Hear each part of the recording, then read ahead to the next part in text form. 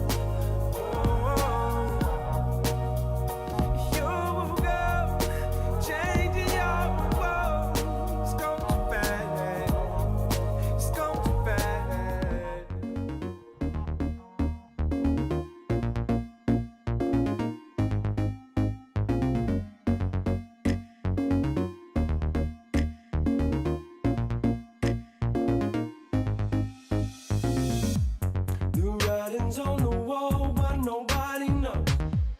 We've gotta get away. I thought I'd try to call, but nobody's on. Must have been a bad day. You know I'm the guy that can make it work. This is what you like. You know what the word is. We got to live life. No, we can't. Can't think twice. You gotta be certain, certain. Let's elope and run away, run away. Don't tell anybody about where we go, and no one will know. We don't tell them. Let's be selfish. Let's just elope.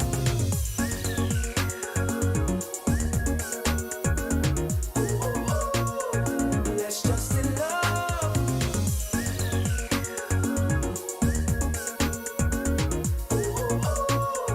Let's just elope.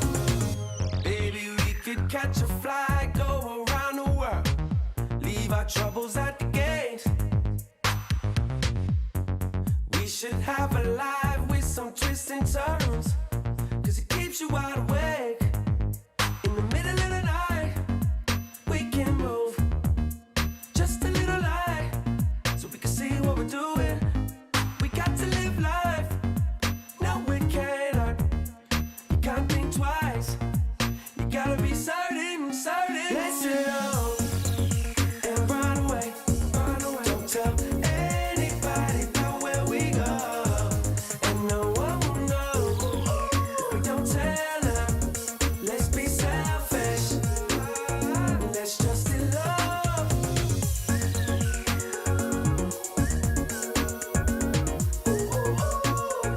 Let's just elope.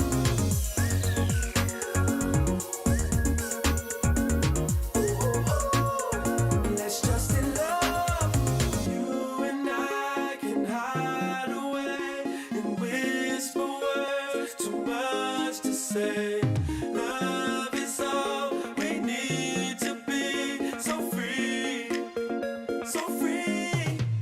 Let's elope and run away, run away. Don't tell anybody about where we go, and no one will know. We don't tell them. Let's be selfish. Let's just elope.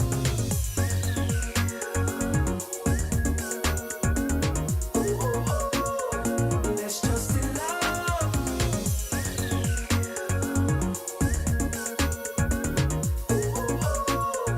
Let's just elope.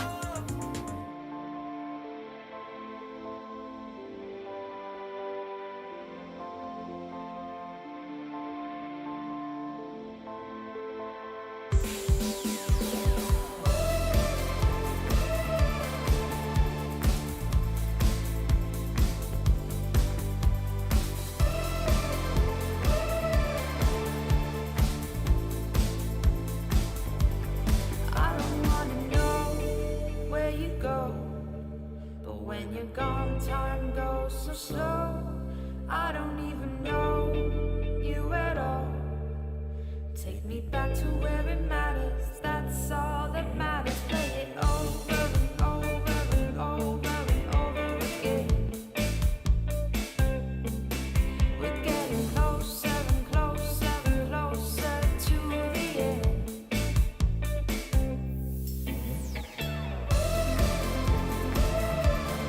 Maybe we are just the same.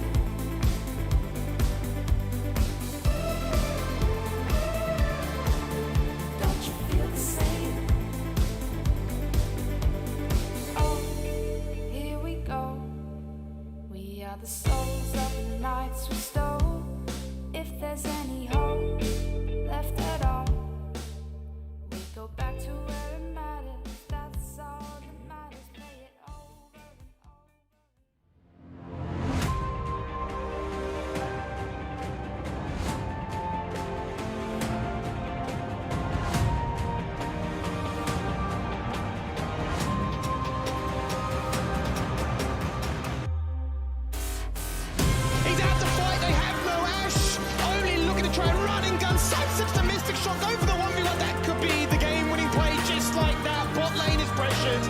what just happened. I'll let Pantheon on now to the bottom lane's giving. There it is! As you go at the stop, but John dead, John gone. Harry with the culling, but it's just not enough damage. He needs to make a play right now. Oh, they're all low. They're all joined together. That's one, that's two. A double kill for him. A triple there for his divide onto Johnny. Oh my God! Happy bloody hump day. It's the LCO back again, week 5, day 2. And you know what that means? There's only 2 days left of games before we get into the playoffs. We've got 5 teams all locked in to the playoffs as well. They're going to be shuffling around. Look, we needed a couple of teams yesterday to get the wins continuously all throughout the week, and they didn't quite get there. And then some of the teams as well really needed those wins, and they did so. So now they're in playoffs too. So let's have a quick look back at yesterday and see how things went. The likes we've never seen. That you call that bot gap. There's a Zonya out as well, and that's actually from Violet, who was caught, but now is not, and turns things back around. Hang on, this could well be a Penta in the bot. Maximize now arrives, doesn't have Mega Nut, nearly gets blown up, but the focus turns right onto Pabu, who just gets away. Puma's got no mana here at all, and Maximize is still so far away from Mega that has gone horribly wrong for Order. Surely Maximize doesn't die here as well. Chaz is going to try and chase him down. Oh, dearie me. Gunkrab jumps over the wall, decides now is my time as the AD carry. Now is my time as the Tristana to get some resets. Looks for more onto Sybil, but won't have the damage there. Still, the fight's going nicely for Direwolves, and Cupcake continues to get into the mix. How does this engage go? Thomas Chen, all eyes on him. So far, not even a single auto attack through. Lockett does provide a bit more HP, but the engage is way too good. In fact, I should say the counter engage from the Chiefs is way too good. There is nothing to be done for Gravitas here. Thomas Chen fighting as What a great day of games it was. And look, no real upsets ended up happening. We were really hoping for some, but they didn't get across the line. It looked like it was the favourites and the teams that really needed the win. They got over the line, and that voice you heard, I think that was Jordan Elfish Guy Mays, who usually I don't say his whole name, but I'll give him the benefit of the doubt today. He's not here. Instead, we've actually changed up who's going to be on the desk, on your screens rather, and it is me, myself, Juice, and the Skim Meister over on the far right of screen. So, you know, you guys had the day off. I think you tuned into the games. Juice, how'd you like them? They were actually some good games. I was watching pretty much all of them. If I didn't catch it, I caught up because I'm an avid LCO fan, first and foremost. But no, like the Gravitas game really caught my attention. I thought that was going to be a little bit of an upset. Thought maybe Thomas Shen was turning into a little bit of a monster, but unfortunately wasn't able to get that one over the line. But yeah, some super exciting games, and I'm excited for today's games. Yeah, today's game's going to be absolutely pog indeed. Let's bring up the standings quickly and see where all the teams are currently sitting on the ladder. And Skimmy, look, I saw your name in Twitch chat. Tell me, what are your thoughts on yesterday, and what are your thoughts on the final 5? Yeah, look, mate, as you say, games yesterday were beautiful. Obviously, we started to get those seedings guaranteed with teams having moments to try and decide their fate. Unfortunately for Legacy, weren't able to get that double and were knocked out of the situation. But you're looking at this one here today, Mac. I mean, there's so many different narratives that things can go for. Sure, 5 teams guaranteed. There's still a potential for Peace to take first. They need some results to go their way. They'll need a victory here today to start things off with.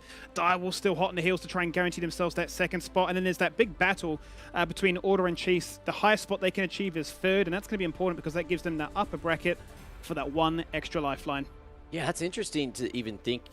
With what we've seen from Direwolves, I honestly don't believe that Direwolves are going to be dropping from that 3rd position. They've just been playing so damn good. If they get one more win in the next 2 days, then they've secured that position as well. Now, look, we love a little bit of OS, and we love a little bit of OS over the ocean. So we did manage to have a quick catch-up with the big man, Ryoma, who's been playing with 100 Thieves, and Nat, we flew her over. She was lucky enough to go and have a chin wag with the man.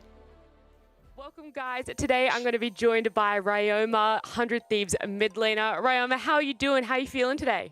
Pretty good. Busy day, but, you know, just normal day of work. Look, that's the life of a player that's made it to playoffs, you know? I do want to ask, you know, what have you been up to over in NA, and how has the move been to over there? This year's been a lot better compared to last year, I'd say. You know, there was a lot of down in last year, but I have a lot of people around me now in this year that support me and gives me a lot of confidence to keep moving forward, and I feel like we're on the way up. Yeah, what sort of support is the team giving you over there, and is that from like the org or the other players on the team with you? I think it's pretty much everything. I think the org has done a lot for me. Just I don't think there's like been a time where I was just like, you know, I don't feel like I'm being treated right. I feel like every time has been pretty good for me. My teammates now, I think they're all my very close friends, and a lot of confidence when I just play with them. Like I just feel really confident and like having a good time, and we get through a lot of problems together. It's nice. Oh, that's so good to hear. How is it playing with, you know, FBI, who is also another Oceanic League player? Me and FBI kind of started our career back in 2017 on Sin, which was a very long time ago now. I think we have both grown a fair bit since then, and yeah, I mean, I've always really enjoyed playing with him. I feel like when it comes to mindsets, I think he has one of the best mindset when it comes to improving our league, and I want to be surrounded by like someone like that, and he's pretty good, so it's a bonus. How did it come about for you to join 100 Thieves? Because this is your second year with them, I believe. I just came off losing, so I was obviously thinking about what's going to happen the next year following, like what teammates I want to forge for like the year 2020 for OS, because I didn't think I was going to get an offer internationally, but when it came, I was really shocked. I remember getting, you know, an email, and then I was really shocked because I thought it was just a troll, but it turned out being the real deal, and I flew over for like 2 weeks, I think, and just played a couple of games, and, you know, ended up working out. That's so insane. You just got like this email in your inbox and you're like, nah, surely this isn't happening. And then, you know, 2021, here you are making playoffs. Yeah, especially like coming off right after that year. I remember I wasn't too happy with our results because, you know, we didn't have the best results for someone, for like me anyway. I just want to be winning. So at the time I was like really shocked that I even placed like 4th at the time. So I was just kind of shocked. It was nice seeing that message, and, you know. Yeah, I guess it doesn't matter where you're placing if you're performing the way that you do. You know, how would you rate your mid skills in comparison to the other mids in the LCS? I think it's been a lot better this year. I think I understand a lot more about what I want, what I have to do. When I was in OS, I was definitely like the big fish, and then in a really small pond. But I felt like the game changed a lot when, you know, I had to verse people who were more experienced and knew what they wanted. I had a lot of trouble, I think, and it was kind of shown, kind of exploited. But I think now I have a pretty good grasp on like what I want, what matchups I want, and just, you know, playing like that. I feel like I just have a better view on League. Lastly, I want to ask, do you have any words or comments or anything you want to say back to the OS community watching? I know a lot of players have, you know, went away for OS. It's kind of like not heartbreaking, but it's kind of sad. I've seen like the league, like, you know, drop a fair bit because a lot of the good players were the ones that got picked out. But I think there's still a lot of hope. I think there's a lot of players that could get the chance. It's just like very unlucky timing and stuff. I just think if they keep giving it all, like the OS pros, I think they can make it. Like I don't think it's like impossible. I think as long as they have the support, I think they can easily make it, and they just trust themselves, because I think that's a lot of it, just having enough confidence. Definitely. Thank you so much for joining me. I really appreciate it. And that was some really kind words at the end. Thank you. There you go, Nat with a spectacular interview there as well. And it looks like on Monday, I think, 100 Thieves currently in the lower bracket, about to take on Dignitas in the LCS mid-season showdown. So hopefully it goes a little bit better, because up in the upper bracket, C9 took them down last week, it looked like. Yeah, I mean, everyone loves an underdog story, and I think that's that route 100 Thieves are going for. Very good marketing technique, able to lose that one to Cloud9. If they wanted to win, they would have won. However, from a marketing and sponsorship perspective, very good. Now they go through this dream run in the lower half of the bracket, take the Oceanic boys to the top, and they'll probably win this one, and we'll see them in Iceland. So well done, very smart, very smart. Yeah, hopefully it goes well for them. You know, Skim, any thoughts on that before we move along into the LCO? Nah, man. I mean, for me, obviously, Jubes has been fortunate enough to play with such talent, right? You know, it's an honour that he's still, you know, grounded and living life down under with us. You know, so it's always exciting to see some of this homegrown talent get to go overseas, pop off, and showcase what they can do, and give us this platform to say maybe we can still continue to generate talent and give them the I don't know, the world to play on. Well, that's it. You know, you got to make it out of our little pond, and Ryoma is one of the players that have done so. Now, let's have a quick look at the schedule, bring things back to the LCO, see what games are going to be coming up today. And, oh, boys, you came back to the desk just in time for the one, the only, the first game of the day, 6 p.m. It's Peace and Pentanet with the rematch. Now, look, the other games, they're pretty good as well. 7 p.m, you got Direwolves, Gravitas. Upset potential there if Gravitas play their A game. Mammoth and Chiefs as well if Chiefs don't find their form like they've been looking for this, you know, second half of the split. We could see Mammoth pulling the upset with maybe some crazy old draft like we've seen from them recently. And then you got Order and Legacy there as well. Now, Skimmy, give me your thoughts. What's the game of the day, and why is it the first one? Yeah, quite honestly, mate, there's no point looking past that first game, right? It seems like a bit of a anticlimactic ending to the start of this day, given the fact that, you know, you're going to have so much riding on this first match. As for those other two games, especially between Chiefs and Order, given that they want to be, no doubt, fighting themselves the best spot possible. They've already got the head-to-head against each other to try and force the tiebreak if it were to go that way. But with Mammoth and Legacy no longer in that playoffs run, maybe, just maybe, Jubes, that takes a bit of a weight off their shoulders and they can afford to draft something really crazy and outlandish and you know, play devil's advocate to cause an upset. And that's well, I won't spoil predictions because I'm not a man who likes to spoil presents and surprises. But that is one of those things, right? You know, when the playoff dreams have been slashed, you often play to the best of your ability because there's no more pressure, there's no more expectation, and it is just the ultimate for fun gameplay. But sometimes for fun gameplay is the best kind, and it's where you get the best out of yourself. So, Skimmy, I'm excited. Yeah. I think it's going to be exciting, you know, especially in that mid lane. And speaking of, we do have the key picks for the mid lane today and what we've seen a whole lot of gameplay and what's been working. So, Jubes, you know, you're the expert here. You want to take us through why these 4 champs are the ones to pick? They're all pretty standard control mages in the sense of, like, especially with what the Oceanic mid laners play. Like we saw not too much Azir in compared to a lot of other regions. They're opting in for more of the Azir, which we touched on a few weeks ago. However, Syndra's that really like early to mid game focused champion, has a lot of control of mid lane. And we have so many mid laners that play for that lane kingdom, play for the 1v1. They want to have that early like edge to abuse that, to either go into a jungle invade with their jungler, to transition into some bot priority or top priority. Then you have some teams who opt in for Orianna because their mid laner is just the person who's going to be consistent, going to be safe.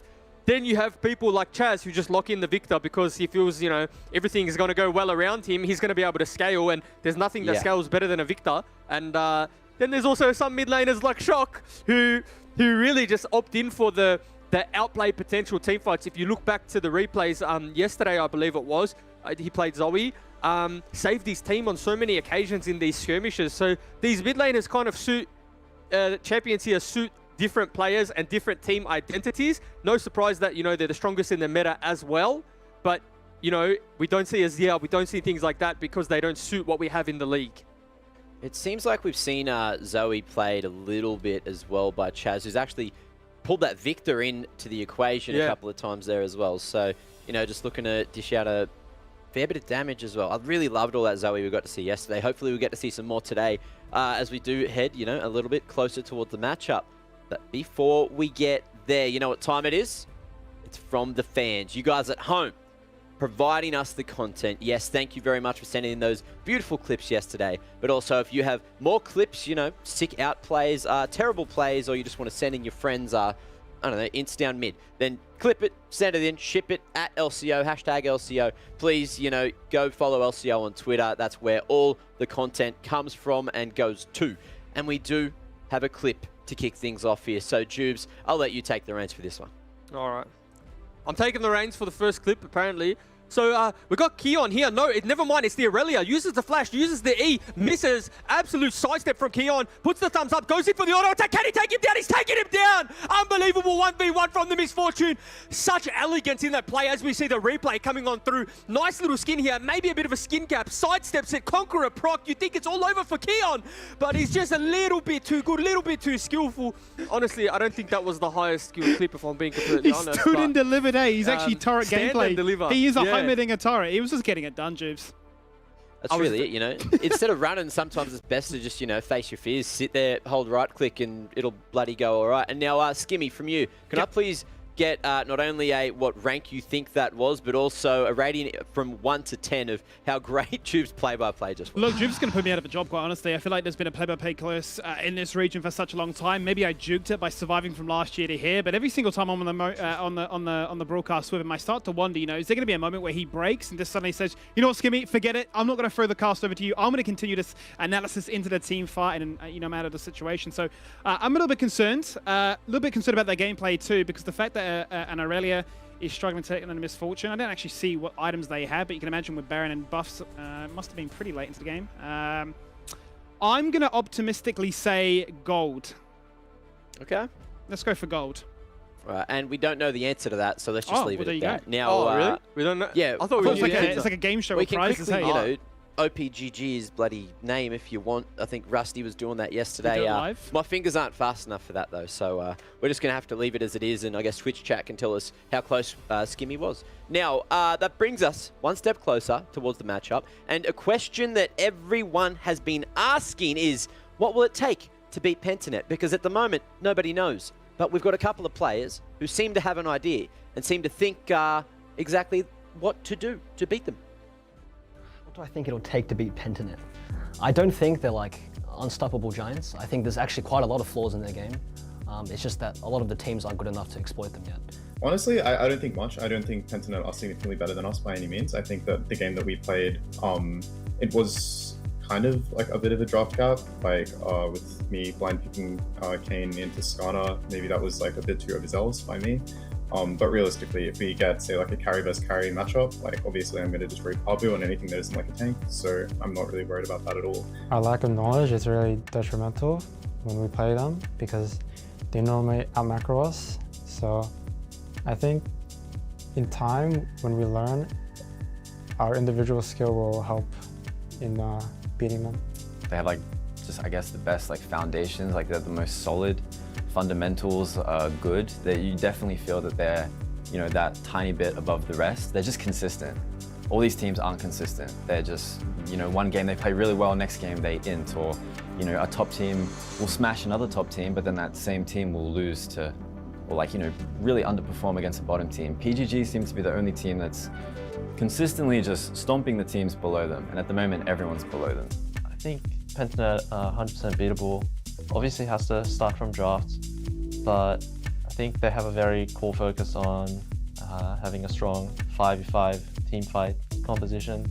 I think if we get through the early game, I think our mid game and late game macro will shine through and slowly dismantle Pentanet gaming. The more sample size we get on Pentanet, the more we can adapt to the way they play, and hopefully the level of play that they've shown, obviously they've been the best team in our region, right? But the level of play that they've shown should really drag everyone else's up, because we get the privilege of scrimming against them and playing against them every single week, and hopefully that over time that gap will close, and eventually the teams will start being able to understand how to beat Pentanet. Yeah. It really doesn't take that much to beat us. Like we're good for sure, but there's a lot of holes in the way that we play the game, and we make a lot of mistakes, but every team comes into us with like these gimped drafts, so like fix your draft first. Like everyone kind of steps up to the plate, and then like, I don't know, we'll spend like an hour talking about draft, and there'll just be a lot of worst case scenarios with situations that we're not happy with, and then we'll get on stage and we'll just get like Kaiser Udyr Seraphine or something, and then it's just like, alright, like we didn't even want to play this game, like this is free. Like we came into this like peak anxiety, and then we finished the draft and we're like max chilling. So it's like, I don't know, just fix your draft before you step up to us, and then maybe some teams will take some games. There you have it. Let's see if any of the thoughts of the players come to fruition before the end of this first split, because at the moment, no one seems to be getting close. You know, there's been a few times where we've seen some leads from some teams, but we spoke about this yesterday, and look, you guys can have the floor for this one. Pentanet, they just know how to win. They're so damn good at it, Juice. I think I said, I think sometimes draft is overstated in regions where fundamentals are really poor. If your fundamentals are poor, you could have the best draft in the world. You're not going to win the game, right? However, Pentanet have the capacity to mind control the team that they're versing 9 times out of 10 to get the Exodia comp. And Pabu hit the nail on the head. For some reason, their worst case scenario never comes up. We never say, their bot lane's on an uncomfortable matchup, or Chaz is on an uncomfortable matchup, or Pablo's in a bad matchup, for some reason, they always have good matchups across the board. And yeah, individually, good matchups don't always mean you have a good composition, but 9 times out of 10, they do. And it's very concerning when you're versing the best team in the league, the best team consistently in terms of how they perform, fundamentally as well, but they also have consistently the best drafts. It's crazy to me, Juves, also the fact that, they're really able to exploit it also in this best-of-1 format during the regular season, because they're finding drafts that work for them, they're comfortable on it, they're able to execute against so many different teams and quite honestly dominate them. I mean, you can look from the scoreline here, 17-2 at 20 minutes in, you just think, hang on a minute, is the gap between these teams that big? So at the moment, I think the momentum is so far gone in their favor. I think a lot of teams would no doubt be banking now on the playoff format itself. We've got a best-of-5, and I'm going to try and pick up some adaptations on the fly in that scenario, because that becomes a whole different ball game completely. So I'm excited to see that one, but at the moment, I think the Pentanet train is unstoppable. Yeah, it's certainly picked up some pace throughout the season, and I feel like if there's one team that can stop them at the moment, you'd think it's Peace. Now let's have a quick talk about Peace. Jubes, you love him. You love this man in the middle. He threatened you with his cousins, but we'll leave that to the side. He didn't threaten me. Well, he's been threatening everyone, so we'll just forget about it for the moment. Back to the game. This team, they play like an LPL team, right? In the sense that they're going to go very hard in the early game. They're going to put their foot on the pedal, and if it works for them, they're going to end the game very fast. And you know what? You're probably not going to be able to catch up to them because mechanically they're too good. And we see it at instances like this, right? Mammoth look like they're in the game somewhat. It's 14 minutes in, but look at the goal deficit. And they're doing this with a Jinx, right? Jinx isn't known as a champion that takes over the game, at 15 minutes. However, laning phase kicked them from Peace here. So it's almost like a battle of two identities when you look at Peace and when you look at Pentanet. Peace are just going to beat you in lane, beat you in the mid game, and it's over. Whereas Pentanet are going to play the map a little more. So really excited to see if Peace this week have fixed their kind of mid to late game transition or mid to late game problems. Yeah, I think for me, as you pretty much highlighted, right, it's the fact that Peace will be looking for all that early game tempo. They'll be full snap mid jungle for those 2v2s. They'll be contesting early objectives. They'll be looking to try and find themselves the most desirable early game matchups so they can find that lead, because when they find that lead, that's when they seem to be the most devastating. But when they seem to go even, they coin flip a lot, right, on these mid to late game skirmishes, which is what you highlight. And their drafts, just quickly, Mac, because I know you want to take the show on the road. Their drafts too, Skimmy and Mac, are also very lane-focused, aggressive drafts. You look at Pentanet play like the Seraphine, play the scaling enchanters and things of that nature, and Peace just play kill lanes, permanent kill lanes. And what happens when you don't kill? You need to start playing the map a little bit better. So super keen to see how draft plays out. Yeah, look, well, once we get the draft, I guess we'll figure it out, because obviously that's going to be a huge contention in this battle of the Titans. And look, I just want to know who's going to have Kaiser. Anyway, we do have Nat down on the side lanes. I think we lost her for a while, but she's back, all right. She managed to find her internet. We're not going to have another repeat of earlier in the split. And Nat, look, you've been saved. How you doing? I'm doing good. I mean, I'm a little bit stressed and nervous that at any moment the internet's going to go down. I mean, it's the sunniest day ever, so knock on wood, nothing's going to happen. But I'm very nervous about it. Are you jet lagged from the North American interview, coming back? Man, they're flying me every week. It's insane. It's a really demanding job. Yeah, I would look, you're certainly living up to all expectations. So who do we expect from you down on the sidelines here today? I am going to be talking to Chaz and Halo for our pre-game interview. Thank you both so much for joining me. I guess that this is the ultimate showdown that a lot of people have been looking forward to in this second round robin. But Chaz, how is the atmosphere down in Pentanet at the moment? Well, everyone's super keen to get this game out. This is the final game before realistically we have a perfect split. So everyone's really hyped. A lot of preparation came into this matchup. So yeah, everyone's super keen, super excited to get it started. And what about you guys over there, Halo? How is Peace feeling? Yeah, we're chilling. Obviously, we want to play spoiler and give Pentanet a loss, but I think, are we guaranteed second, or we need one win or something? So we're just looking for that, really. Whether best order or Pentanet, it's the main goal. Okay, I mean, it's good that you guys aren't putting too much pressure on yourselves, but what have you taken away from the last time you guys matched up against Pentanet?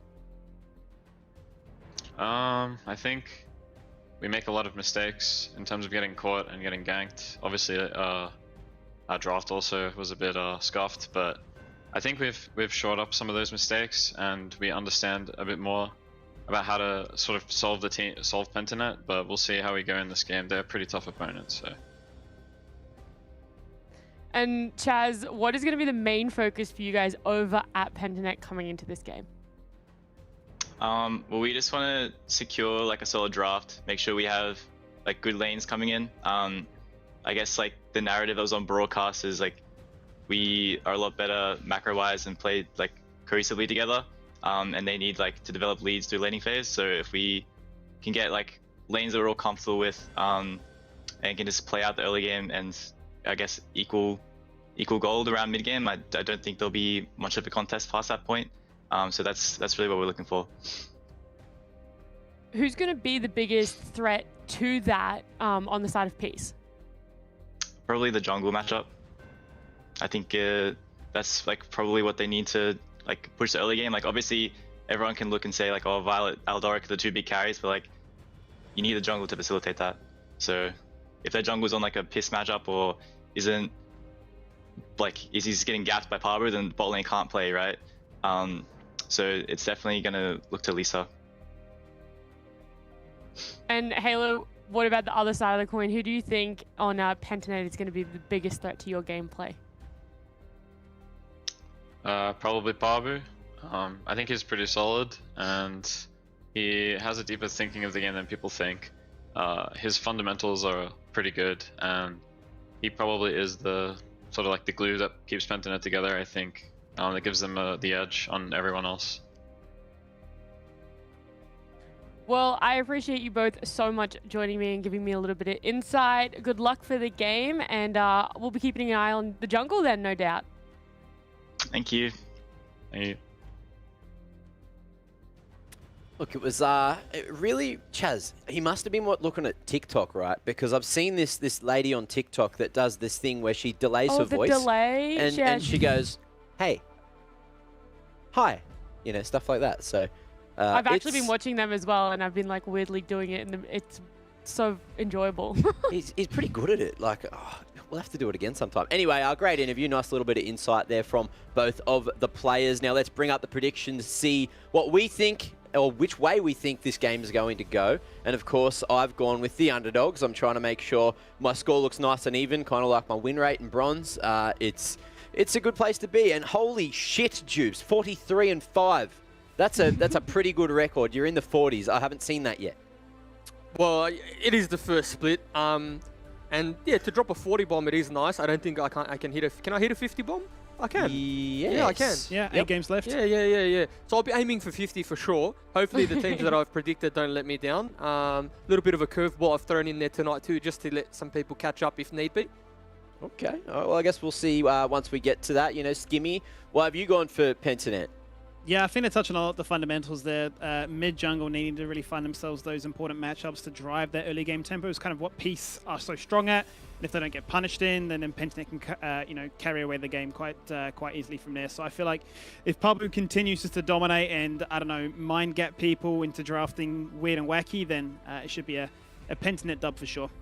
Okay, and Nat, did you copy someone's homework tonight, or did you do it all yourself today? I did it all myself. In fact, I was the second person to do my predictions, and I don't know if Rusty ended up changing, but I'm pretty sure Rusty copied exactly what I put. So I'm putting one out there again. I did not copy anyone. I did all this homework myself. I think this game was probably the tougher of all the games today to predict, because I kind of want Peace to come out with something really, you know, that we're not expecting. Like a movie. Yeah, well, you know, it's good to see that Rusty's been put on blast while he's not here to defend himself. I'm sure he'll be in Twitch chat, though, because, you know, all this is pre-recorded anyway, according to Twitch chat, which is a lie. Anyway, it is time for Champ Select, the banger matchup of the day. Peace and Pentanet coming at you now. Boys, take us in. Where we go, Juves, a potential insight into what that grand final could look like. It's what multiple people have already told us, and it might be what we see here today. Dating our minds back to what we did see when these two teams faced up against each other. Pentanet pretty much got drafting Exodia. Peace said, look, we're throwing some curveballs. We're playing Gragas support, Wukong top lane. We're trying, you know, upset the balance. It didn't really hit the mark, though. No, it didn't. And I do think that part of Peace's pick ban first time around was decent, right? Like, I think they had the nuts and bolts to win that game. However, it's what they gave away that punished them. In the sense that, you know, if they maybe tweaked their bans a little bit, drafted similar things, they'd be fine. But you can't give away what I think it was, refresh my memory, they gave away Udia, Yeah, Seraphine, Udia, Kaiser, Seraphine. It was just insane. You're just looking at those first three and you're thinking, what?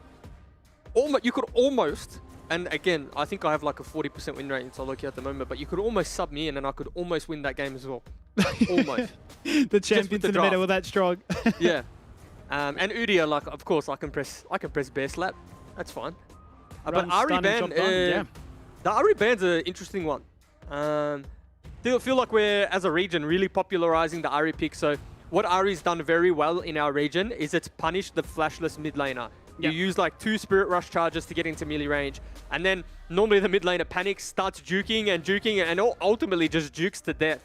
But Ari's seemingly finding leads. And then obviously if you find a lead with an assassin type mid laner, you're going to take over the game.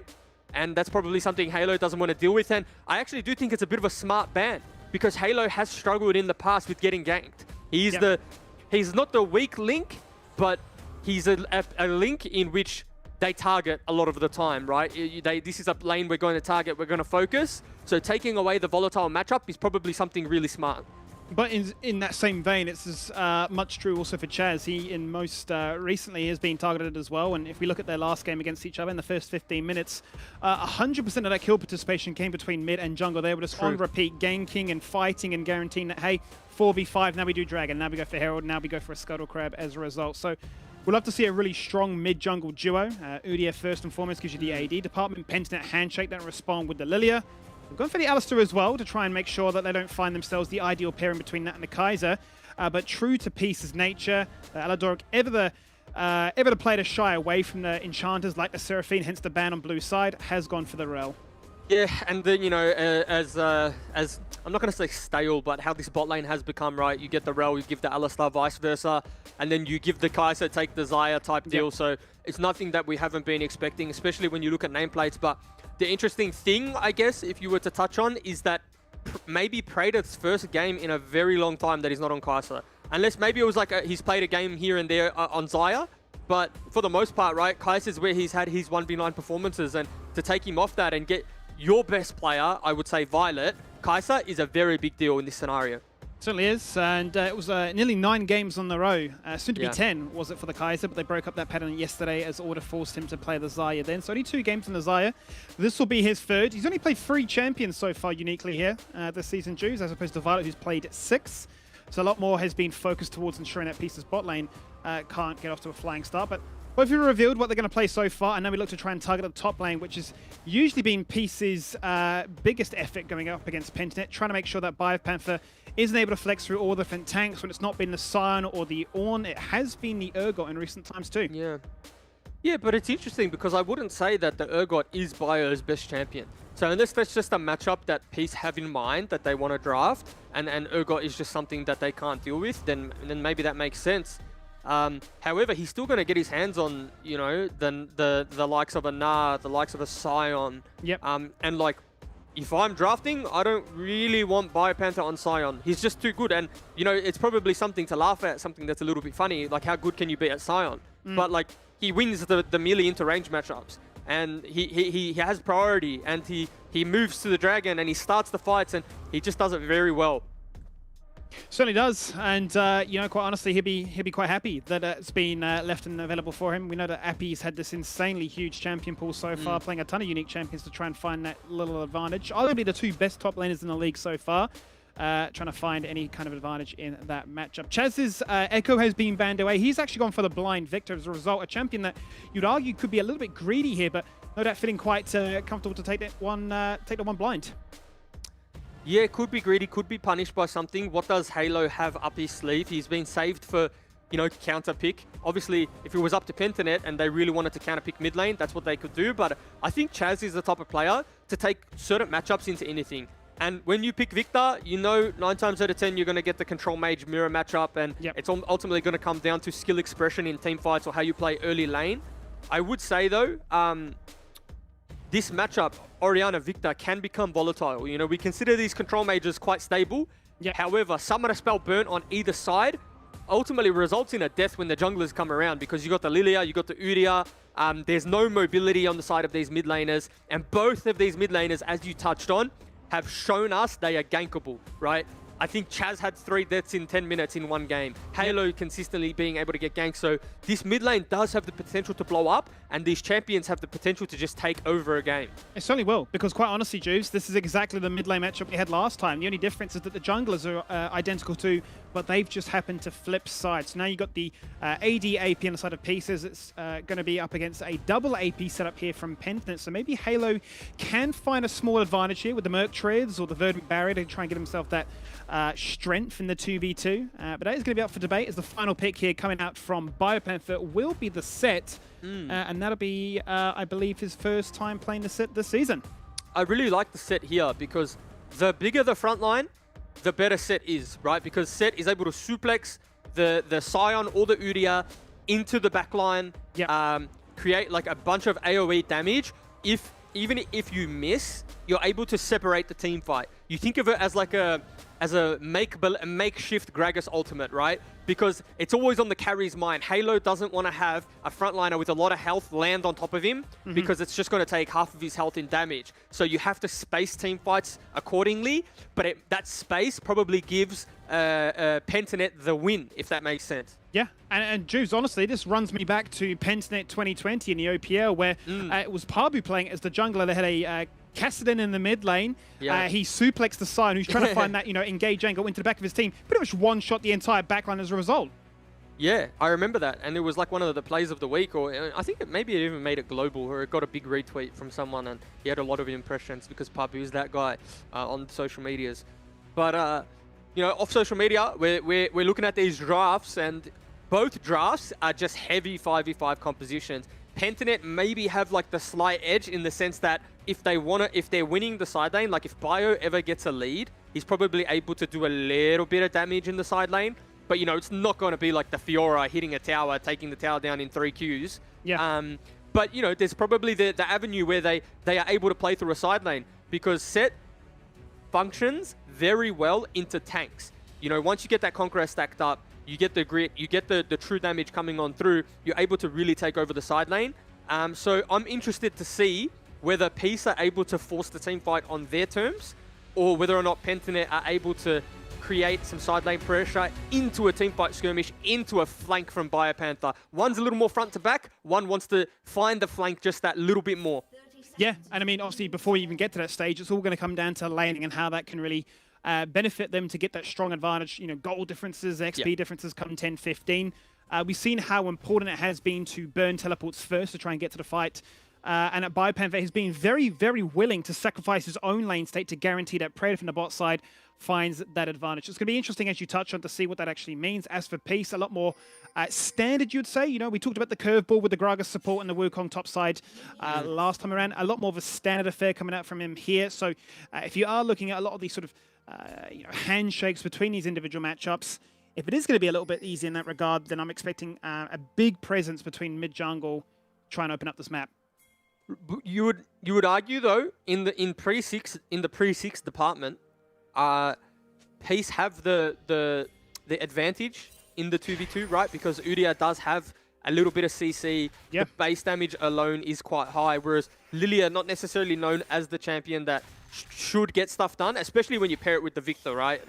There's no CC that comes through. If Halo does get CC'd, then there has to be a big disaster, because the Victor really only has the force field or gravity field, whatever you want to call it. It's a point-and-click stun, right? Invade potential, guaranteed to try and, step up on your opposition and bully them out. And Adoric, they're going to go for the jump. That's going to force out Decoy to burn his flash very early on. Has gone for the Hex Flash, and is running after Shock 2, so no phase rush.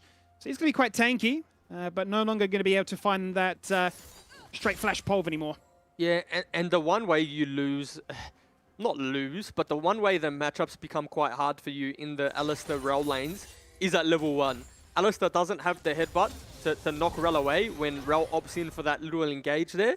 So a little bit disrespectful from the side of Pentanet, and we're already seeing the 2v2 prowess coming out of Violet and Aladoric in this lane. Certainly are. You can see what it meant, really. As a result of that trade, they can zone them away from the wave, last hit their minions, guaranteed a hit 2 first, and get desirable trade working in their favor. And this also opens up the ability to then keep tabs as to where Pabu is. He's running Predator, so going to be running, we're looking to try and boost his way towards those boots of lucidity and get himself on the map for as many ganks as possible, but trying to keep Pabu locked down. Many teams have tried. This could be a nice little avenue for Peace to find the early game success. Yeah, and we might even see Lisa look for a lane gank here because Pentanet's lane is pushing towards Peace. Alistair has no flash. Udi has just finished the Krugs. You know, maybe he's going to prioritize the crab over everything because if a fight does break out, and maybe we just see a normal gank. It's a one-man knock-up onto Decoy so far. Then they buffer the magnet. There's the stun. Decoy in so much trouble. He's going to fall on down for first blood. It's going to be Lisa that picks it up. Out coming the TPs. Violet flashing away. Needs a bit of a heal. Oh, the flash haymaker misses Judes. Oh no, by Pepper, he's committed everything towards this, but he's going to lose the trade, and now Kaiser finds a kill. Lisa's online, and Peace find 2. That is an absolute disaster.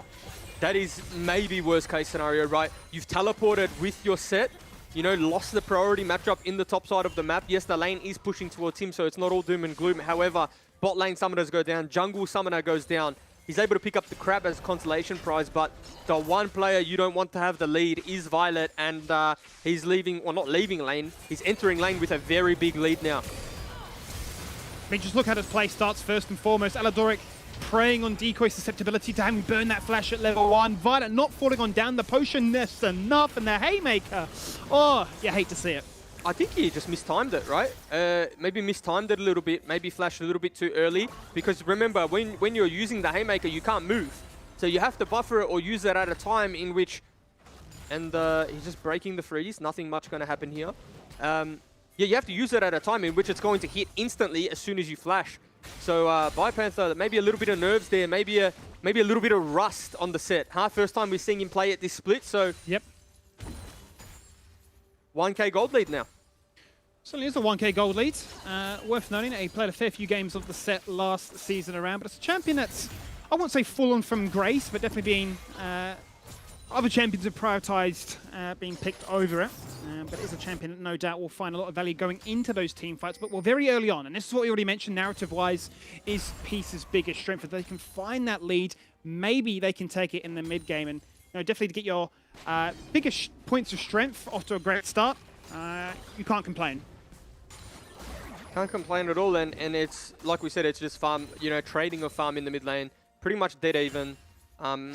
Not much action, and to be quite frank, they don't have the junglers to influence mid lane anyway, and I'm just surprised we saw such a big skirmish that early on in the bot lane. And yeah. You know what, Skimmy? It actually just stems from, and we might see it again, but this time they're on vision. And it stems from just the lack of discipline level 1, right? Like, Decoy had to burn his flash, and that is literally just a butterfly effect. And it felt like it was a cascading effect for multiple reasons, right? The ability to put that vision wall down so that, Lisa can run in there without a fear in the world, that Pabu can't do much pre-6, that they can literally just hide in a bush, zone you from a wave and say, if you do step up, we will take you down as a result. So, hey, they're not going to complain about it 6 minutes into this one. They are going to find that laning need, and they are going to find that, justifiable item, gold lead, whatever you want to put it down to try and determine, what does this map state look like pre-15, be it Dragon, Herald, and so on.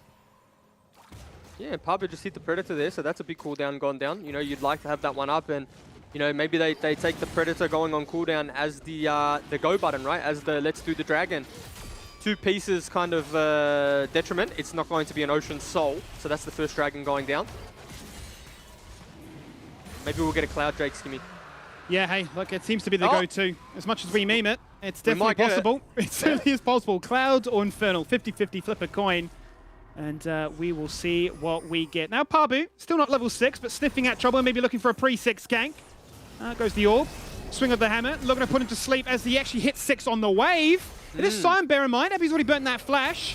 He doesn't have that ultimate already either. He might just burn on down, but the potions are ticking. Sidestep, so fancy shield was there as well. And that just gives Peace so much information. I think on a micro level, that was misplayed again by Panther, right? Like, he could have taken so much more damage from the turret there. And then Pabu's just going to leave. Oh, all in the bot lane. Looking to be the case right now. Decoy in so much trouble. Someone here having to be burned as the damage will come to a stop as Violet is out of mana. They're very close to 6, as are both of these bot lanes.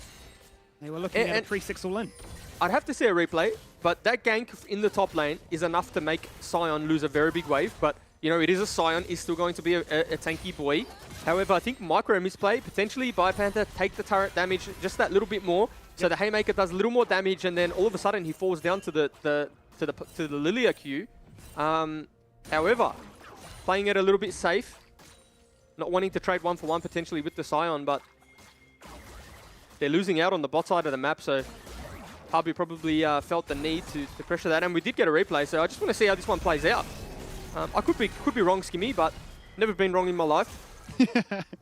So if Panther just walks forward there, takes a little more damage, then uses the Haymaker, I think he falls down because the Haymaker would do obviously more damage. Fully charged. Yeah, exactly, and that's a kill that goes missing, and potentially something that they could snowball off. And how odd is this, right? To sort of see a situation where, you know, potentially, you know, not to say it is concluded here, but potentially two lanes now aren't in the most desirable state for Pentanet. You know, we've never really seen them in a situation like this. Sure, you know, Bipanther's up in CS, but a fight that goes amiss like that opens up the floodgates for Violet then to be aggressive bot side, and he finds his own 20 CS lead. Not situations we've seen too common up against Pentanet. No, and we might even just see a tower dive here. Well, Alexander doesn't have ultimate, so he's actually in a whole bunch of trouble right now. They just take him down. As a result, he's going to try and buff that shield. Flashes out the Featherstorm, but then that's the flash from Praetor as well to guarantee the kill comes across. And quite honestly, you know, Rel just has no real agency being there without ult. No, and I think it's just a little bit too fast, too soon, right? The teleport was coming through from Halo. It wasn't the Sion, right? And maybe Halo was calling, we need to go now, because he potentially just gets one shot under turret there if he's just able to TP and nothing happens. However, really well played from Pentanet on the weak side. You know, that was going to be a very bad situation for them, but they were able to outplay. And the kill went across to the Xayah. I thought it maybe went away across to the Victor Laser, but Chaz just teleporting in to make sure it's safe. And Chaz did lose quite a bit on that TP2 though, Skimmy, so now it's about a 15 CS lead in the mid lane. Yeah, and we already touched on the fact that Hela's going to be going into a double AP setup here. He's already gone for that Null Magic Mantle, no doubt looking to try and turn it into either the Merc Treads or the Verdant Barrier to make life even easier for them. And I think that might be the biggest adaptation as to why we haven't seen mid lane be the ganking angle so far. Is there is the combo, Shockwave onto 2, lock them all in place. Aladoric this time leads the line. He still doesn't have level 6, but that doesn't seem to matter. He may just survive, but dies to the Gravity Field in the end as the Chaos Storm is ticking on through. Fight. Here comes the suplex onto 1, brings them both together and takes out Lisa. Dragon was soon to spawn, and there's Peace to engage, but there's Peace that fall down. And Pentanet, this is what we talk about and why they're such a good team. They just read the map so well. This is a play that Peace are making, right? Peace think they found the pick onto Pabu. However, Decoy hovering his jungler, and this is what the top two teams do so well. Supports out of base, leave their AD carry, roam to the play, and in this instance, Pentanet just have superior positioning, and they're the ones that are ultimately setting up the counter gank. And just like that, you know, 10 minutes of great work there from Peace has been completely undone. It's now Pentanet that take the lead in the gold once more. The buffs are being shared around. You now got Bipanther with double buffs on him to continue being aggressive. He's up by 30 CS right now. Just look at this. Aladoric, once again, no ultimate, but I think maybe, just maybe Shockwave's enough. Yeah, I think level 6 Alistar here is huge, right? Aladoric doesn't have level 6 on the Rel yet, and I think this is ultimately what turns it. You know, they were forced a little bit. Praetor is getting some free damage there, and in this scenario, this is why the set has so much value. If set is picked into a tankier composition, you know, there's not enough burst damage or not enough consistent damage to kill him, and he's just sitting there in the front line. As set's taking damage, he's doing more damage. So it's just a best case scenario there for Pentanet. Certainly is, and they're going to be quite stoked that, hey, sure, maybe that was a bit of a scary 10-minute opener to this one, but it's back to normal again as we fade into the situation of gaining map control. We've got the Scuttle, we've got all this vision down, as you can see. Lisa looking to try and clear things out, but the potential for them to contest this Dragon does not look likely, as Violet is going for a reset, going to go for a base to try and get himself as close to that Kraken Slayer as possible, and that's going to tie things up here, 1-1.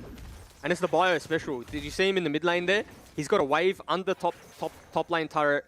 You know, potentially missed a full wave, if I'm being completely honest, as well as some turret plates. But he's willing to make that sacrifice for his team to pick up that Dragon. Yeah. So once bio walked down, they knew they had no business contesting. Yeah, Sion could TP, but they're going to lose the fight before that teleport comes on through. And Herald gets dropped there, Skimmy.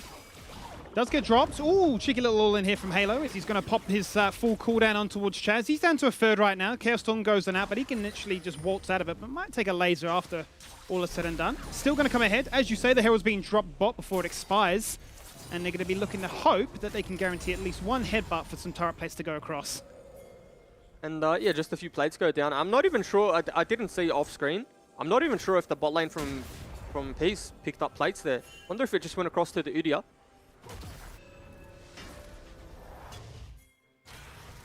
Violet staying on the map here means that they're going to sit bot side. You know, there's no reason for them to flip. Yeah. They're happy to just, you know, remain in the 2v2. And honestly, Skimmy, one of the longer laning phases that we've seen in the LCO, right? Yeah, they flip for the Herald.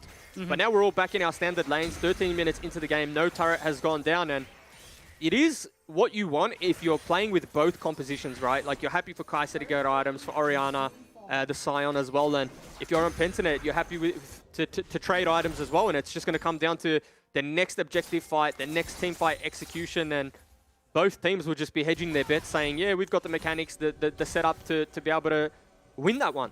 Yeah.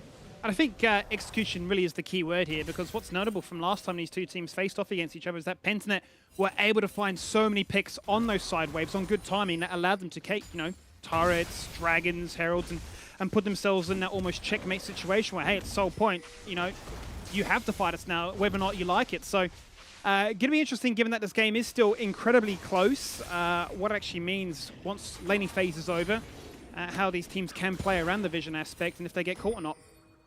Yeah, it's Pentanet that are opting in to put Chaz in the side lane, by the way. I didn't think Chaz would want to be down there, because there is the opportunity for him to get 3-man, for him to get ganked. Does have very good wave clear at this point in the game, but it is that longer lane we always talk about. They do have pretty good vision control at the moment, so probably be just feeling that little bit safer because of the wards that are down. But we can see on the way pings already. You know, that's the idea. That's what they want to do, punish this Victor in the side lane. Well, they went to try and clear out some vision. Instantly, Pentanet come and respawn. They're going to run straight down bot side river and guarantee that he is protected, because that bot tier 1, that is the safety that all mid laners look for. That is soon to crumble. And a gank is very much inevitable. He's going to pop the ult just to trim that wave and deter any further aggression. But now Victor has no ultimate, right? A little bit of life still coming out of Violet from the runes. So Halo does have ult. Chaz no ultimate, so see if they look to make a play here. Unfortunately for the side of Peace, there's no neutral objective to fight over. They can opt in for this Rift Herald if they like, but just in terms of setup, in terms of matching lanes, it isn't a possibility at the moment. Is it a possibility? It's worth noting that a bit of a rare occurrence here. Definitely a viable option for the Lilia. Has gone for the Moonstone Renewal. We've typically seen them run the Leandries, but in a double AP setup here, quite comfortable to give as much worth and value as they can cycle through those spells to find that slight edge and sustain. Yeah, for sure. And if there's one player that was going to do that or was going to opt in for this, it would be definitely Pabu. Very, very selfless player. I think most of the Lilia players in the LCO would be opting in for the Leandries, no questions asked. And I think their second choice would be the Ludens, just because they want to do as much damage as possible. Well, I'll put it into this perspective, Jubes. 76% have gone Leandries. Ludens and Moonstone, they're not even on the score sheet. They're less than 14%. So. Oh, Ludens was just a exaggeration of a joke. Well, but that's exactly what I mean, right? It really is the 1% here, you know, showcasing that, hey, I'll play Predator and I'll play Moonstone. I don't care. Yeah, but that's kind of, I think the meta hasn't allowed for Pabu to show like his true identity as a jungler. Yes, he can play carries and he's happy to do so, but however, and we talked about it before the game, the set play he made where he was full tank set, just perma-ganking for his lanes, he's very selfless. And Biopanther might be caught. Well, he might be selfless right now as he looks to try and deliver as many people as possible into the mid lane as he pops the haymaker. He flashes away, the critic spies, the ignite is sticking, but he survives. He's bettered his team into a team fight right now as Predators is popping that Featherstorm, flashes away to the safety of his own team. Two members get put to sleep right now as it is Appy in the front line, who is soaking up all the damage and more. He'll be the first person to fall on down as he turns to the afterlife. Can't do much more than respect that, hey, it's now a 4v5 and that third dragon has just spawned. This is the problem, when the set is just uninterrupted, has a significant lead in laning phase, you're able to just, quite frankly, 1v3. you know, he wasn't going to kill anyone in that situation, but the fact that he doesn't fall down is a miracle. And the one thing I wanted to highlight and why Pentanet are so good is if we get a replay of that skirmish, look at the spacing of Pentanet. The way every member is spread out so that Halo has nowhere to use his shockwave.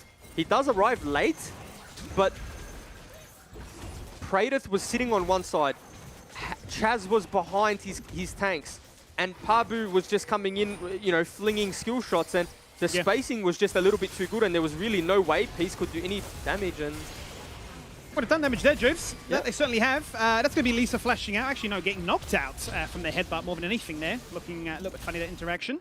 But they have managed to take down Praedyth, ensure that he doesn't get too out of control, and then they share that gold lead back in favor of Violet, who really has been a difference maker. Both teams, as much as we talk about being a bit of a bot lane showing, it does hold true for the most part. Both represent about 30% of their overall team damage, and usually vacuum up about 40% of the overall kills. So there's a big emphasis on these two bot lane players to showcase what they can do. So Peace have been gift-wrapped an opportunity. yeah, for sure. And the thing that I guess we've kind of slept on is Halo's at 200 CS. So whilst Chaz is doing 10 CS per minute, and you think, yeah, that looks good, there's a 20 CS lead on the side of Halo. And 20 CS does equate to be about 1 kill. And if we look at the gold lead, even though Peace are down 1 kill, yes, they're up 1 turret, but they're up gold. Yeah. So, you know, we do talk about how well this game's looking for Pentanet, but that's purely because they're skirmishing better, right? Every skirmish that we've seen thus far, it's looked just a little bit cleaner from Pentanet, and that's what they've made their name doing. However, and Praedyth again. Oh no, Decoy, he's gone for the combo, it's not connected. TPs have been burnt and Predator's been used, and Peace have been afforded a pretty unlikely lifeline here, a situation where they may have been caught, but they will survive. Yeah, and you still have to say that's a net win for Peace, right? You burnt the Scion ultimate, but you were able to get the set teleport. I know which one's more valuable, and Lisa's going in now.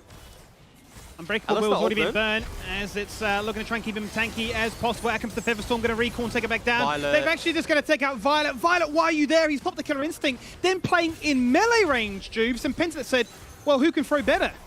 Yeah, I mean, that is an uncharacteristic mistake for sure, but it's not over yet, Skimmy. Certainly isn't to be the case right now, as Appy gets put to sleep.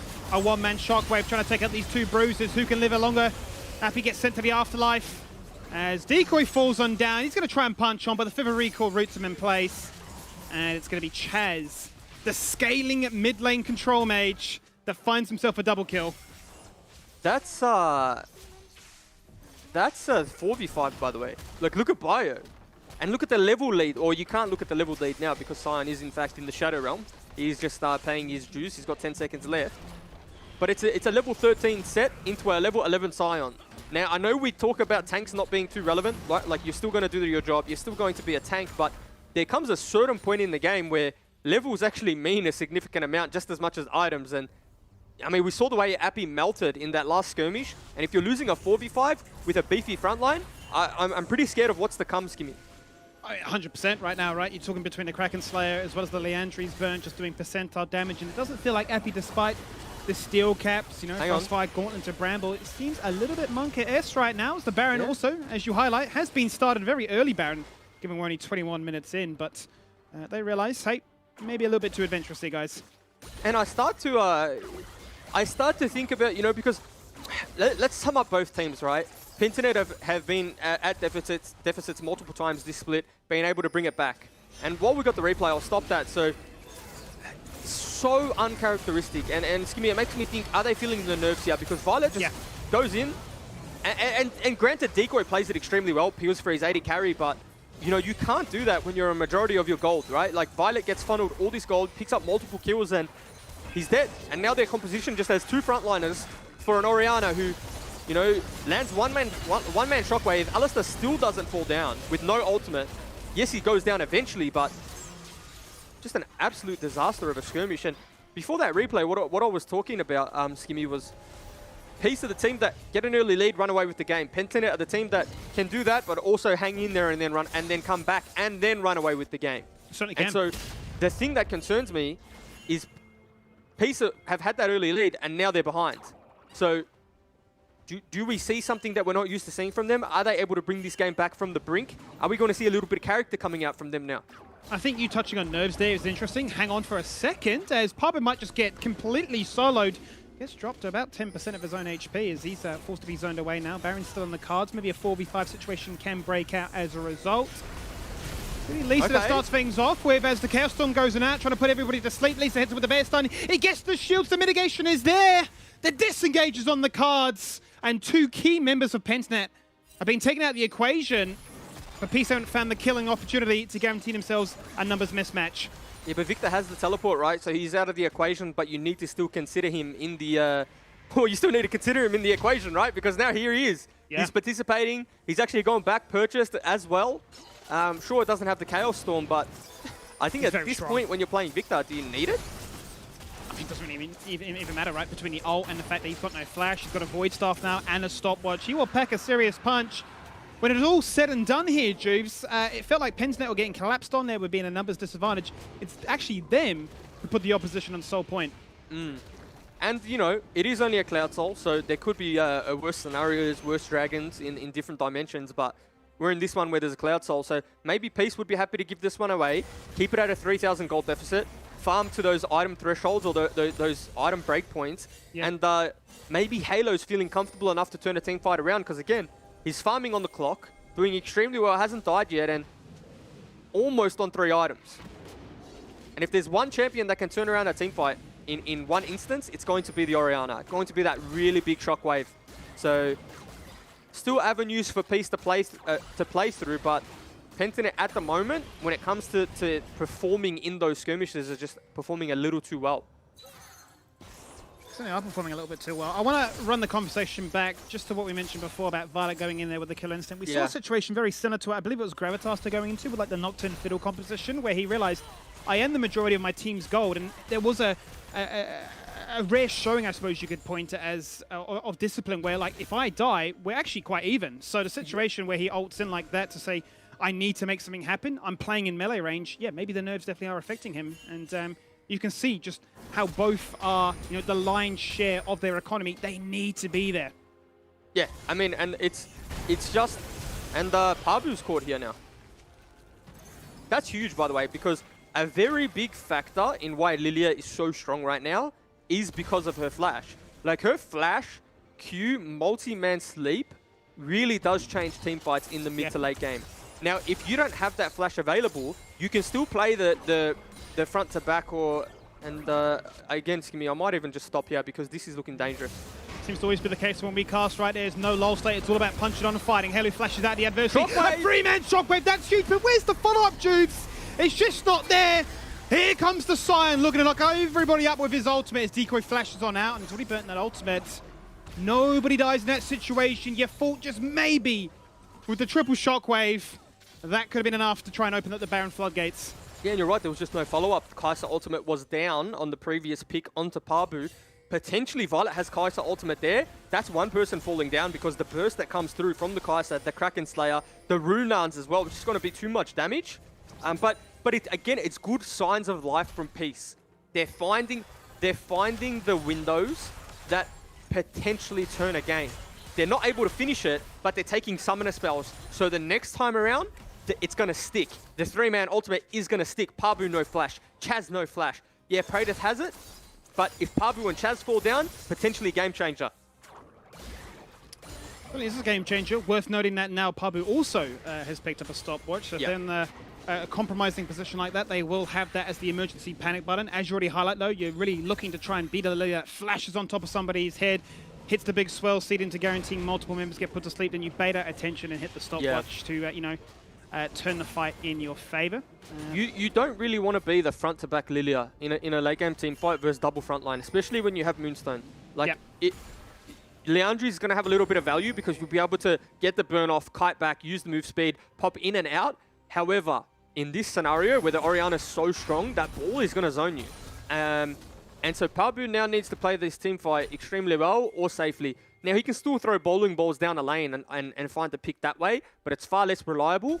And this gold deficit, whilst it is 4K, it's 3 to 4K, it is just going to come down to execution, right? It's not a gold deficit that excuses bad team fighting. You know, sometimes in a game, you get to a point where you can really team fight how you want, and you'll win the team fight 9 times out of 10. But this one is really going to come down to execution. And when you say nameplates, you think of Violet, think of Halo, think of Praetor, Chaz. There's just so much outplay potential. Yeah. And we might get a little bit of insight into what some of those micro mechanics look like. Worth noting that Praetor has now picked up the LDR, or Dominix, so that percentile straight into these tanks even more prevalent than it was before. We've already seen how squishy the likes of Appy and Aladoric have been when they've jumped in there. The Alistair proving to be quite frustrating for them to deal with, especially when that ultimate is running. Yeah, Alistair's so hard. I think Alistair is like a snowbally champion, right? Like in the sense that if you get a lead, or if your team's winning, that champion doesn't die, ever. Like, obviously, Unbreakable Will is a very OP ability in staying alive, but Alistair does become like a Scion, man, if he's ahead. Yeah. You can just bait out team fights, right? Just jump into a backline and say, catch me if you can, and then pop the ultimate, and nothing happens as a result. But here is something that is happening right now, Jubes. Peace have once again started up the Baron. They're not playing on Vision. The Pentanet far too good at this. They know that something is amiss because everybody's missing on the map. It just feels desperate, though, because they're not creating pressure in a side lane and then going to the Baron. They're just praying for the flip, and it's just not something that they want. You don't, and we might see a sleep here because Lilia's just been hit. Sorry, Kaiser's just been hit with the Lilia bowling ball, but there's just too much damage from the Baron. They're just all in on this Baron call, and quite honestly, Pentanet, this is what they do so well, Jubes, is they command the pressure on the map. Lane state's working in their favor, a free soul for them to take as well, denies many of these recalls too, and forces yourself in a situation where now we are sieging to try and take down an inhibitor. Yeah, and again, you need to create, you need to give them something to think about. Pentanet at the moment don't have anything to think about except get soul. And then Peace are saying, okay, we'll rush the Baron instead.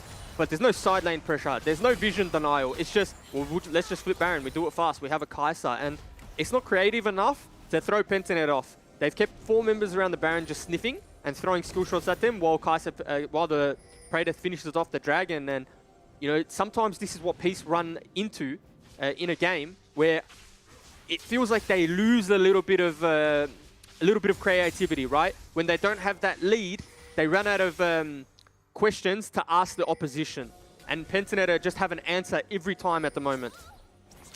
Certainly do. It feels all too predictable for them, and as a result, they are running into the fog of war without a care in the world. The map belongs to them. The vision has been deployed. The scuttle has been acquired. And if you just look at the fog of war right now, Peace are terrified about stepping up, especially without these summoners. Uh-oh, he's been hit. He certainly has been. He's going to flash away. He's the only person that gets put to sleep by Pentanet, looking just to try and solo him 1v1.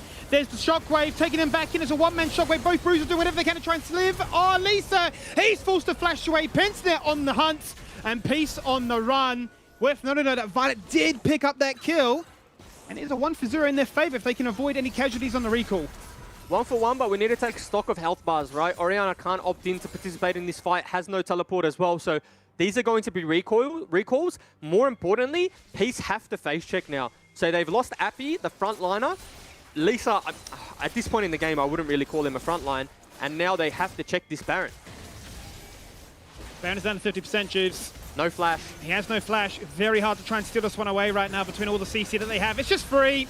Pentanet pick up the Baron. There's a free-man Magnus Storm. You wish the Shockwave was there. It's going to be up in 10 seconds. Can Halo find that moment? Will it be extended enough to try and deny it? There it is, and it guarantees the kill. They've taken down 3. They've denied as many Baron buffs as possible. It's only Chaz that holds on to it now. And with the respawn time as being 30 to 40 seconds and climbing, Peace have a chance now to acquire a bit of map pressure back on their own terms. If they manage to break this mid lane turret and then you pause game state, there's a teleport though. It's not going to be a pause. Bio looking for the 1v3 angle right now. He has the ultimate. No flash. He is 1v4. He doesn't seem to mind. Chaz is there on the retreat. He hits one with a haymaker, punches the second one to the head. Chaz is here running down Lisa with the ultimate. BioPanther literally winning the game on his own terms. He dives off screen to the Chaos Storm. And Set just runs down the opposition from top lane to mid. We're continuing to lane. Staggered death time is here, Jubes. It looks so good for Peace, but he'll fall on down. Now, can the Scion Corps clear the wave? Baron Minion's going to be a little bit too hard, but he's opted in for the damage dealt statistic. Kaiser is still alive, and you really were right. It's just the BioPanther TP gap, and that's kind of what he's made his name on doing, right? In the LCO. He's that teleport fiend. He's always going to find that angle behind you, and they may actually be able to end the game here, Skimmy. What are looking for it with only Victor having that Baron buff. That's all it takes to guarantee that this mid-wave comes on through to try and aim towards the Nexus itself. A few shots towards the first turret, but they're not taking any chances for respawn. Time is coming on through, and we might have a bit of a lull state as we wait now. 2 minutes for the Elder, but it's still another minute to play around with that Baron. Yeah, and I think they'll just reset, take jungle camps, use this Baron to stabilize. It was a little bit of a hypey situation, and we see here, just imagine a scenario where 10 seconds. It's 10 seconds to the shockwave here.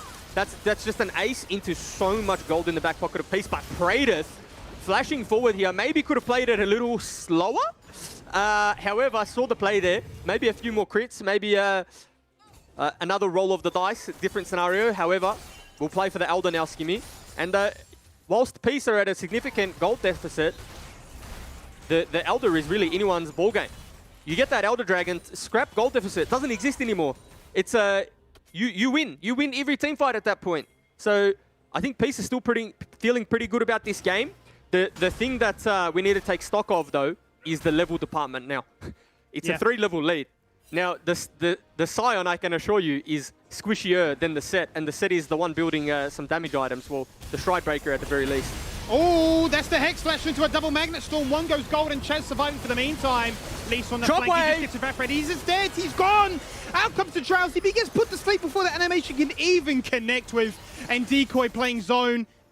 He makes sure that going straight through mid. It's another 4v5 juice. Biopanther wasn't even there, but Pentanet just too clean in these team fights.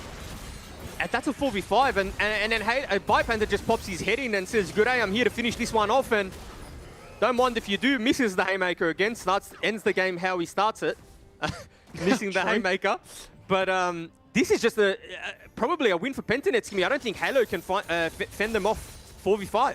No Shockwave. He just doesn't have enough damage in the tank right now. He's just going to get zoned away. The first turret soon to fall on down. The second is there. This is Pentanet playing to guarantee they take first in the regular split.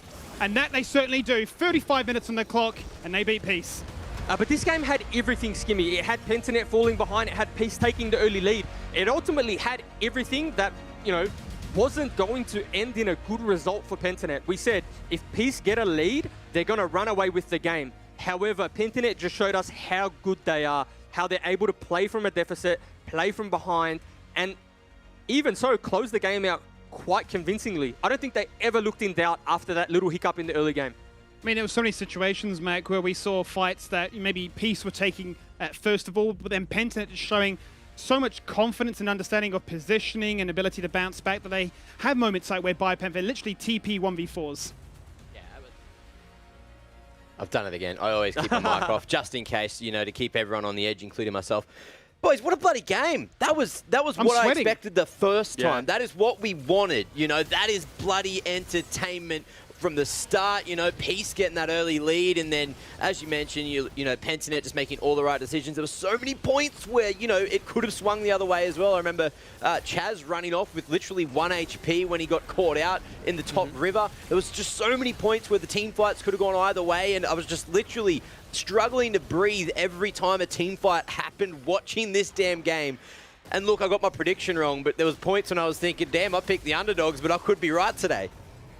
But this game, and if we're not even talking about winners or losers, because I think Pentanet now, they'd be very confident that they take this split now undefeated in terms of regular season. But if we're talking about a potential, these two teams meet in either the semi-finals or the finals, I think we're in for an absolute blinder of a best of 5. And this game has really set up a very good narrative come playoffs time, because it's no surprise both these teams are going to be there. Now, do they meet, and what is it in a best of 5? So I just got a quick question as well. Everyone in Twitch chat was saying Pabu was just hard trolling going Moonstone. Why are they saying that, and what would be the better option? They're saying that because the double front line, or if you consider a Rella front line, the triple front line, the Leandri's burn has so much value, right? Like, the Leandri's is an item that you really build into tankier compositions, and sometimes you can skip out on that item if they're squishier. So the burn is percent HP. Therefore, the higher the health on Peace's lineup, the more value for the Leandris. But I'm sure Pabu would come on to broadcast It would have been double Leandris, though, between himself and Chaz, and that just feels terrible, right? So there's probably a min-max discussion that's come around that. But the thing is, when you're dancing, the Lilia has the luxury of landing poke from like 100 meters away, because you throw the bowling ball at the Baron pit, you're going to hit one member, and the burn's just going to accumulate with the Baron damage. But Pabu will probably come on broadcast, give us a Turbo Giga Chad explanation and use those words that really I'm too old to be using at the end of the day. But he'll give us that nonetheless. Well, look, you've asked for him, and I think Nat's down on the side lane with him. So let's just jump straight into it. Nat, can you please go and get this Turbo Giga interview started? Yes, I can. Actually, I have Pabu as well, which is perfectly... You know what? Let's just start with that one then, Pabu. If you want to defend your honor or explain to everyone watching why you went the Moonstone.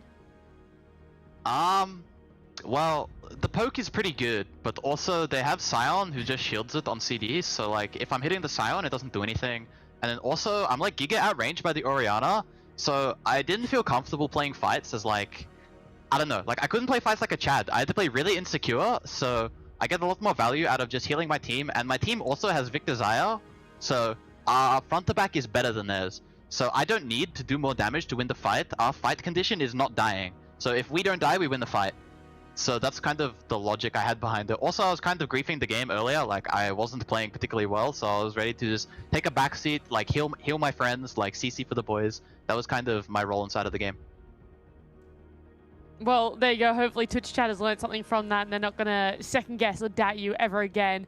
But I do want to say congratulations, you know. This now secures that you guys are going to be going into playoffs as #1 coming out of the regular season. So how does that feel? And I also want to know a little bit about how you thought coming out of the draft this time compared to your recent games. Feels pretty bloody good to be first, honestly. Like, it's been, I don't know, I've played this game for so long, and like I've always thought I was pretty good, but this is the first split where I thought I really had like a chance to like give it my all, and you know, we're actually like pulling it off, so it feels really good.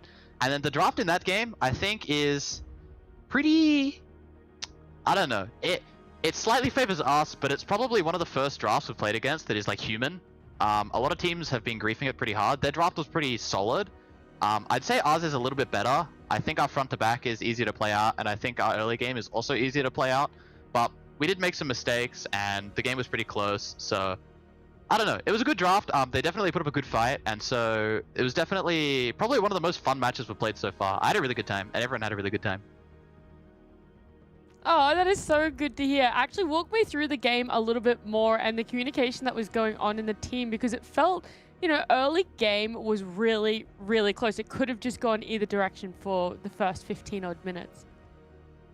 Well, our mid matchup's pretty nothing. Victor's just kind of scaling, and then Brandon was sending to the top laners of Shadow Realm as per usual. But we had a good bot matchup, and we messed up our level 1, which is like pretty rough. So like we have double counter pick in the lane, and so we should have shove, but because of like small misplay, it just didn't go that way. So our early game plan was a bit scuffed because of that.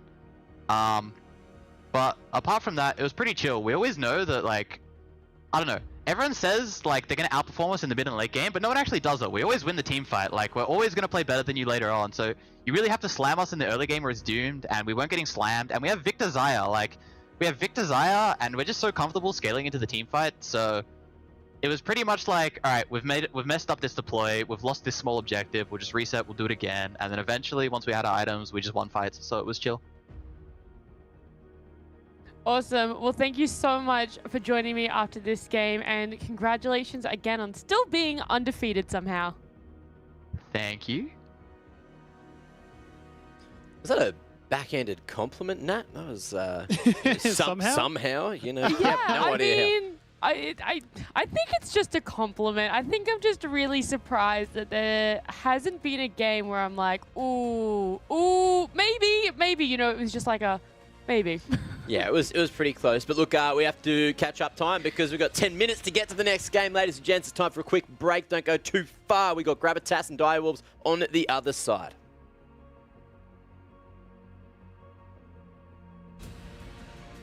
maybe we just Watch see out, a Doric. normal game. It's a one-man knock-up onto Decoy so far. Then they buff for the Magnet. There's the stun. Decoy in so much trouble. He's going to fall on down for first blood. It's going to be Lisa that picks it up. Out coming the TPs. Violet flashing away. Needs a bit of a heal. Oh, the flash haymaker misses. Shoots. Oh, no, by Pepe. Not going to be a pause. Looking for the 1v3 angle right now. He has the He has no ultimate. flash. He is 1v4. He doesn't seem to mind. Chaz is there on the retreat. He hits one with the haymaker, punches the second one to the head. Chaz is here running down Lisa with the ultimate. BioPanther literally winning the game on his own terms. He dives off screen to the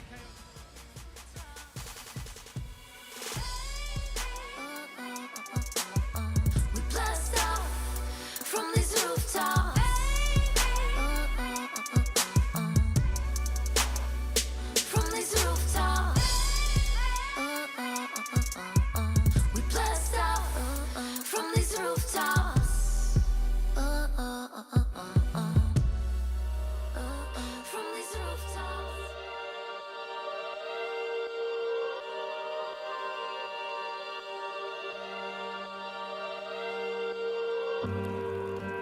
You got to go and find somebody.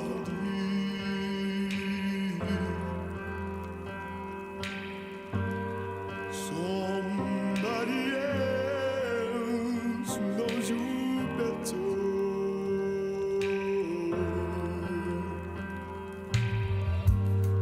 Yeah, when you find that something.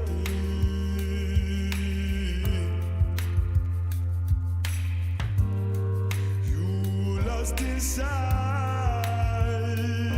your soul.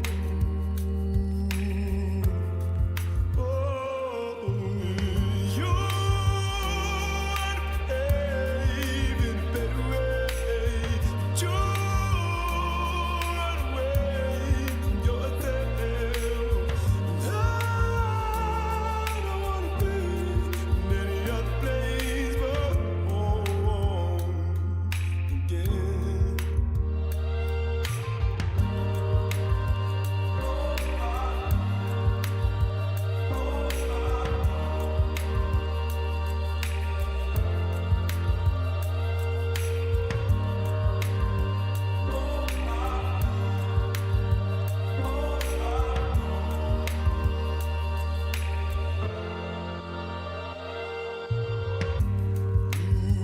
Take the road away from heartache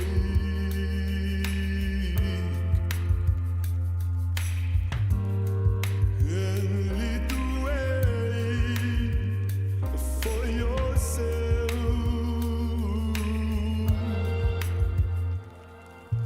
Nobody else can waste your time.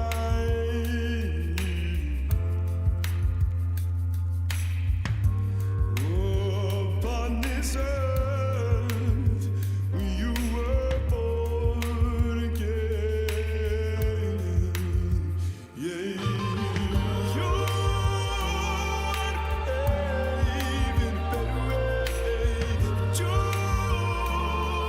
away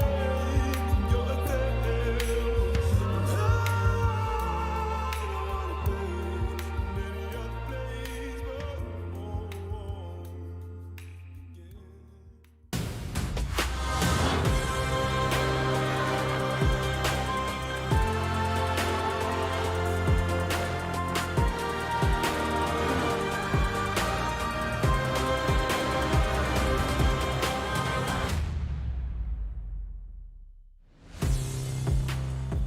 Ladies and gents, welcome back. We had an absolute banger to kick off the day, and it certainly lived up to all expectations, which I personally was very happy about. That was such a good spectacle, you know. And match 2, we do have Gravitas and Direwolves coming up very shortly. Of course, me, Mac, joined by Jupes and Skimmy today. They have been bringing you all the action with their wonderful voices as well. So let's just jump straight into it, all right? We got to talk about Gravitas first. Jupes, tell me why you love Gravitas, and let's see. All right, we've got Piglet back in the mix today. They got a bit of a debutant as well. It's Floppy, I believe, in the support position. But Safa, Azus, this is pretty much the staple roster we've seen from them all split. they've had some very good games. They've had some games where they really look like upsetting, particularly one yesterday where, you know, a few things go a different way. They maybe beat the Chiefs there. So if I was the Direwolves, I'd be a little bit worried because Gravitas do have those moments where you start to think as a team, it's all coming together, and then they aren't able to just finish it off right in the mid game where it's the hardest and you really need to have that synergy. Sometimes they stumble and fall, but this is some of the really good parts of their game here, being able to, you know, one of those members, Isaiah, really influencing team fights in a positive way. And anything else to add there, Skimmy? Yeah, I think, for me, Isaiah's really been impressing me, as of their bot lane as a whole, right? The flexibility between Piglet as well as Thomas Shen, they can definitely show up when it's required of them. I think they just need that extra time on their side, right? Yeah. I think the questioning for us really is going to be, this is Gravitas in their first season. What does Split 2 look like for them? Because, you know, their playoff run has come to an end, but kind of like what we're mentioning for a lot of these games now, they have the ability to influence what that seeding still looks like with, you know, only 2 days remaining of that regular season. Maybe they can you know, throw a little bit of shade or cause an upset here for Direwolves. Yeah, let's see if that happens. And I just wanted to point out quickly that Floppy, he's actually a CSGO professional as well, so good to see him branching out to play for Gravitas as well as C9. Now, let's talk Direwolves really quickly. All right, Direwolves, they're looking pretty damn good on that huge win streak. You know, you got Shock, the man who absolutely zoed up a storm yesterday, only there in the jungle doing a bloody beautiful baiting performance, getting everything sorted on that bloody Lilia. Everything just looked wonderful for them yesterday, and even Claire going out to the Camille, I believe. Yeah, Claire diversifying his champion pool, slow and steady wins the race for him. Started off the split with traditional top laners, but definitely kept his champion pool very narrow. But whilst Direwolves won this game quite convincingly in the end, with the veterans they have on their team, I don't think they would be super happy with this performance, right? There were moments where Legacy really looked like they were going to take over the game, so if you're Direwolves, I think they're going to be hoping for a much more clean, consistent, and statement game, I think. Yeah, without a doubt, I think for them it's all about making sure, okay, these are our strategies, this is our identity, this is really what we want. We need stage game performances that really not only give us the confidence, but start to get into our opposition's head. Like, hang on a minute, maybe this is a champion we need to consider for draft in terms of banning it away or prep, because as much as we hype on about, you know, this is a team with tons of experience, best of fives is where they're going to time, you know, really into their own.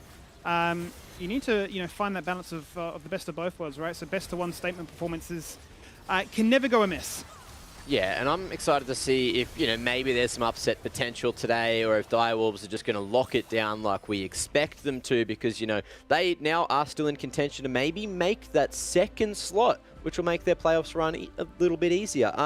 And look, we got Nat on the side lane. She's already found who she wants to chat to going into today's matchup, so let's bring her in. Nat, who do you have for us? I'm going to be talking to Safa and Cupcake, which is going to be really exciting because, Safa, you guys unfortunately have, you know, no longer the chance to make it to playoffs. But then it begs the question, what are you guys hoping to get out of these remaining games that you have coming up? I think that as a whole, we didn't really kind of roll over and give everyone like easy games. I think that we're still trying to improve and hopefully, you know, just set higher goals for Split 2 and see how we go there. I mean, look, you're right. Split 2 is just a completely different ball game. But Cupcake, you guys are in a really good position. We just saw Peace lose to Pentanet, which means that if you win today, not only do you definitely secure number 3, you put yourselves in a really good position to potentially come out at number 2 as well. So how much pressure are you guys putting on yourselves and how are you feeling? I don't think there's too much difference between second and third. If I'm correct, I think it's like side selection. But no, we're still just trying to be the best team we can, like come playoffs, and it's getting a little bit closer. So we're really trying to step up our like training schedule and making sure that everyone is like fitting in properly. But in terms of the game tonight, I don't think it plays in too much into the bigger picture. So we're just gonna try to bring our A game. Does this mean that there's a potential for you guys to try out some new things that aren't super risky? No, I think we'll be taking this game as seriously as all the others. As I said before, like all stage games are really good practice just to see how everyone performs under the pressure. So no, we're not going to cut any slack today. And Safa, you guys, I mean, like I said, you're not going to be making it to playoffs, unfortunately. Does this open up the potential to try out new gameplays and new drafts, especially with, you know, bringing in Floppy, who we haven't seen before in the LCO? Yeah, he definitely happens to be in a Mumu player, so if that's kind of what you're after, there's potential for that. But I think, look, I think we're gonna give it like a good shot, and I don't really think it's gonna be this like whole one-sided stomp. And if anything, I think we have a good chance of also taking the game today, because I think all our players have a lot of potential. So hopefully, we'll see how we go from there. I'm definitely not looking for the Mumu draft. I'm just very curious to see you guys bring in someone new at this point, I guess, in the split. But thank you both so much, and good luck with the game. I'll be very interested to see how it plays out. Thanks. Thank you. So was a Mumu derived from a cow? Is that where the name came from, Nat? A Mumu's a pharaoh. Well, he's a dead mummy, really. But where's and then the he has a Mumu come pharaoh from? skin.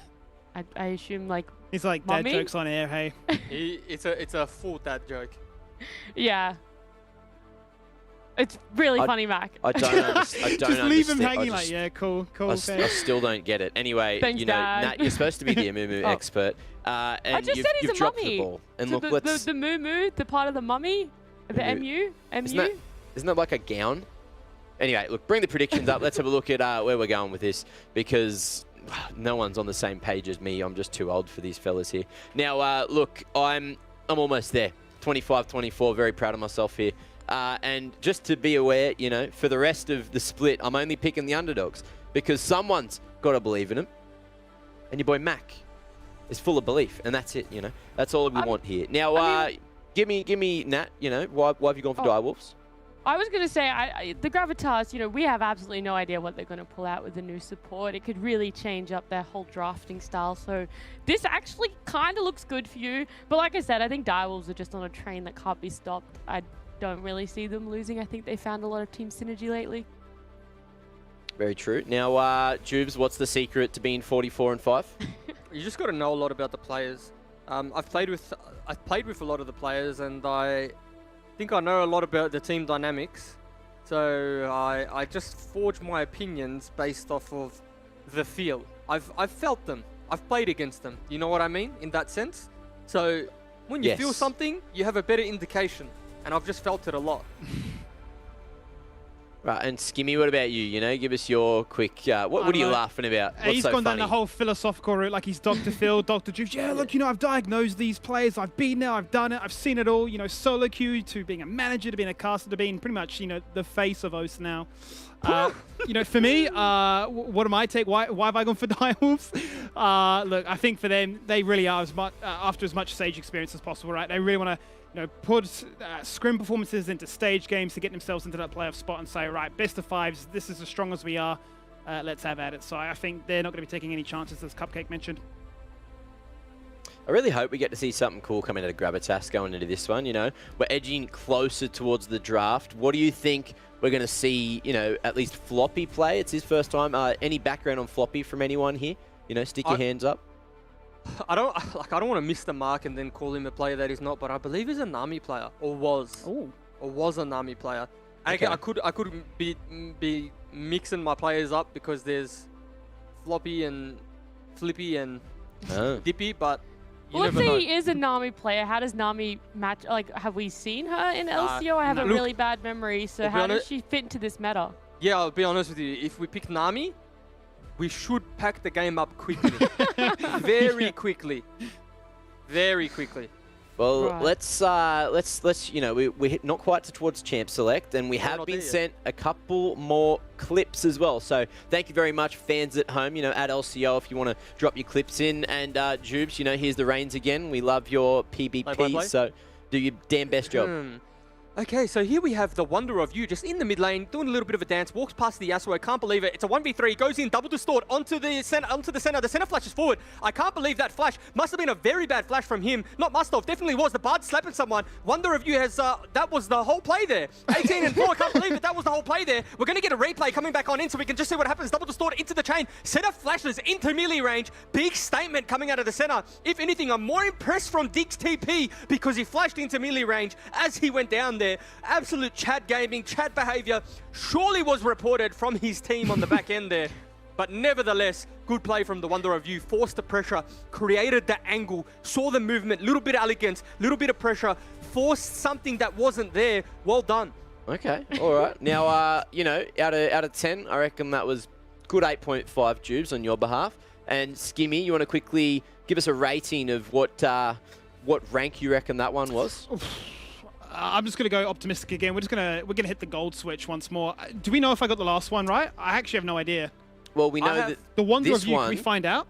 This one is gold 4. So there you go. So this was gold 4 game. And look, we do have one more clip. So Nat, I heard you were looking to try out to be the best female play-by-play caster in Australia. So you're gonna take us through this clip right now. Okay. On the spot.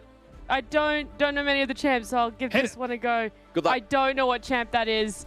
Don't know what they're doing, but whatever they're doing, they're just rolling down into a team fight that started. He's knocked him out. He's pushed him all the way back into his area. He's gone under the turret to do it. The poor Amumu is just absolutely getting dumped it on. There is no way Amumu's coming back from that, and I guess he gets punished for it in the end as well. Is that B Mumu? Yeah, it wasn't a Mumu that he absolutely just went ham on. It's a new clip. Keep going. Another clip. Quick, go. I've already missed half of the team fight, but it looks like whoever this person is, they've just done a great job of using their hourglass. I think that's what it is. Yeah. Jimmy 99 Keep Vague. going. Oh, it's still going. Oh, and then they've caught the Zoe as well, and that's it. They're going to collapse in on the Zoe, and they're just going to say goodbye, pack it up. The team's just done. Pentakill in the bag. Penta! Wow. Nuts. Good job, Nat. Absolutely Thank you. perfect. 10 out of 10. Sublime. Now, I think I did well for only knowing the Amumu. What rank do we reckon that one was quickly before we which jump one? into The champ first or second? select? The second one. I think it's the same game. Not sure. Or it's the same person. It's a different clip. game. It's a different game. The first one, though, I'll be honest, I think it was a normal game because I think it was like a Mumu bot lane, if I'm being completely honest. Or it'd have to be like bronze or iron. And if it's anything more than that, then the summoner's code has been breached. There it is in the segment. I can tell you. It's bronze 2. That second I clip thought was so. bronze 2. I thought so. A little bit of running around. A bit of smurfing maybe. Does that immediately make me a bronze if I play a Mumu then? No, it's not the Amumu pick. It's when the Amumu was picked. Oh, okay. Yeah, It's you the know, role. just it was like a flex pick. You know, Amumu's usually pretty much just in the jungle. I think, you know, we've had a chat about it potentially being used as a support on the odd occasion. There's some viability there. Jubes maybe not above plat. Can I ask, who was that champ at the start that was dumping on the Amumu? Kled, we have like a Oceanic guy by the name of Swiper, who's currently coaching in the LCS. I've met him before, yeah. Yeah, you've met him. Oh, yeah, you did meet him. He was a Kled fiend.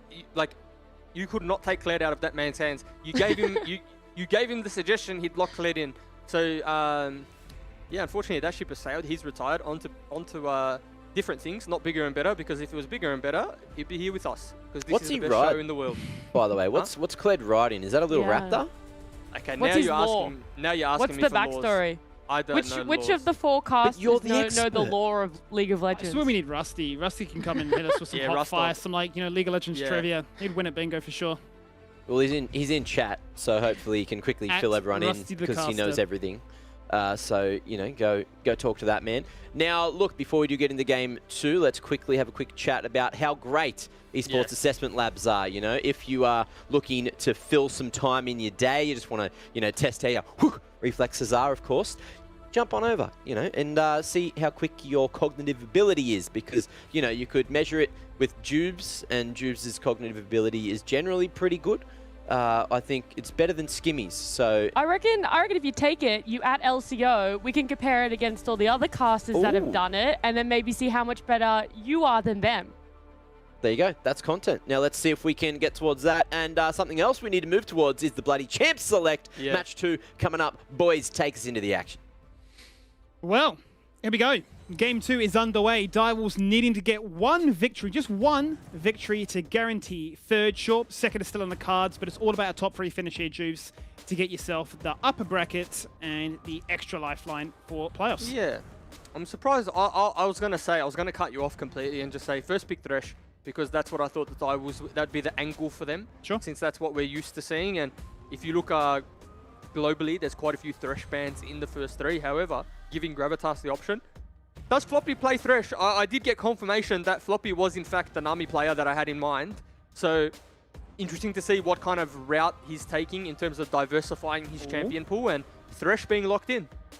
Certainly is. Far too good to pass up right now. It's the third most banned and first most picked champion in the entire league here for the LCO. Just does it all right. We talk about interactions of being an enchanter and being an engaged champion, but have the flexibility to buffer out these other engaged champions like the Leona and the Nautilus. It just offers far too much. That's going to be Floppy's statement to open up his account here at the tail end of week 5, and they're going to pair it quite nicely with the Kaiser.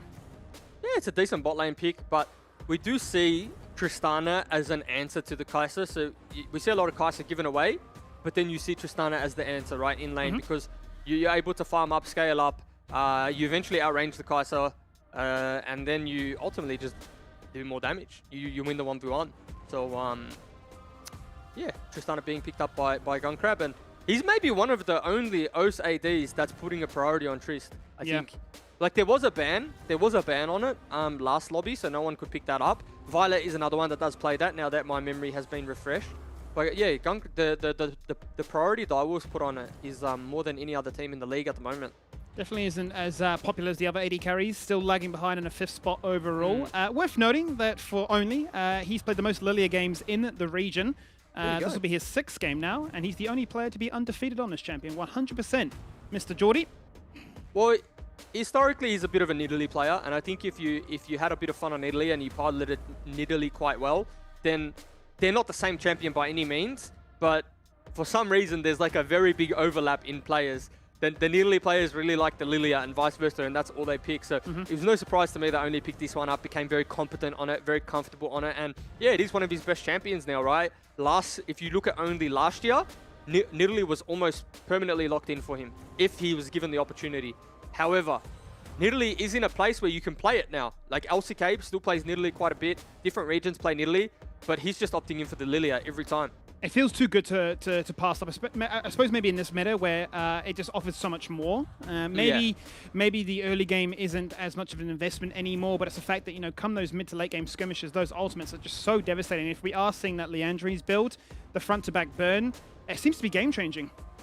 Yeah, and the one thing I want to touch on that we did talk about a few weeks ago was Kayn was rising to popularity as a counter pick to the Lilia. Yeah. And now it's not a traditional counter pick where you just level 3 run into Lilia's jungle killer and you're laughing. You do need to get the blue form, and you do need to match her in terms of tempo, and Kayn can do that because Kayn is quite fast in terms of jungle clear. So I like to see Gravitas where Azus has something with a bit more proactivity and a little bit more priority, but they're opting in for more of a scaling type jungler for himself now. Yeah. And maybe like a bit of more of a 1v9 performance, right, if it comes to the mid game. However, drafting Kayn this early runs the risk of getting tanked out, right? Because he's going to get blue Kayn. That's the only, like, for my money, that's the only reason you pick it. Yep. Then you Direwolves pick a beefy frontline, and then the blue Kayn's just CC'd out. Yeah, can't actually play the game. And we don't see too many Kayn performances. We've seen a couple so far, most dominantly from Swaif on the side of Chiefs, who likes to go for the carry potential. And an army hover. There we go. That would be interesting, especially what we see so far between the Fresh and the Lux. But the Lux is worth touching on as well. I haven't seen it too often. Feels, I imagine, kind of the same role as a Karma, right? You've got that support in the mid lane to offer shields and offer CC to guarantee picks. There's one player I want to give a little bit of a shout out to. Had some ups, had some downs. It's actually Safa of the Gravitas lineup, because he's locked in this Ornn. Safa's come into the league being the Camille Aurelia player, right? Yep. And it's very hard to get players to change their train of thought. If they've just built a solo queue identity of being the carry and having the resources and facilitating the game around him, then it's hard to say, okay, you're picking Sion this game, you're picking Ornn this game. But in the last couple of weeks, he's taking a very big liking to these champions. And it's definitely been a learning curve for him. And he's definitely having games where there's a lot to take away. But he's not shying away from the challenge. And he's using these games as a tool or a resource for Split 2. And I think that's going to do him wonders when it comes to Split 2. And it's going to do Gravitas as a whole a significant amount, because they're going to be able to have multiple different playstyles by the time Split 2 comes around. So obviously deserves a shout out for you know, putting his hand up and learning that new playstyle. And I think you absolutely love to see this sort of evolution from a player coming from solo queue, being drafted into a competitive environment and sort of buying into what the coaching staff are putting forward, right? You know, hey, look, this is the identity we're trying to put together. We need to guarantee ourselves the tank so we can, you know, unlock the rest of the maps for these other players to, you know, play those hard carries for them to do their thing. So, you know, the fact that we have seen in their most recent games, the fact of multiple Sion performances and the odd carry. I mean, we've only seen a couple of performances in the likes of Nirelia and a Camille. Otherwise, it really has been Gravitas top heavy on that side of the map. Yeah, and in terms of both drafts, right, we got a little bit more of a laning phase draft from the side of Direwolves, rather, in the sense that Renekton's going to be bullying that 1v1, getting the lead in laning phase. I assume, you know, Shock on the Zoe is going to be doing much of the same thing. Yeah. And when you pick the Tristana and the Alistar, yes, you can get flayed out of your Headbutt Pulverize, but for the most part, you're looking for a kill, right? And especially knowing Gunkrab, knowing Cupcake, there's going to be fireworks in this bot lane, and they're going to be trying to get those leads very early on. Whereas the side of Gravitas, they're probably really happy to just scale and get their items. Scaling on both sides are okay, but if you have the Ornn, you have the Kayn, you have the Kai'Sa, scaling you'd have to say is on the side of Gravitas, just considering ornaments and all those factors. Yeah, and it's definitely a point worth noting, because if Gravitas are able to make this a fairly even match, definitely coming into the 20-minute mark onwards, at least post 13, you got a situation here where you think, okay, maybe this game really is up for that one final team fight to see how things can come to a close. So jumping into game number 2, as it is Direwolves taking on Gravitas. One win will do it here to guarantee Direwolves that top 3 finish, and I do believe we have a coach interview on standby as we're joined by Farmer.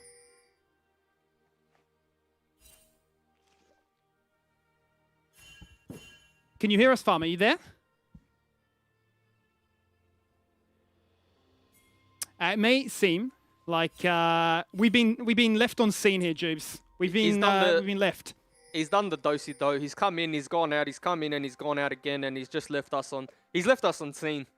You know what? It's flashbacks all over again. Left on scene. Yeah. Look. Wait. Let's try. Third time lucky. Have we been juked? Farmer, can you hear us? Holy, I can't. Sorry guys, I can't hear anything. Just give me a sec.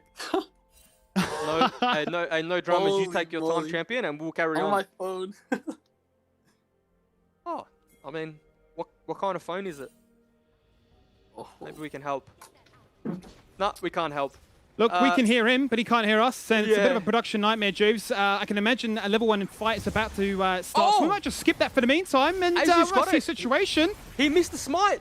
The smite's gone miss. And Direwolves say thanks for the invade. Okay, I don't know if we've dropped the coach interview for now. But because Old Mate can't hear us anyway, so it's safe to carry on with the game. But that's an absolute disaster for Only. Yeah, that's an absolute disaster for Only. What you do with, actually, funnily enough, I'll backtrack. With Lilia and Kayn, they are one of the 2 champs or junglers where you can start Raptors or you can start the enemy Raptors. And you do it quick enough so that when they finish their buff, you're able to either leave or contest, right? Or fight. And in this instance, that was Only's idea. But he was doing it against the Kayn. And he just whiffs the smite. Auto attack from Azus gets the rates, hits level 2 early, and forces Only away. Now Lilia is quite a safe jungler, isn't going to take too much damage, but it just slows down Only's tempo. Certainly does, and we know that Lilia isn't the strongest champion for forcing early objectives. Definitely needs pressure in lanes and assistance from teammates to ensure that can work in their favor. So maybe Azus has found himself in a really desirable situation right now where he's already looking to gank. He already wants to be deployed into the map to find those angles to evolve as quickly as possible to get that slight tempo cheat. Really good start here, as you see Claire now doing what Renekton really does best in the early game and shredding through this Ornn's HP bar. Yeah, but Claire needs to be careful because does have the corrupting pot ticking. use the Biscuit as well, and he's quite neutral in this lane. Like, obviously, Claire has that kill threat with the Renekton burst this early on, especially with the Rage that's been that's stacking up each time he auto-attacks, and might even just see him go for a little tail dive here. You never know. Pinging on the way, and this is where it's dangerous. This is where I want to see the evolution of Sapphire. He needs to identify that this is an angle in which he's going to get dove. If he hangs around for the next wave, he's as good as dead. So Ornn has the luxury of just resetting, teleporting back to lane, and you can just buy items whenever you please. It's worth noting that Claire has started with the Doran's Blade here, Jubes, so he's definitely looking for that early advantage of being aggressive and bullying him out. But I think the trade may have, or the window to try and force that turret dive so early on may have just passed, as he's taken a few too many turret shots in his over-eagerness, or his aggressive tendency. He's had the potion, but is going to stay around the 50% mark. And I feel like he's quite happy knowing that his jungler's in the area. Another jungler in the area is going to be Kyosei, backed up by a Zeus, and there's going to be Lux that gets first blood here. That is tragic. That is beyond tragic. I mean, he had double flash, and he died. Ooh, that's nearly a second. That's cheeky from Only there, isn't it? That's very cheeky going back to mid lane through there. Kyosei lands that binding. That's another flash that has to go down, but what's huge about that is it's not that it's just first blood onto Lux. Yes, that's great, but it's the Kayn is opting in for blue form, right? Dark Harvest. Now, he's had some time hitting a champion of a ranged.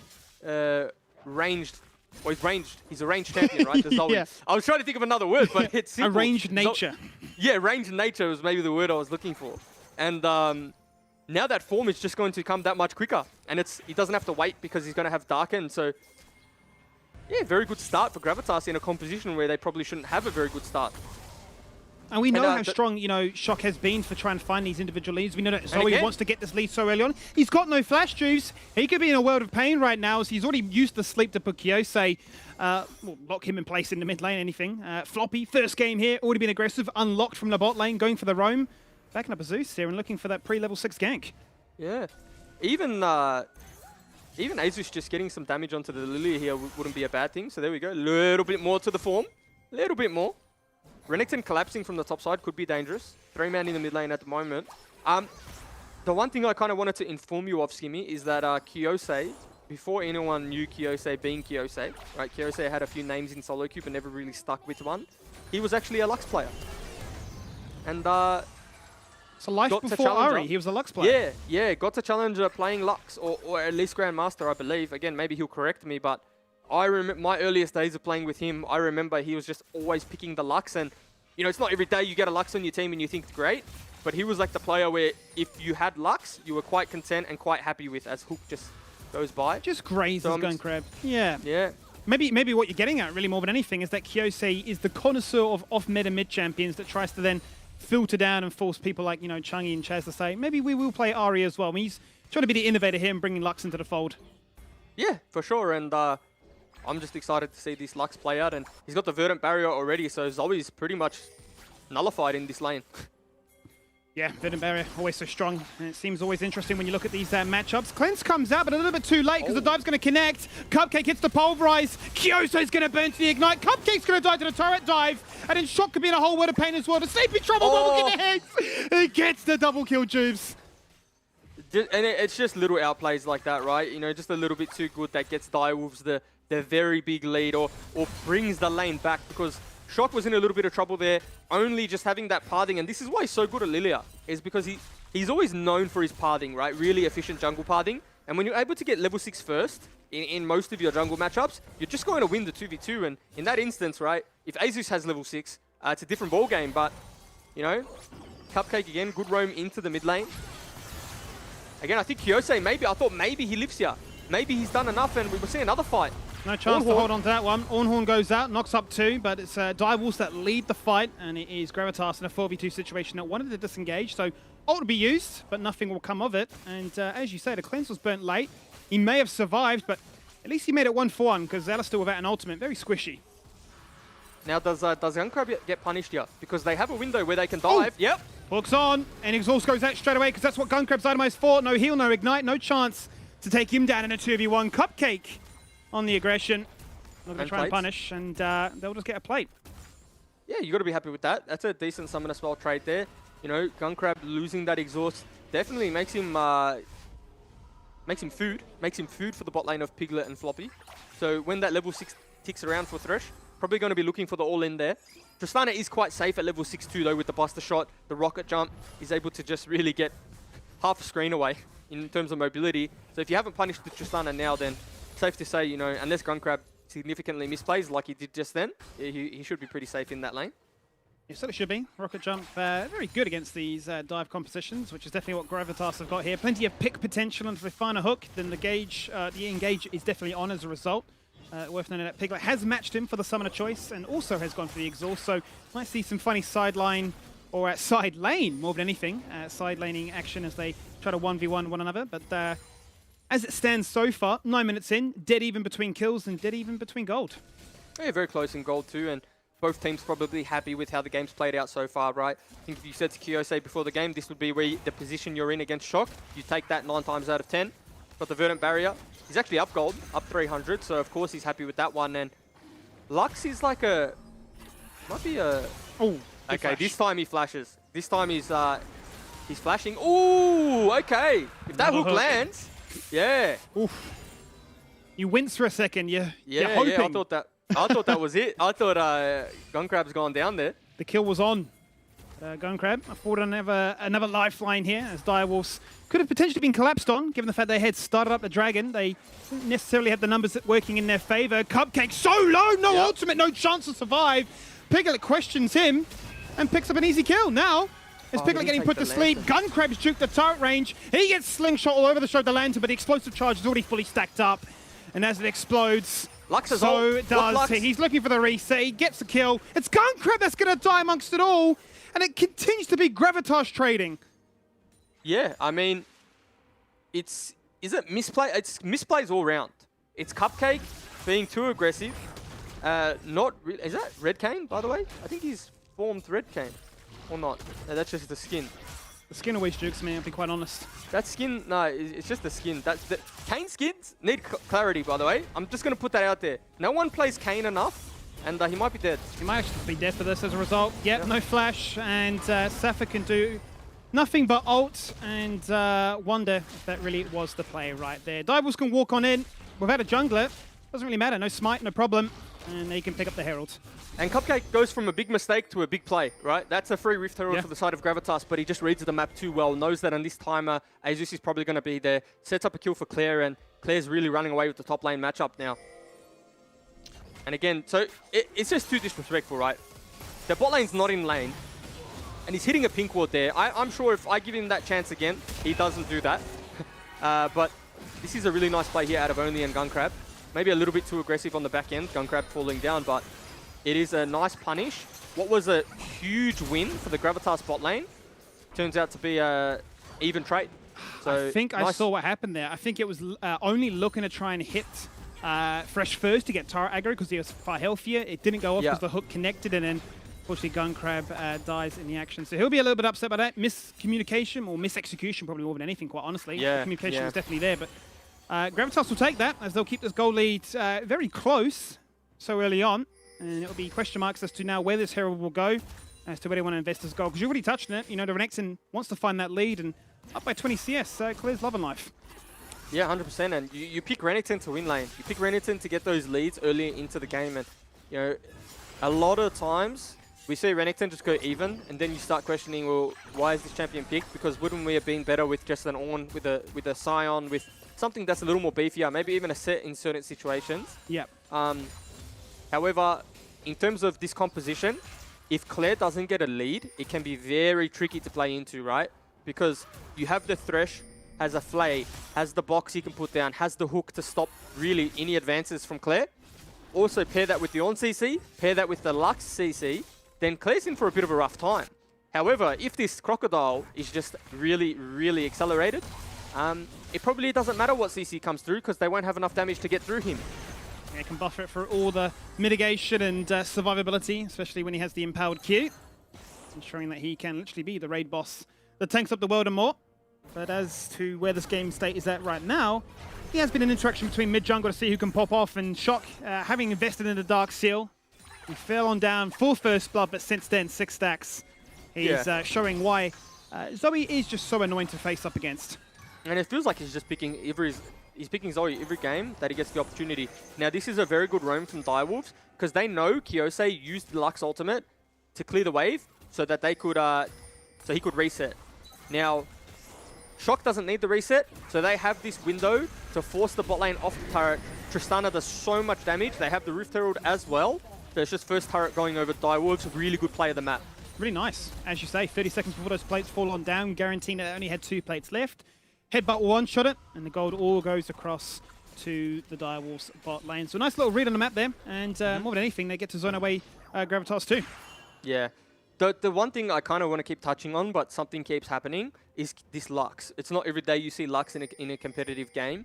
However, I don't think Lux is like a hyper carry by any means, but Lux is also quite weak at level 6 in the sense that you don't have enough like juice in the tank to one-shot the carry that you've landed the binding on, but there's a nice sweet spot in the mid-game where if you land that Lux ultimate, you've pretty much forced them out of the fight, and Claire might be in trouble. He has no flash, and you have to hold the Ornn ult there.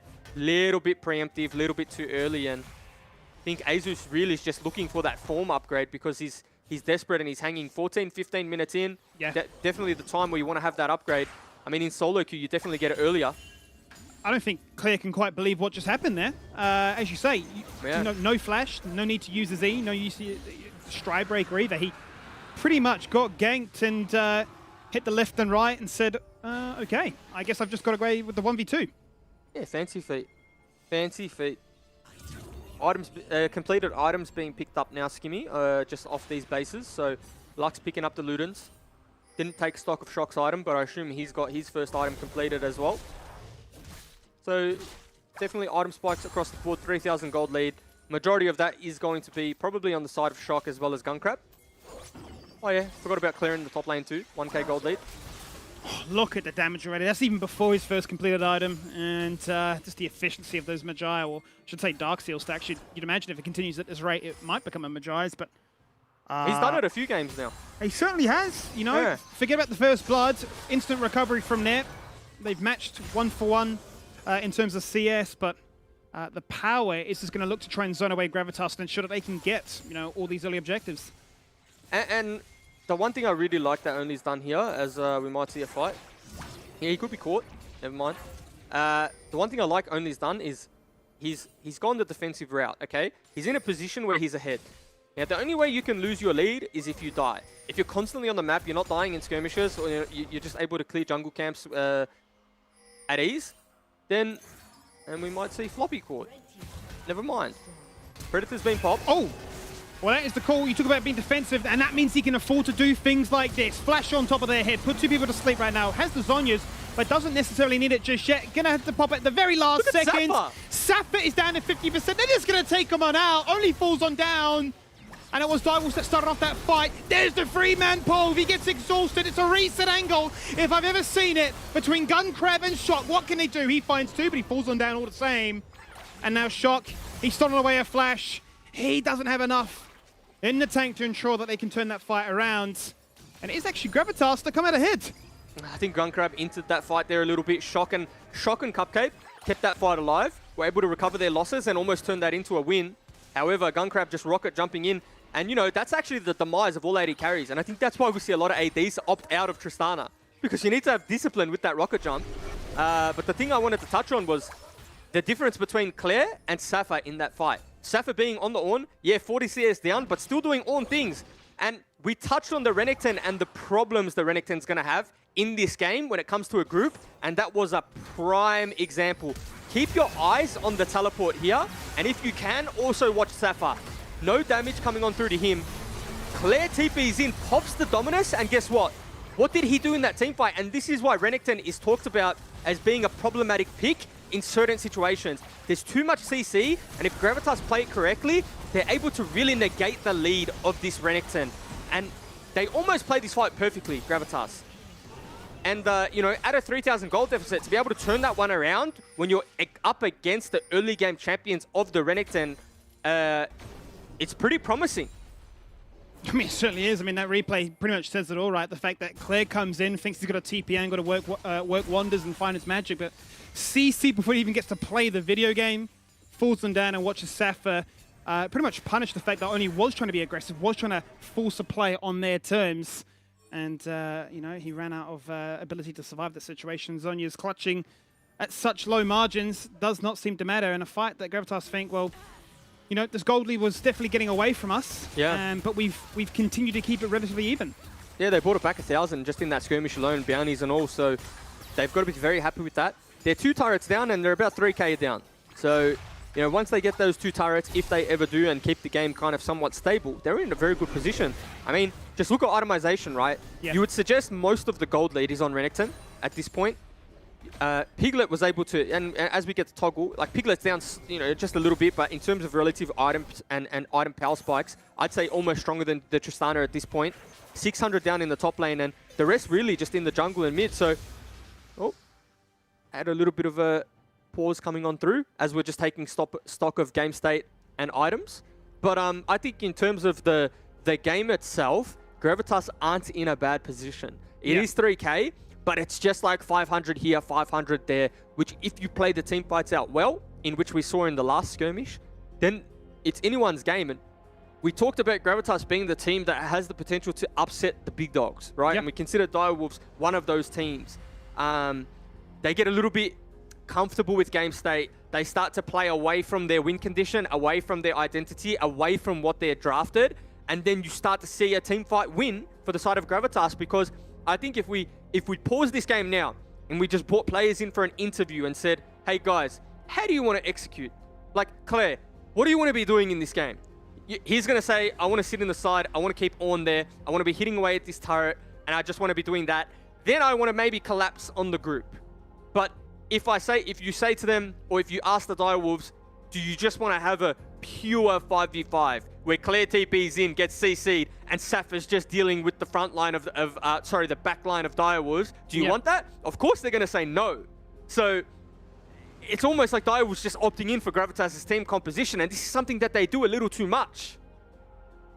Yeah, I mean, as you say, it felt like a situation where, you know, Renekton, you know, great laning phase, quite content into that side lane, but the fight then becomes a situation where, well, I have to rush someone with a TP or we lose even harder, you know? It's a 50-50 if I don't, 50-50 if I do, in a situation that obviously has panned out against them. And I suppose I'll raise the question now, you know, it is still Gravitas behind with the overall gold, but it is now Piglet 4-1.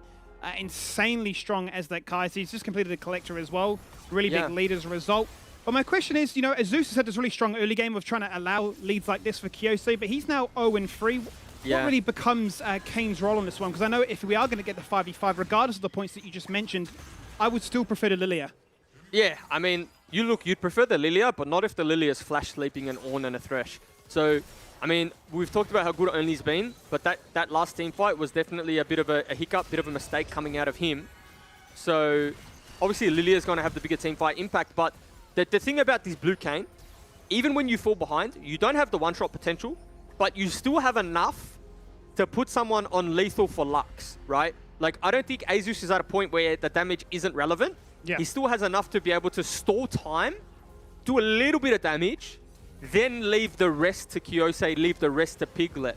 So he's always going to have a job in the team fight, but he just doesn't have the full one-shot potential just yet. But the threat is always there because you give a few bounties, you do a few things, then all of a sudden, the Kane has a few Dark Harvest stacks, has maybe a Duskblade, maybe a few items here, and then we're talking about, you know, 2/3 of the way down. And when you think about it now, Gravitas' composition as a whole makes a lot of sense because Kyose is just playing damage dealer. Sorry, Kyose. Azus is playing damage dealer.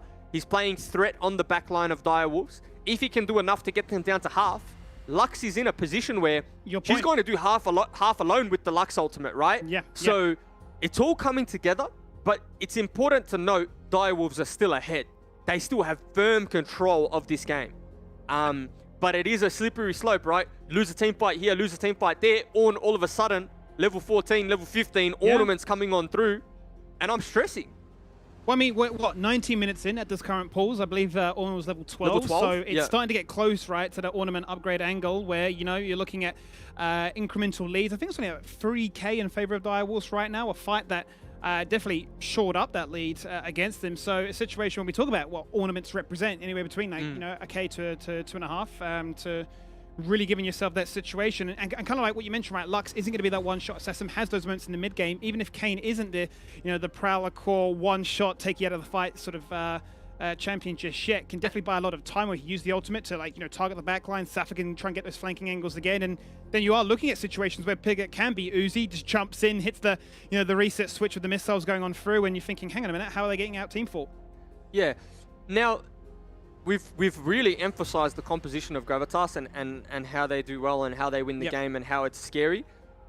Now, how Direwolves can close this game out is they send Renekton to a side lane, right? Renekton gets the priority, really can't be matched. And honestly, at this point, Claire can 1v2 Kane and Ornn. Ornn's not doing enough damage. Claire's got too many items, and Azush doesn't have enough to send Claire to lethal, right? So Claire can generate 1v2 pressure. They have a fed Zoe. They have neutral objectives to play for. So what they can do is put Claire on the other side of the map, put him on an island. He's going to be winning the side lane. And then they're able to create pressure through vision control. Now Safa needs to decide, do I leave Claire to hit turret? Do I come down to help my team get vision control? What do I do? You start to force Gravitas to face check this Zoe, this Tristana, and no one besides the Ornn can face check. Thresh goes down.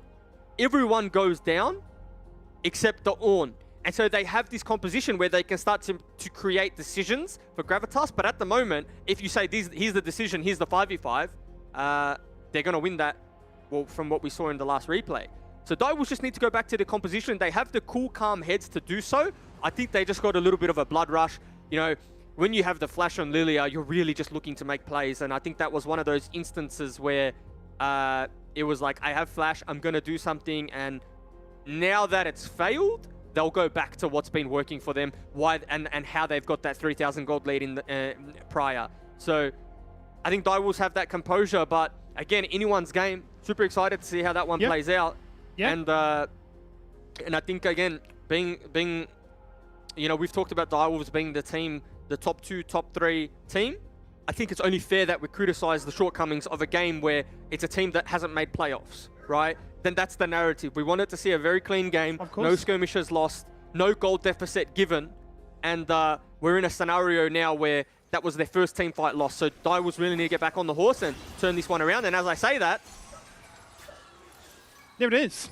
Yeah. As you say, I mean, quite honestly, you're right? You know, you're looking to play towards your win con. You found yourself in a situation where, hey, I'm ahead. Let's just try and, you know, maybe be a little bit greedy and see what we can get away with. And the punishment is definitely there. So, you know, not the cleanest of starts, but we're back in, and we appreciate your patience as we got things sorted on this end. But it's 20 minutes into this game here, Juves. As we mentioned already, for the side of Gravitas, not too far away here from the Ornaments.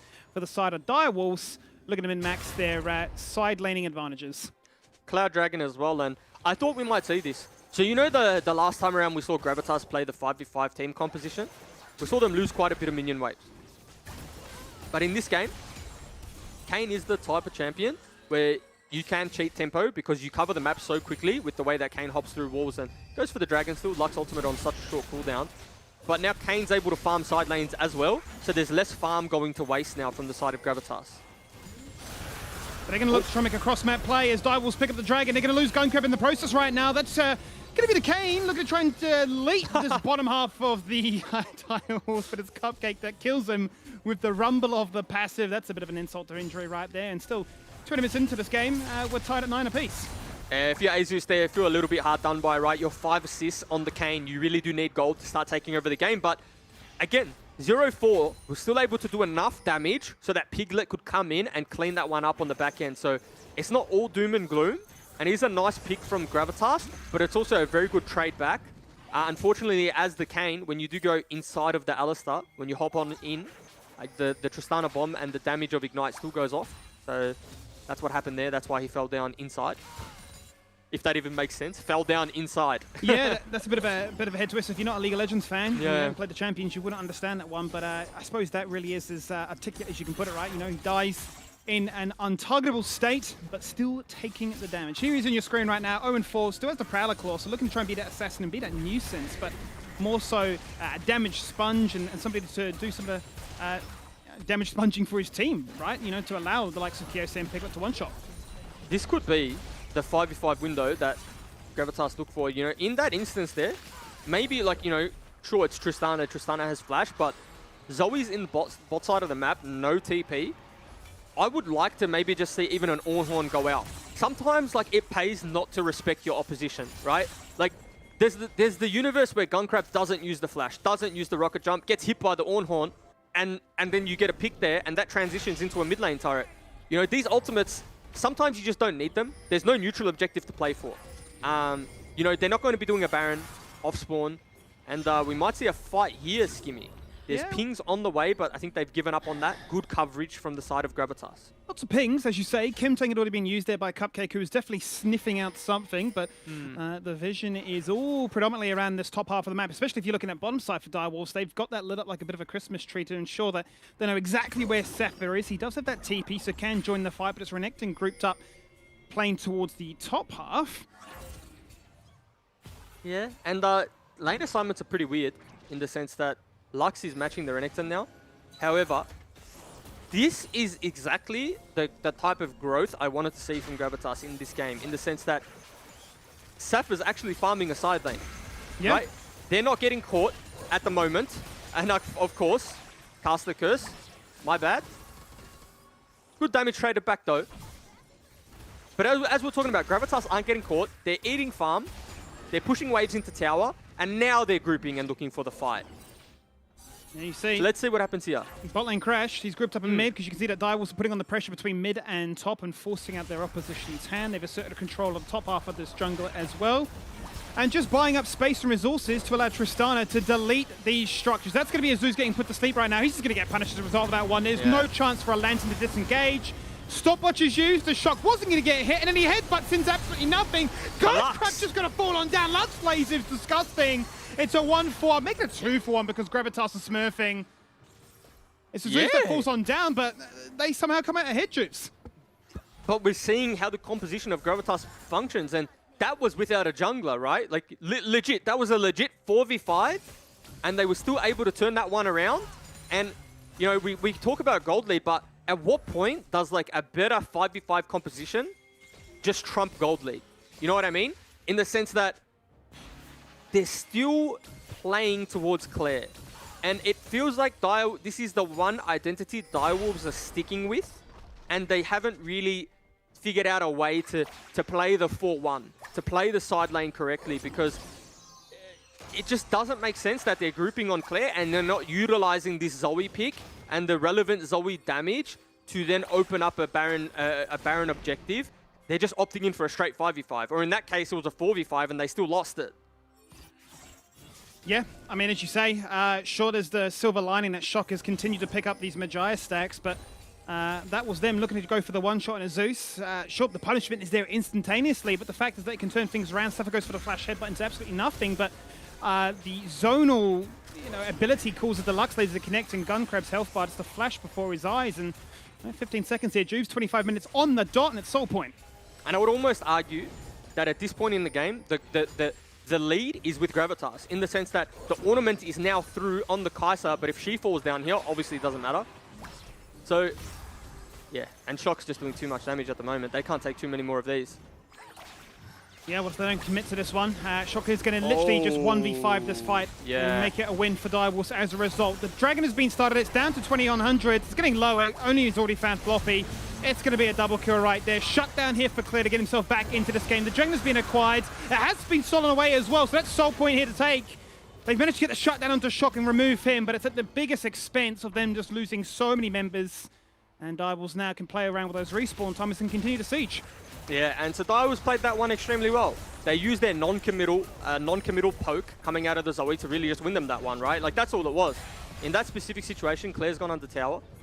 But in that specific situation, Zoe's just non-committal. It's non-committal free damage. And in that instance, Gravitas did not pull the trigger. In every other skirmish, Gravitas was starting with the Ornhorn, starting with some form of CC. but they kind of just got a little bit of deer in headlights for that Dragon, and they decided to opt out of the fight, and they just got poked down. Really well played from Shock, really well played from the Direwolves there. And really well done there from Claire in that little exchange. Look how aggressive he was, zoning away all of Gravitas. They had to face check, they had no vision. The Lux laser comes out because they did have at least vision on the Baron itself. He tries to steal it, but let's run it back with this team fight. Yeah, it's just like Floppy starting dead, Piglet starting below half health. It's not a team fight at this point, right? That Alostack could have solo out the Kaiser in that situation. It's a really nice flash, headbutt, pulverize, and it's just, at this point, it's just clinical from Direwolves. It's really, really showing us why Shock is such an important factor on this team. Yeah, he's just stepped up, and Floppy might be caught here now too. He's caught out of a situation. There is nowhere to go. If you flash over that wall, there's the TP, and Claire would have taken you down all the same.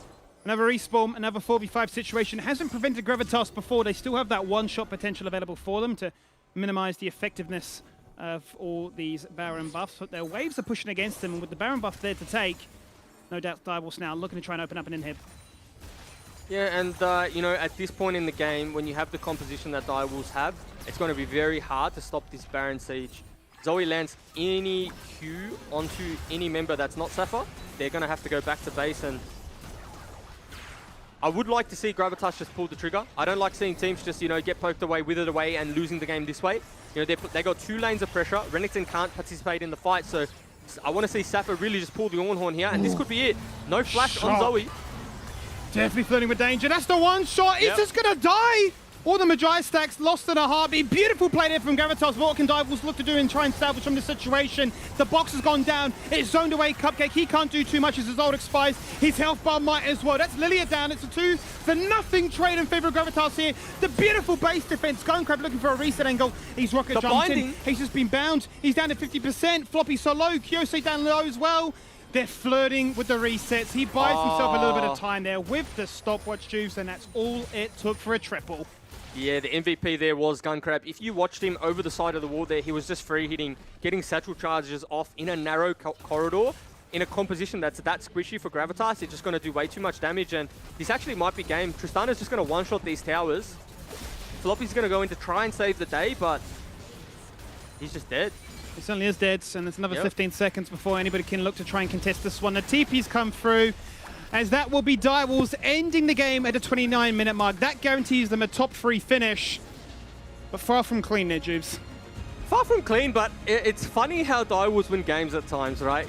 We talk about how close it is and how it really is on a knife's edge, because it could have gone either way, and then the gold lead is no longer there, and then Gravitas start to take the lead, but they do a very good job of closing that one out at 28 minutes. Like it really did look like a game that was a little bit too easy for them, but I think if you watch the full game, and Direwolves in particular won't be too happy with the performance, but they'll be content with the win. No doubt, obviously, for what it represents. And Mac, what did you make of that game? There was a bit of an ebb and flow, I suppose you could say, between, okay, maybe Gravitas come back into this one, the ornaments are there to take into consideration, and just getting caught in these team fights that were going against them.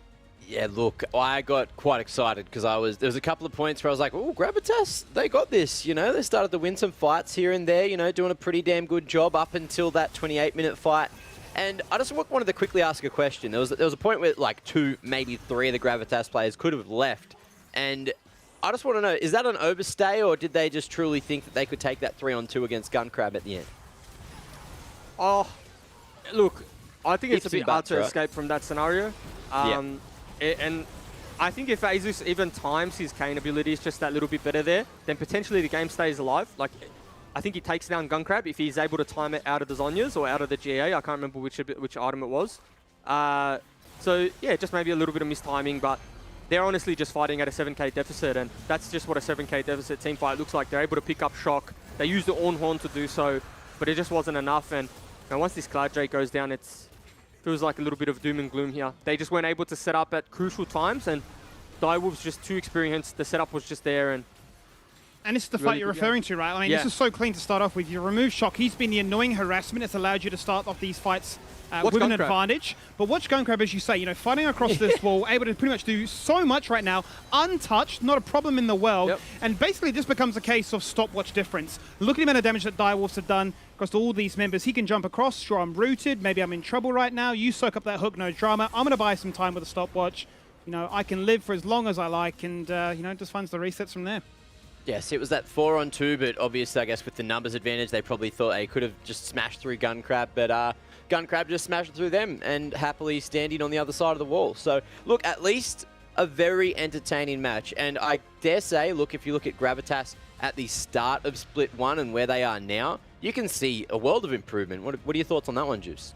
Yeah, look, they've only won 2 games, but I feel like in maybe a handful, they've been in positions to win a lot of their games. Yeah. And it's just come down to like that mid-game experience, like that the setup isn't there at that moment, or their laning phase has put them at a point in which it's just, they're uphill. They need to win 3 team fights to break even, and they win 2 and then they lose on the 3rd one. And there's just like all these kind of little instances in Gravitas' split so far where it's what could have been. What could have been if they had a cleaner laning phase? What could have been if they just set up to that neutral objective first? If they didn't take the Zoe poke, if they knew to just pull the trigger.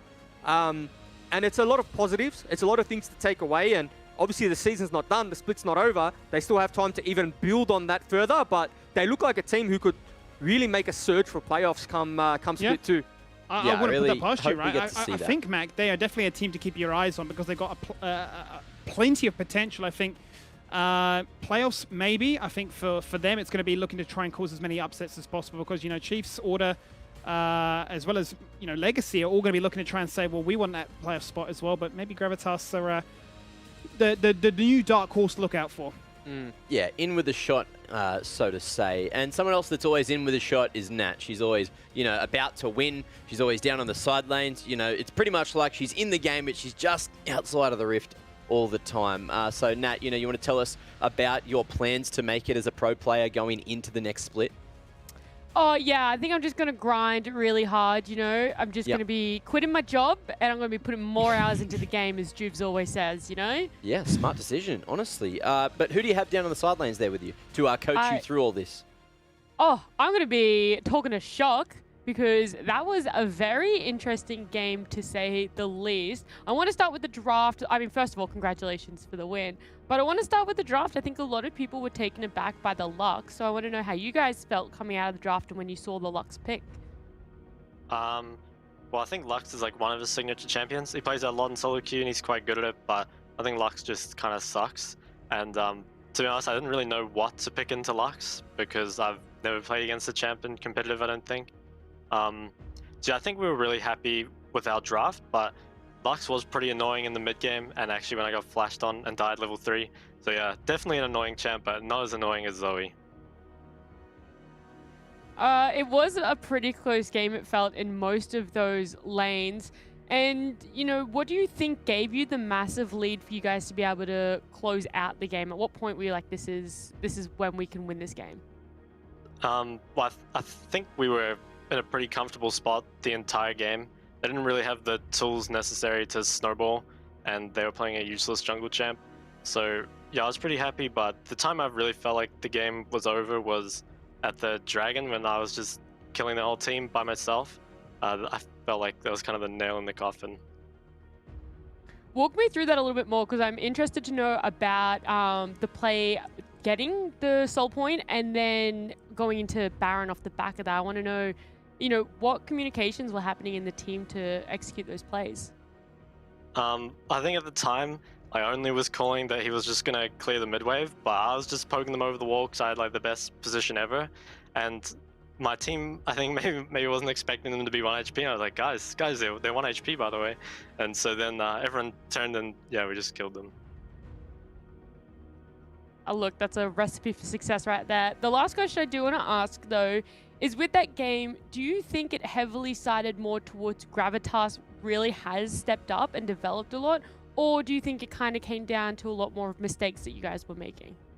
I think Gravitas are definitely like better than at the start of the split, but so are we, obviously. But yeah, I never really felt like the game was in a good spot for them. I felt like we had control the whole time. Awesome. Well, congratulations again, and thank you for joining me. Thank you.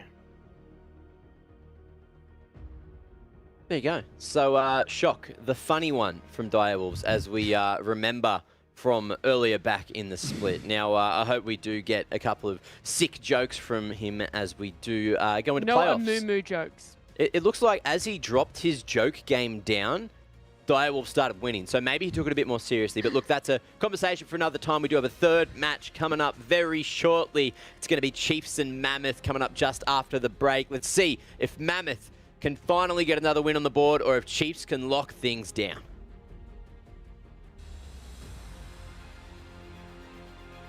The shock wasn't going to get hit, and then he headbutts into absolutely nothing. Ghostcrab's just going to fall on down. Lux Laser is disgusting. It's a 1-4. Make it a 2-for-1 because Gravitas is smurfing. All the Magi stacks lost in a heartbeat. Beautiful play there from Gravitas. What can Direwolves look to do and try and salvage from the situation? The box has gone down. It's zoned away. Cupcake, he can't do too much as his ult expires. His health bar might as well. That's Lilia down. It's a 2-for-nothing trade in favor of Gravitas here. The beautiful base defense. Ghostcrab looking for a reset angle. He's rocket jumped in. He's just been bound. He's down to 50%. Floppy so low. Kyosei down low as well. They're flirting with the resets. He buys himself a little bit of time there with the stopwatch juice, and that's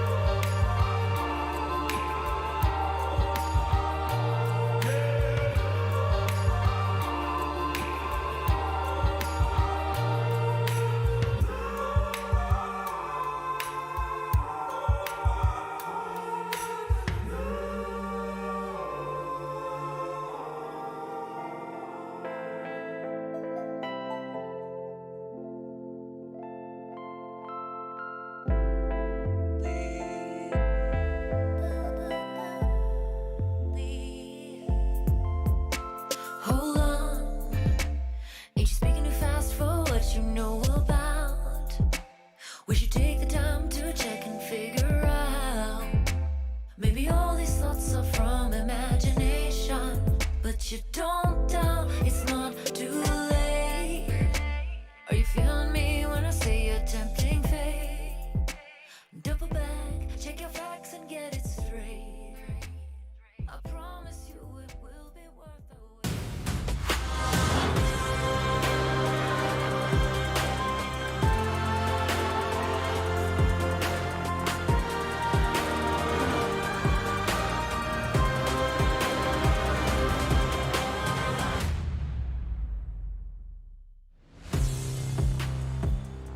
Welcome back, ladies and gentlemen. Past the halfway mark now, similar to Wednesday's Hump Days Hump LCO It's what we want here. Now, Chiefs and Mammoth coming up very shortly. We love Chiefs, we love Mammoth, and we love seeing them go head-to-head, which I don't believe we've got to see yet, because last time there was some unfortunate circumstances. Now, we won't hang on that too much. You know, we got to get into the brass meat, you know, the brass tacks, the meat, the middle, the breast, you know, like chicken breast. Very good chicken breast. Love chicken breast like I did yesterday. I ate Nectar's chicken. Now, great storylines here. Were you guys here for that, by the way? Did you see me eat Nectar's chook? I love this intro. Continue, Mac. I'm a vegan, so I turned that off at that section. Oh, well, look, I'm very sorry. Look, at least you'll know I do use pea protein, so I got, you know, hopefully I can get you in the good books on that. But look, before we get into it, we did manage to get the Chiefs into the studio with producer Phil to have a quick chinwag, and I want you to take note of this because I shook Dragku's hand and he broke my hand. So just look how happy he is with himself in this video. If I were to give 3 words to describe my team, probably be brash, awkward, and 200 IQ. My name is Tristan Fulcher. My IGN is Liv. I play for the Chiefs and I am the top laner. I think our biggest strengths is we're all very mechanically talented. I think we are the most mechanically talented team in the league. We're all quite young still, so we still have a lot of work to do on the macro. But I think if we can get that down, then I think we'll probably come out with the wins. My name is Dragon Gore, and I go by the IGN Draku. Well, our major strength compared to other teams is that our jungler is really insane, and the game pretty much revolves around him. I'm Ryan Gibbons. I play jungle for the Chiefs. Like, the reason that the Chiefs are so jungle centric, I think, is because like I'm the main like leading voice in the team. Like, I try to like guide everyone like towards like what we should be doing on the map. It's just, yeah, we find we have the most success when we listen to me and let me guide the flow of the game. We really punish jungle very hard. Like, and that's not just like my position, that's as a team. Like, we're a team that will invade, take the enemy junglers' camps and just make them completely worthless. And that's not really a style you see other teams really do. But we're a team that like has an unorthodox role targeting where we play to get our jungle strong and the enemy jungle weak. I'd say we've got 2 separate playstyles actually. We've got like the very fast-paced, like murder your entire team early game and just take all of your jungle camps. And then we've got like slow-paced, very, very slow-paced, like methodically plan out everything, take the dragons, 40-minute games, Elder Dragon, Baron, just end the game slowly like that. Laning with Mboma, I think it has been quite smooth, but we are 2 very opposite people. I really like to be aggressive, while Mboma likes to farm and scale. At the beginning, it was a bit rough, I'm going to be honest. I entered quite a lot. But over the preseason, I think I have adapted quite well. I think I'm probably one of the top 3 top laners in the region. So I'd say I've adapted quite well. I would love to play some Zed top lane actually. I was a Zed one trick a few years back and I recently role swapped from mid. So who knows, maybe a Zed top lane game will come out. That'd be pretty fun, I think. I want to take down Pentanet. Like, I think the players are really arrogant and cocky and like quite needlessly so for their skill levels. And I think it would be good for every other team in the league to like see them take them down a peg. Because eventually I think they will grow into really good players. Maybe by the end of this split in playoffs, or maybe split 2 even, I think we will be one of the top teams. I think there's a lot more that we can show you than like what we've already done. Obviously, we've lost to all the other top teams, but I think there's a lot more the Chiefs have in store, and like we definitely can look to be one of the top teams.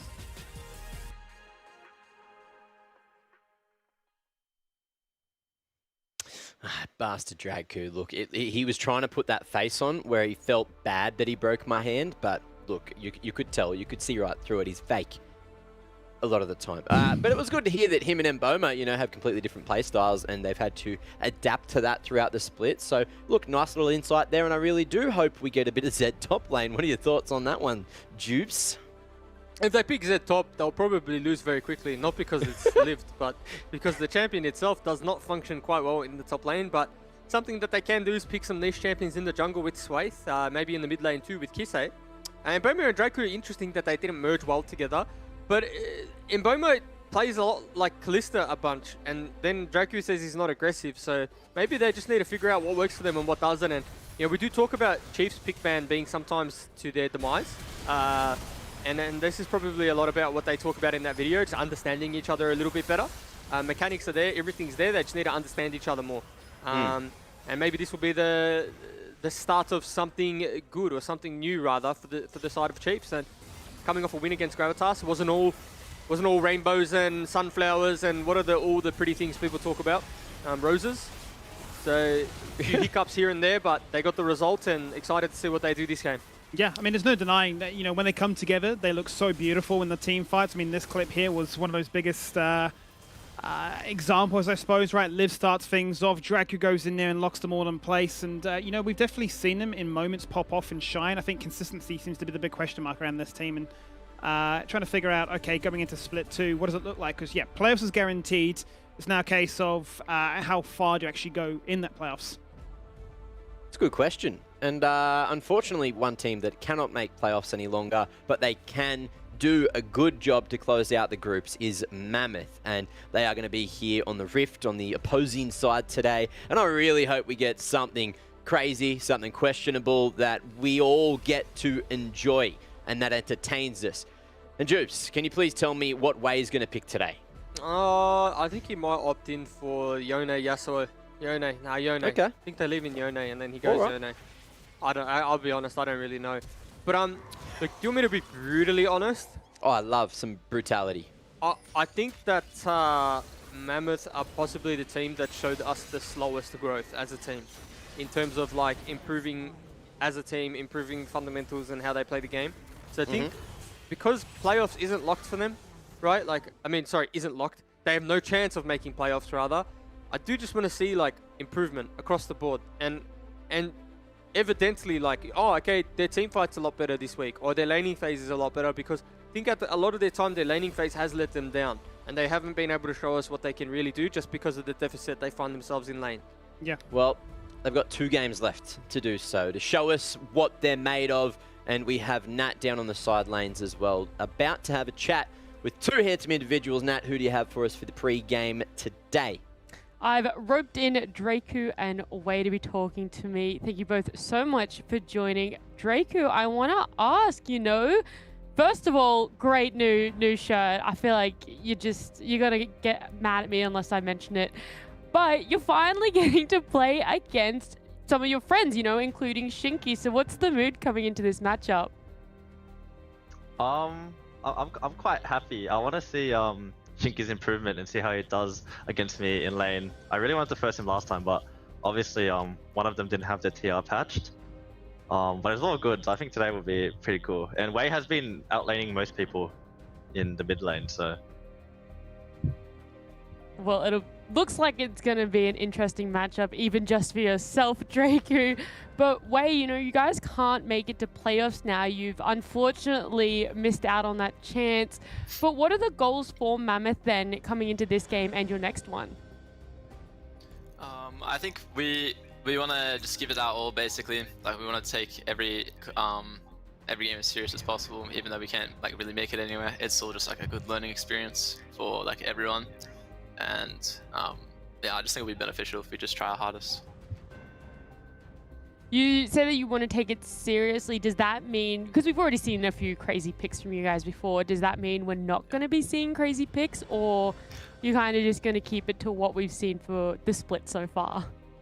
So obviously, the only reason why I was picking crazy stuff is because I just kind of wanted to cheese a win somehow. I was like, and I'm still gonna pick these cheesy champs because I just enjoy playing it, and sometimes people just don't expect it, right?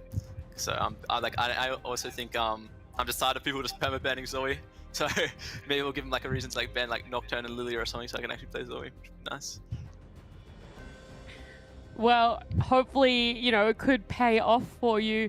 The last question I do want to ask Draku is, what is this win going to mean for you guys? Because the seeding is nowhere near secure yet, so... I guess we just want to win and then have momentum versus Direwolves, because Direwolves is obviously a pretty good team now that they've found the stride, and if we beat Direwolves, then I think we'll be very confident going into playoffs next week or whenever playoffs is. But yeah, I think this is like every match is important. So we'll take it game by game. Amazing. Thank you both so much for joining me, and good luck in the game today. Thank you. There you have it. Nice little interview with a good bit of insight, and I'm so happy to hear that Wei is going to be picking some more cheese champs for the next 2 days. So that brings us one step closer to predictions. So has anyone joined me on a Mammoth journey into match 3 of the day? Unfortunately not, Mac. All shields. All right, tell me why. That's a Mammoth prediction from you, I'll tell you that much, in more ways than one, if you know what I mean. I think Chiefs are just over the split have proved themselves to be a little bit too strong for the side of Mammoth. Mammoth have showed us glimpses here and there of what they maybe can be, but Chiefs too consistent and probably too good across the board. Look, I got given a chook, so my prediction has been swayed. That's all I'm going to say. And look, I'm even Stevens, 25-25. Not bloody bad. That's 50-50. You know, I'm always flipping coins for each of these predictions, and that's what we're up to now. Essentially, maybe after this game, it'll probably look a little bit worse. So, yeah, we'll go into the negatives. Jubes, what are your thoughts on potentially hitting that 50 bomb tomorrow? Friday. If I hit the 50 bomb, then I might just retire and then probably build they'll probably build like a statue of me outside the LCO studio. Just absolutely conquered the circuit or whatever you want to call it. I don't know yet. I've got to negotiate with Mr. Witherby. My agent's talking to his agent, and they're meeting in the middle somewhere. So we don't call you the face of OS for no reason, mate. You know, I've already given you that placard before, so they're gonna solidify that with the trophy, with the statue, with the welcome to Australia. Here's Jubes. Yeah, it's a sight to see. I'll tell you that much. Well, look, if you haven't had enough of his face and you do want to see more of the face of OS, he's bringing your champ select now with Skimmy. Boys, take us into match 3 of the day. Well, Juice, here we go. Let's figure out what the story is coming into this one, as it is the battle for 4th and 5th right now, with the other teams having guaranteed themselves in that top 3 finish. It's the battle of the lower bracket and for side selection, probably more than anything right now between blue and red. As for Mammoth, you know, I guess the narrative continues in their favor of, look, can they cause an upset? Can they draw something a little bit crazy? Or is it all about refinement? Because week on week, game on game, from what we've seen from them, it's just different ideas, be it global comps, or be it, you know, split push, or be it all-in team fights, early, late, whatever it may be. It looks like they're still looking to try and translate some of that solo queue experience that got them to this position, but then bring it together as 5. Yeah, to be honest, we've seen so much and so much diversity. It's even just too hard to predict what their actual identity is, right? Yeah. Like, even records for both teams, it's like half of what Chiefs have done, as an example, have worked for them, and then the other half hasn't. So it's like, what are the identities of both of these teams?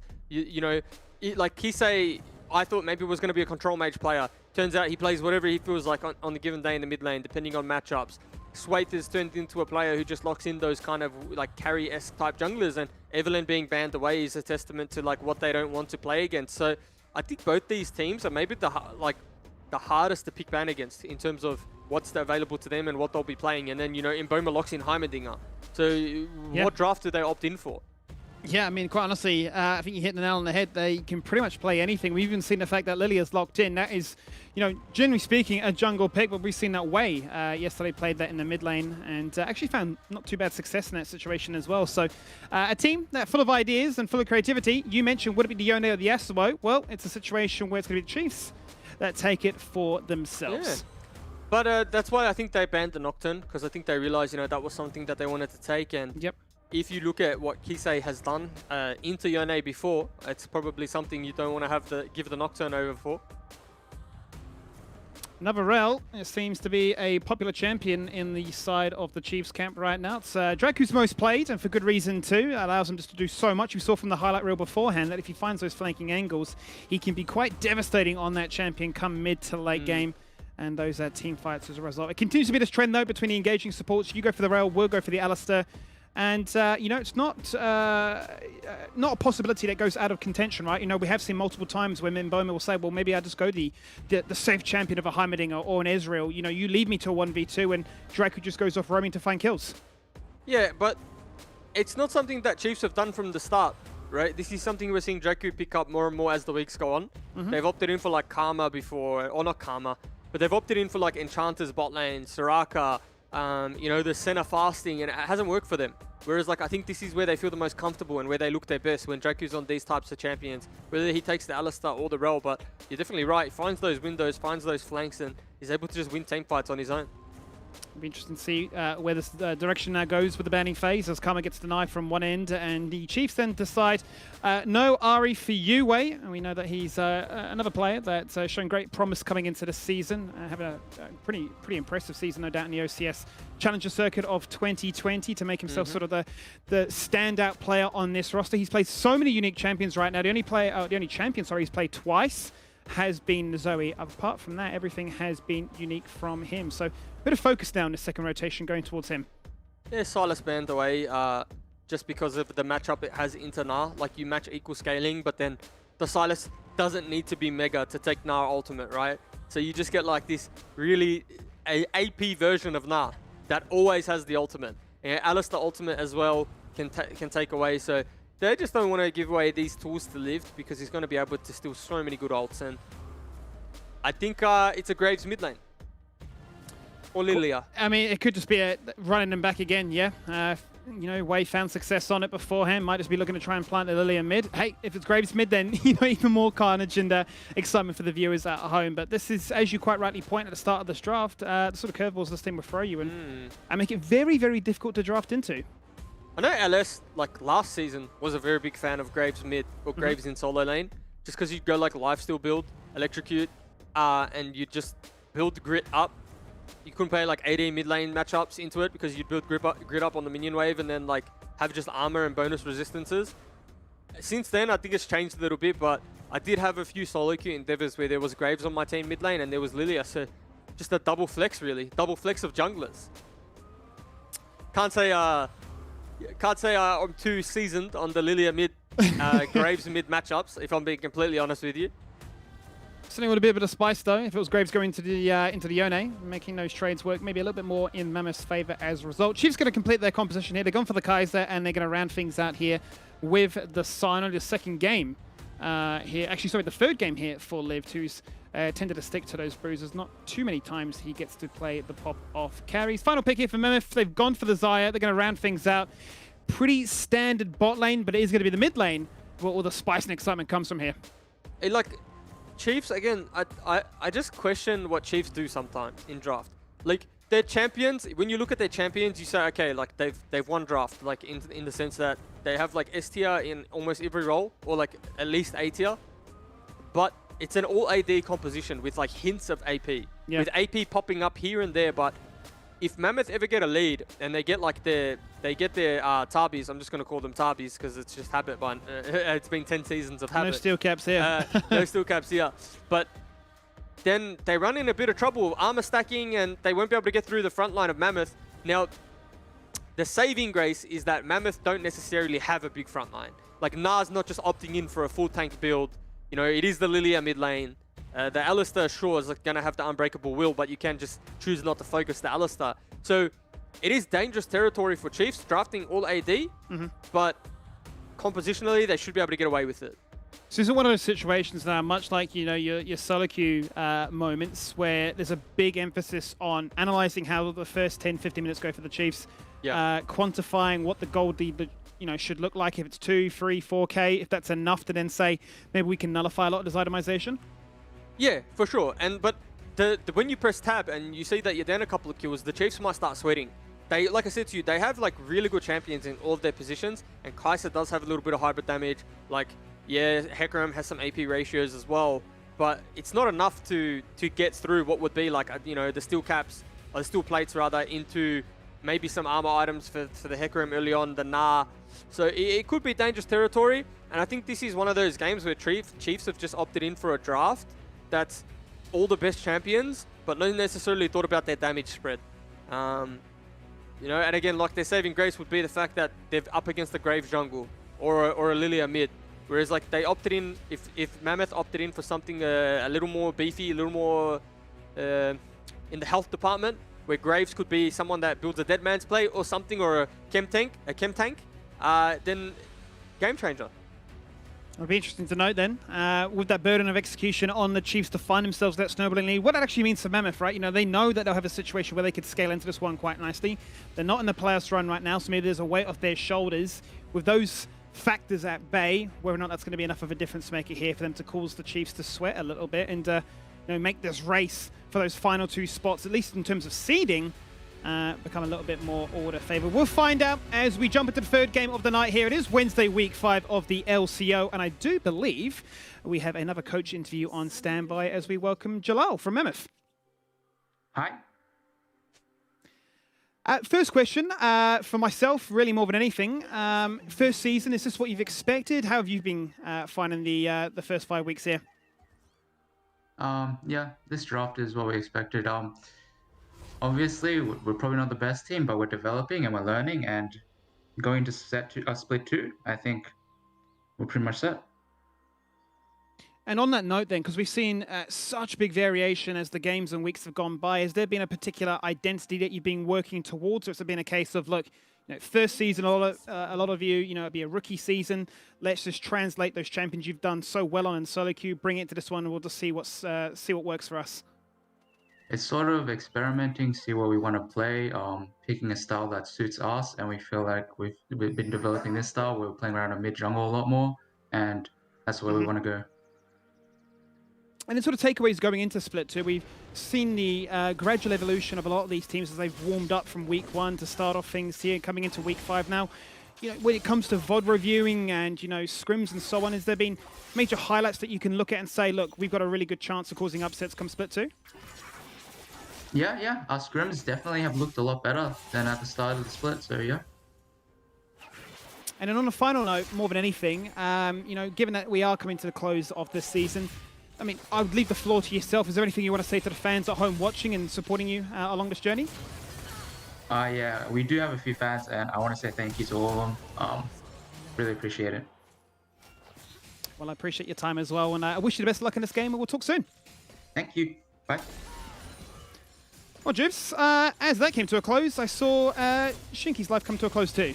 It's the 2nd game in a row where I'm going to be harsh, okay? And not only to Mammoth, but to even Decoy, right, in the previous game. It's like, this matchup, and I'm going to hold that thought because Way's in trouble. Oh, he actually still gets the dash off and manages to knock him back in towards mid lane. Situation we thought Way may have been safe there, but that's 2 kills very quick. There's 2 things I want to digest. The first thing is, Alistar into Rel is like not a new concept, right? Like it's something that's been around for the whole Split, and these bot lanes have probably played it hundreds of times in solo queue. They're very popular champions. However, they're still losing the lane level 1, the Alistar side. Like the only level you can lose this lane, you're losing it. And like a Decoy did it last game, right? And they talked about it in their interview. It's just something that's unacceptable. Like, and again, look, the lane itself, level 2, you start to win the trades. Like, it's not a hard concept to give up level 1, get level 2 safely, and then be able to play the lane out. But we talk about Mammoth starting at deficits, and this is just what they do to themselves. In what, you know, if you held a test about matchups and said, how does this matchup play out? They would get the answer right 10 out of 10 times. It's just when it comes to stage games, it's just maybe a little bit of nerves or whatever it is. But disappointing to say the least. Disappointing start. And those are, you know, moments or actions that can be punished on. You know, 2 games from 2 now, where we're seeing what it really equates to, especially in the first 10 minutes of laning phase, more than anything, allowing, you know, AD carries to find these leads. The gold has gone to Mboma. He's the one to find that first blood, and it's put them in such a commanding situation so early on, already up by 1,500 gold. The fact is, you know, we go from bot lane there, then the mid lane gank as well. You're thinking, Swaif, we know he wants to be aggressive. We know where he wants to get the ball rolling. It looked like the situation had passed where he was going to get the gank off, but somehow still managed to, you know, take way down.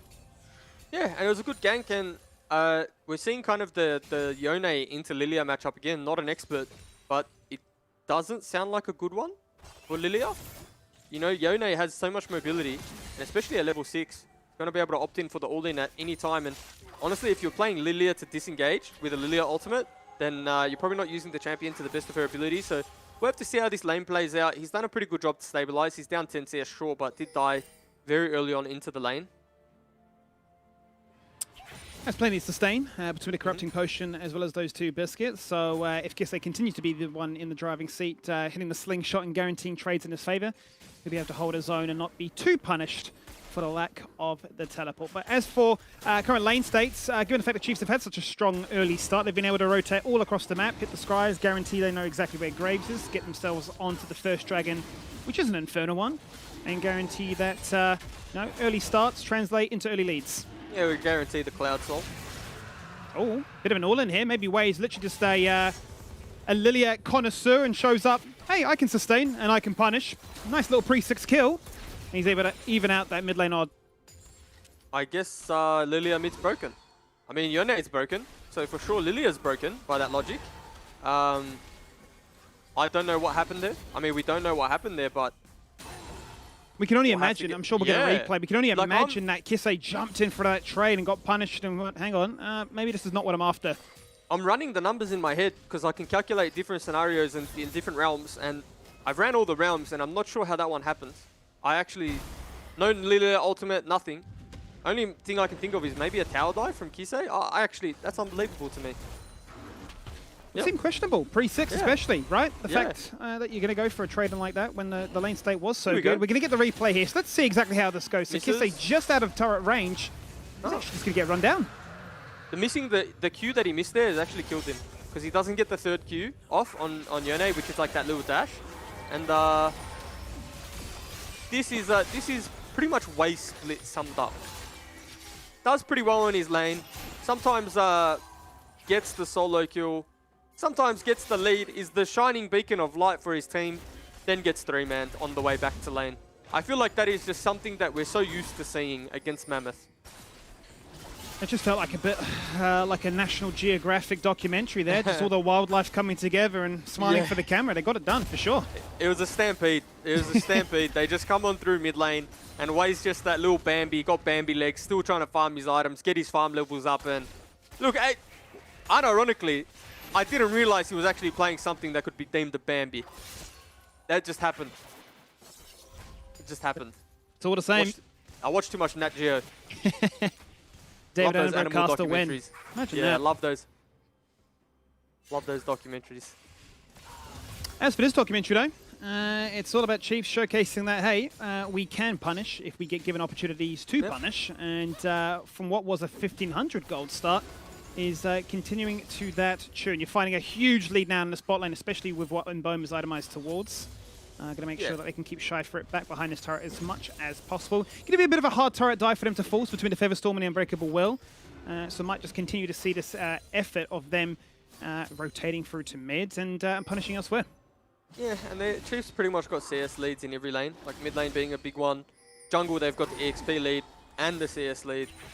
So just across the board, some very good laning phase out of the Chiefs at the moment. They'll be quite happy, so gold leads across the board as well. No one on the side of Mammoth with a gold lead yet. However, that can change. One skirmish here, one skirmish there, turns into a significant gold swing. Maybe we'll see that around the Dragon spawn timer, and Mammoth's composition will fare very well around neutral objective fights, right, with the Lilia. Lilia's going to be the one that really does change the game, and... Oh! He's put asleep. He hits the ultimate. That buffers, and maybe in a situation where you're thinking, hang on, that's not the ultimate angle you're looking for. You're now no longer protected by your mid-tier 1, but both will get off scot-free and avoid any jungle influence. There's no way he's not trying to dive this. Graves is here. Yeah. So is Hecarim too. Both have their ultimates. Jungle Man definitely can hit the explosion. Just need one swing of the hammer, and they'll get him in lethal range. Both junglers know what's happening though, and as Jungle Man reveals, he's forced to disengage away. The ultimate connects, he flashes out of it, he's been smited, he's been slowed down, he's in so much trouble, and Boma connects, the bot lane rotate up, and Chiefs find a double. It's a little cheeky little double there, Draku setting that one up once again. Feels like if he gets his hands on this Rel, he's just too impactful, and yeah, it was Swaith and Kisei go in there, but without Draku, I don't think they're able to pick up those kills, so really good river control off a reset from Draku, linking up with his jungler and being able to influence that one. And Kisei had a big CS lead before, and he's got a turret play as well as more of a CS lead now, so dangerous, dangerous times. Well, it is, because they're now going to go for the Herald as a result. And you can see that the river is all blue right now, fitting for their colours as the Chiefs. They control the bottom half of the river to force those rotations, and then they can just guarantee that Herald works in their favour too. It's been quite quiet up in the top sides. Nothing too out of the ordinary, as it's the Battle of the Bruisers, both just looking to stack up and get themselves those first item breakpoints. Yeah, I mean, top lane not really going to influence this game too much unless we see some significant, Nah gameplay. Maybe a 4-5-man wombo combo, but Draku might be caught here. Nah, can hop away on the horsey, or off the horsey. Was hovering there, looking for a Hex Flash angle. But Mammoth sniffed that one out. Now looking for a situation Lilia where they can ults up. punish. Lilia ult is there, as you say. Just trying to find their moment to shine. 2 fights taking place at once. Lilia just dies in a heartbeat. No ult, no flash, no nothing. And Swaith laughs in the face of danger. Yeah, it looks like Shinky was on Skype and the rest of his team was on Discord, different platforms. Communication didn't get across there. Shinky flashed onto Hecarim, and Wei was just dancing with the tigers of the Chiefs. I feel like we've gone full animal route. I mean, there's 2 horses on the rift. There's a Bambi in the mid lane. There's a cow in the bot lane. We're basically writing a brand new Disney bestseller. No, we are. We really are. We're making it happen. You know, Marvel, maybe. There's a potential world there where Chiefs can bring that to the forefront. But as it stands, no Cloud Dragon. It is all about the mountains here tonight. And it's the Chiefs finding these leads and continuing it. And basically putting the game on a timer right now. You know, you're looking at a very early soul point to take. Yeah, I mean, Chiefs do this very well, right? Once they get a lead, they play around the bot lane. Like, Draku probably a big instigator of that. The fact that he's on the champion that can really pull the trigger. Might see an all-in here. Yone has ultimate. Doesn't want to get slept under tower. He's holding it for as long as possible right now. Might just expire in a second. He might just get soloed out in the process. Oh no, Kisei! He hit the flash. Yep. Somehow connects. So scuffed, but so Might even see beautiful another. regardless. It happens, it works. Jungle Man can only lock onto his mid lane and think you're 1 and 5. It's all gone so terribly wrong here, Juves. Yeah. So, the one thing I didn't... Oh, hang on. Graves burnt dash and... Just goes down. Like clockwork. And Yone's getting some turret plates as well. Swaith is going to drop the Herald. First turret won't go down, unfortunately. Maybe the Herald was dropped 1 wave too early. But all the plates will fall. And that's probably the main thing. That turret will go down fairly soon. Maybe not on this wave. Or it does go down in this wave. Kisei a little bit too fed. An educational stream now, learning wave manipulation and first turret advantages. 8-1 so far. The Chiefs been aggressive. They're finding the moments to shine, and it feels like a solo queue angle as he's getting very strong right now. But what happens if he gets put to sleep? They swing the swirly seeds. They're both down to 10%. Oh. He connects. There is no Leandres. He might just survive. Out of range. The flash pulse combo. Is he going to connect? Oh, he does fall on down eventually. Shinky picks up the shutdown. He's got Unbreakable. Out comes Swaith, looking to showcase that he's the better wildlife. Bit of a wildlife gap here. Who can ride the safari better? And, well, 2 for 1 so far. That's the gold league working in Chiefs' favour. They'll find a third, because why not? TP's committed as a result here from Nectar. Looking for the shove, but Mboma flashes out so beautifully. Mammoth really forcing their hand, but Chiefs just out playing. Yeah, and that's what we expect from the Chiefs, right? Being able to manipulate those 1v1 situations, those 2v2, those skirmishes. And they're taking the long route home. I mean, this is the scenic route, Twitch tours, if you know what I mean. Oh, cheeky emote as well, and it's a pig. Okay, we've done the full wildlife route. We have. The double pig. Yeah. But, nah, that was just a really good outplay there from the Chiefs. You know, maybe Kisei unnecessarily going down there, losing his bounty.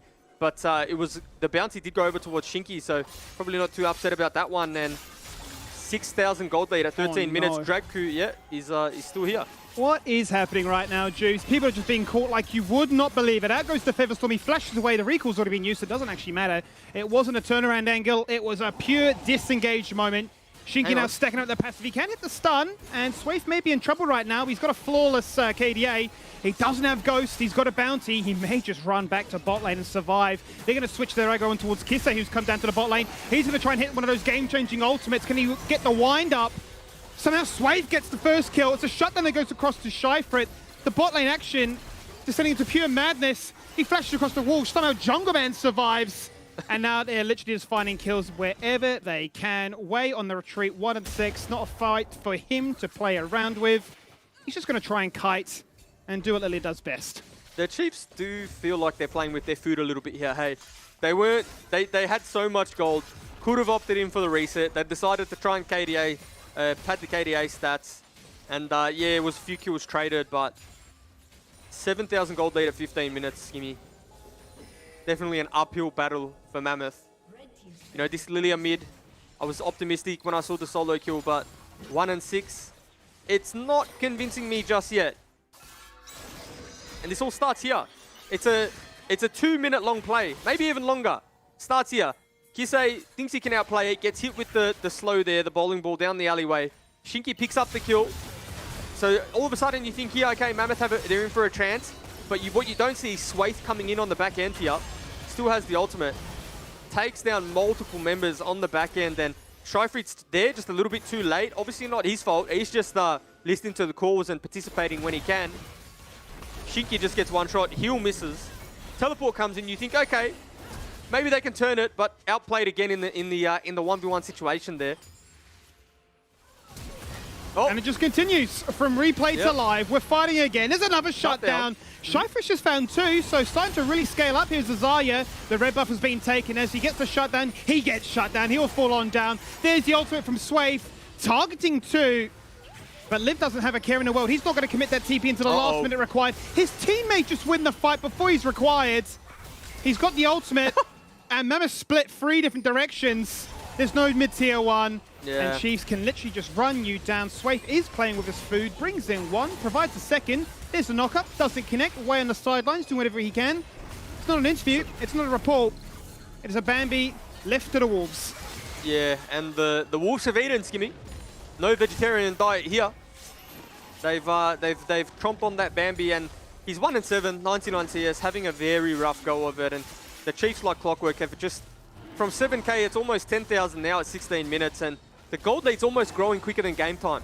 And that's when you know you're in trouble. Yeah, it's a situation where you're struggling to find an out right now because the team fights aren't going your way. Sure, you can talk about Safari, shutdown goal going away. It has been a bit of a Safari because we're just going all over the show. It's a clean segue. There's a kill to take place there. No matter, no drama, no worries. 5 and 1 on the jungler. But I mean, this is really what I want to get at, is the fact that Soul Point is there for the taking. It's going to be an early one at 20 minutes into this, and you talk about an all AD composition needing to get a snowballing lead. This is your snowballing lead.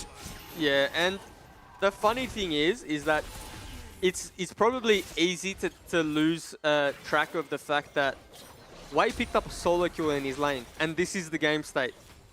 Usually when your mid lane picks up a solo kill, there's something to play around. You have a strong point of the map, and you can really make a game of it. However, the Chiefs, after the solo kill, just 3-4-man mid lane, and just flipped the script and said, you're no longer ahead, Wei, you're actually significantly behind. So this is the current game state. I mean, you start to wonder, what do Mammoth do to get back into this game? And potentially this is it, one of those things. Opt in for the Rift Herald? Nah, decided not to. And they have to just opt in for like a 5v3. Somehow, somewhere, Chiefs have to be sleeping on the job. They've got to go catch a side lane where Yone isn't and Hecarim isn't. And potentially they win that 5v3. But, you know, at the moment, yeah, this might be it.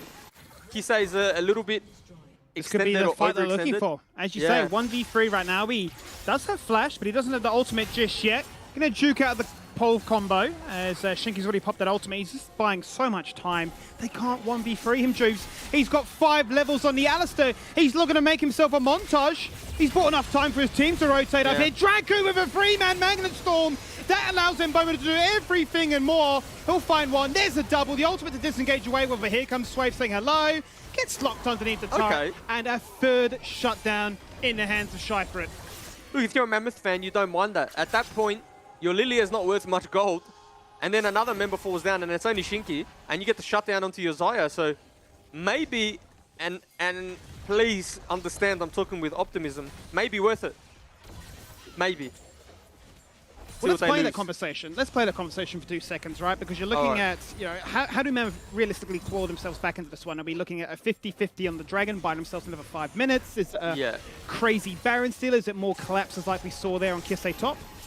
Look, excuse me, it's 11k at 19 minutes, okay? So the way you come back into the game is, in all honesty, you give away Soul, and your win con becomes stealing the Elder Drake, as well as maybe stealing the Baron. But even with Elder Drake, I think Chiefs can win the fight at this point.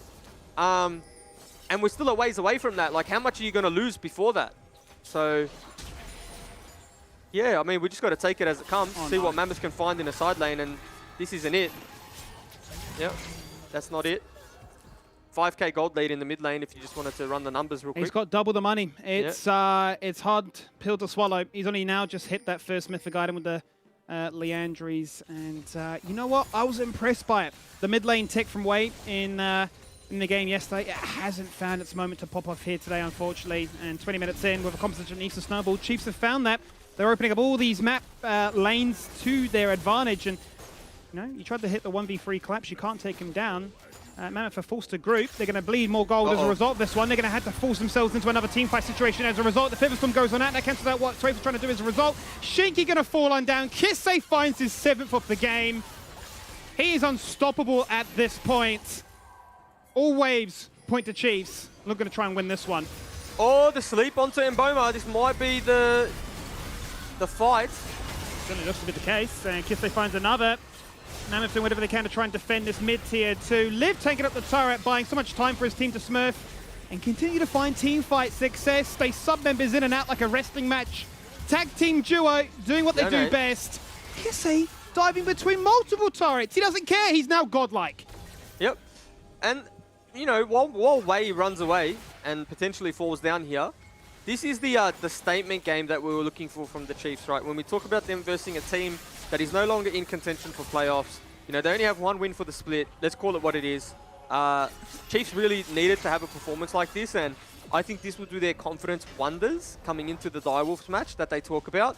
And, like, there's no bigger statement than this, right? This is a one-sided affair. A one-sided affair is what I would say.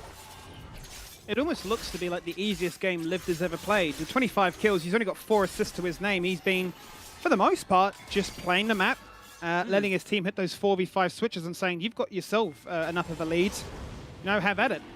I mean, there's not much you can do in this Sion into Nar matchup. You can't really win it. And, you know, here you think, okay, maybe Draku's being a little bit too aggressive. However, even under tower, even with a 6th man in this skirmish, they aren't able to take anyone down. And it's just, watch Nectar here. You think maybe there's a chance. Mboma gets slept, has to use this flash to disengage. Good flash, but he can't even get the Mega Gnar out here. He's a millimeter away from Mega Gnar and maybe a big wombo combo team fight, but Chiefs just shut that one down completely. Turret diving with no care in the world. Mboma is even the one tanking tower, and you have to feel for Shy for it here because he falls down as well behind another tower. It's just towers don't matter at this point. So just that far accelerated, as you say. You know, structures, they're a bit of a distant afterthought right now. Take a quick stock check of some of these items. Probably the best situation Yone has ever found himself in when you're looking at all the Infinity Edges coming on through to find his mark. As we're surely set for another little skirmish, a little rumble in the jungle, this time by the enemy red buff. That's going to be Draku locking in place too. They've taken down Jungleman 29. He falls on down for the 29th time. As Liv hits the headbutt, pushes him into his team, and they'll find a 3rd quick kill in succession. Yeah, and can they end the game here? I don't even know if they can. Maybe Death Farm is a little bit too short. They are tanking for the minion wave though, so they have considered it. This is their consideration. They are trying to end the game. First inhibitor will go down, 13 seconds on the Graves. Wei's trying to clear the minion wave with the Lilia bowling ball, so... Oh, he hits the Yone ult there. That was so clean. The Yone out to disable and prevent the bounce away. Cool mid animation. And that pretty much summarizes the Chiefs' performance here today. Yep. Clean on their execution, a statement game that they so needed coming into the playoff rounds. And they're going to look to end this game at the 24-minute mark. That might be the biggest, and they're going to just try and KDA farm here a little bit, but this might be the biggest gold deficit that we've seen in the LCO this early into a game, I think. Fair to say, or not? 17k gold lead. I don't think we've seen a higher gold lead than that. We've seen pentakills, we've seen 17-0 KDAs. We've never seen a gold lead that big. GG's the Chief. Yeah, GG. I mean, very well played from them. Good confidence booster going into the Direwolves game. Not much to say other than that, right? Expected the Chiefs win. Didn't expect this dominant, this much of a dominant performance. Yeah. So, not much to VOD review for them. Just stuff to be happy about. You know, maybe the only thing Kisei don't get solo killed by a Lilia mid. I'm sure Yeah. he's going to be embarrassed by that one. Yeah, I'm sure Mac will be looking at that one and thinking, where did it all go so horribly wrong? You look at that situation, you're thinking maybe a few micro punishments with the Alistair, burning flash level 1, with, the Lilia not being able to really justify the 1 level, or sorry, the solo kill. Where do you come back from there, Mac? I don't know if there's much coming back from that for Mammoth, but look, what I want to say, you mentioned it, of course this is a confidence booster for Chiefs, but this is the Chiefs we've been expecting for bloody weeks, and we finally got to see them play as a team. So it's good signs leading up to playoffs, Juice. 100%, and they are when you have a young team, when you got players like Kisei, you got players like Swaith, and Swaith, he's been around, but, it's his first split back. They're just confidence players. So this game, although, it may look from the neutral's perspective like an easy one, it's something that I think does more than just put the win on the board. It does more for them in the sense that they know they're going to be in playoffs. They don't know where yet in terms of seeding, but when you have young mechanics players, the best thing that they can have is a stomp like this. There's been a few times when the games have just gotten so damn close for Chiefs when on paper they should be doing such better jobs. So bit of a statement finally ending it so well. I thought it was going to be that 18, 19 minute game, but then it sort of dragged out a little bit longer even though there was such a lead. So not sure if Chiefs just wanted to make sure nothing went wrong, make sure they made no extra mistakes, and just continued to destroy it with that gold lead, maybe even just practice a couple of team fights there as well before ending the game. However, all things considered, Chiefs doing a spectacular job to get to this position. It was almost 20k gold lead in the end, which is completely ridiculous. I don't know when I last saw that in a game of League of Legends. Let alone competitive, right? I mean, that just seems, above all, crazy for me. So that's one of those. Sure, feels good. You're having fun. I'm sure all the members of Chiefs are laughing and saying, this is so fun. But that's a demoralizing defeat for Mammoth, no doubt. And 100%, Dracu's on the comms to Kisei right now saying, "Hey, bro, yeah, you were legendary, but you did get solo killed, and just keep that one in mind because Kisei, let me tell you something, Kisei can talk. Kisei loves the chat, loves a bit of banter, but this one he's going to be hearing for until Friday. I'll tell you that much. And then come Friday, they got a big game, so they'll ease up. But the one mistake, if any, that was made by Chiefs today. Now, let's see if Nat has that man that's made the mistake. Who do you have down there with you, Nat?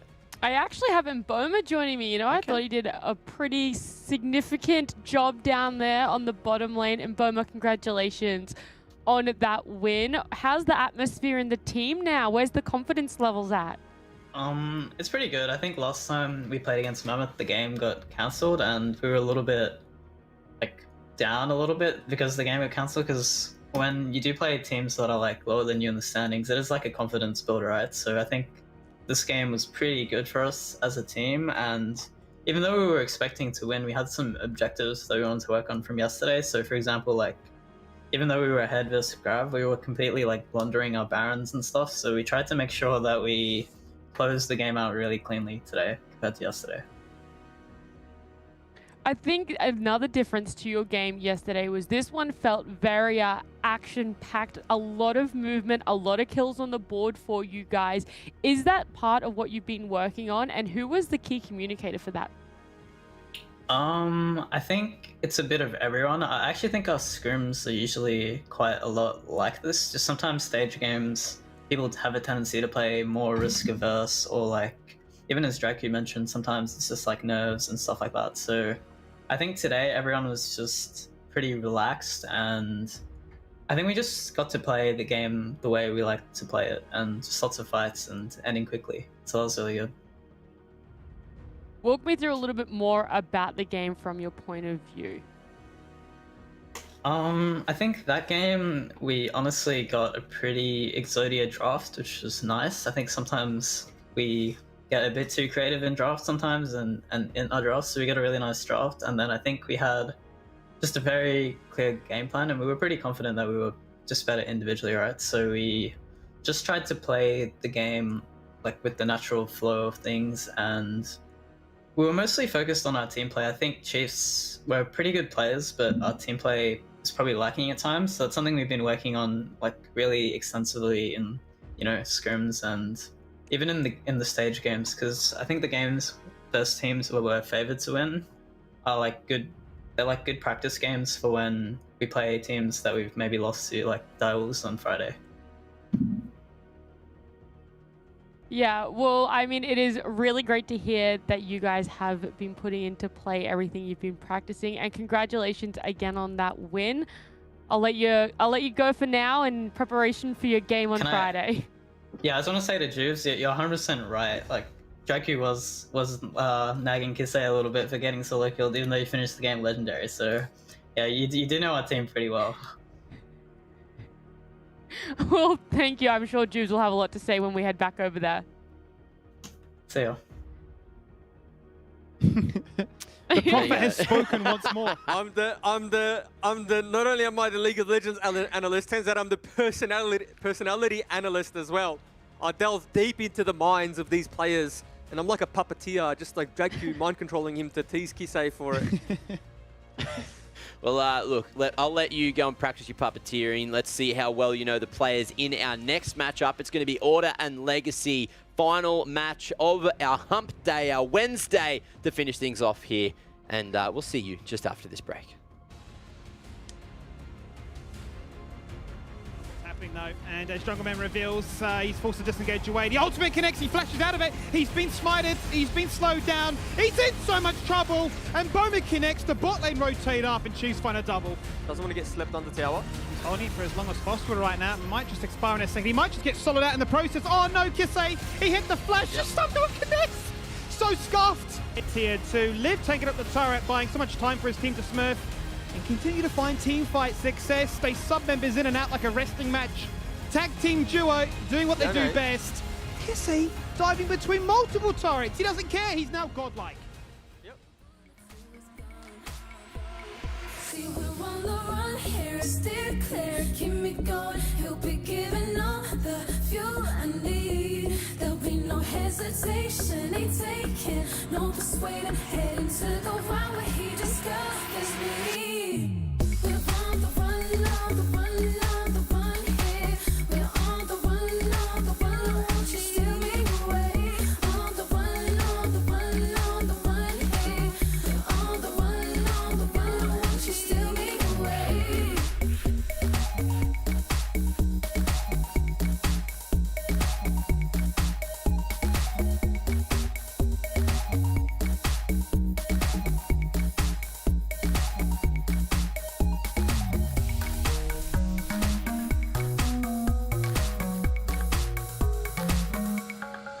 He brings me around, he stays focused. Without him, I surely fall apart. Now I'm crying loud, he's behind me. I won't be taken down without a fight. See, we're on the run here, steer clear, keep me going. He'll be giving all the fuel I need. There'll be no hesitation, ain't taking no persuading. Heading to the one where he discovers me. We're on the run, on the run, on the run here. We're on the run, on the run. Won't you steal me away? On the run, on the run, on the run here. We're on the run, on the run. Won't you steal me away?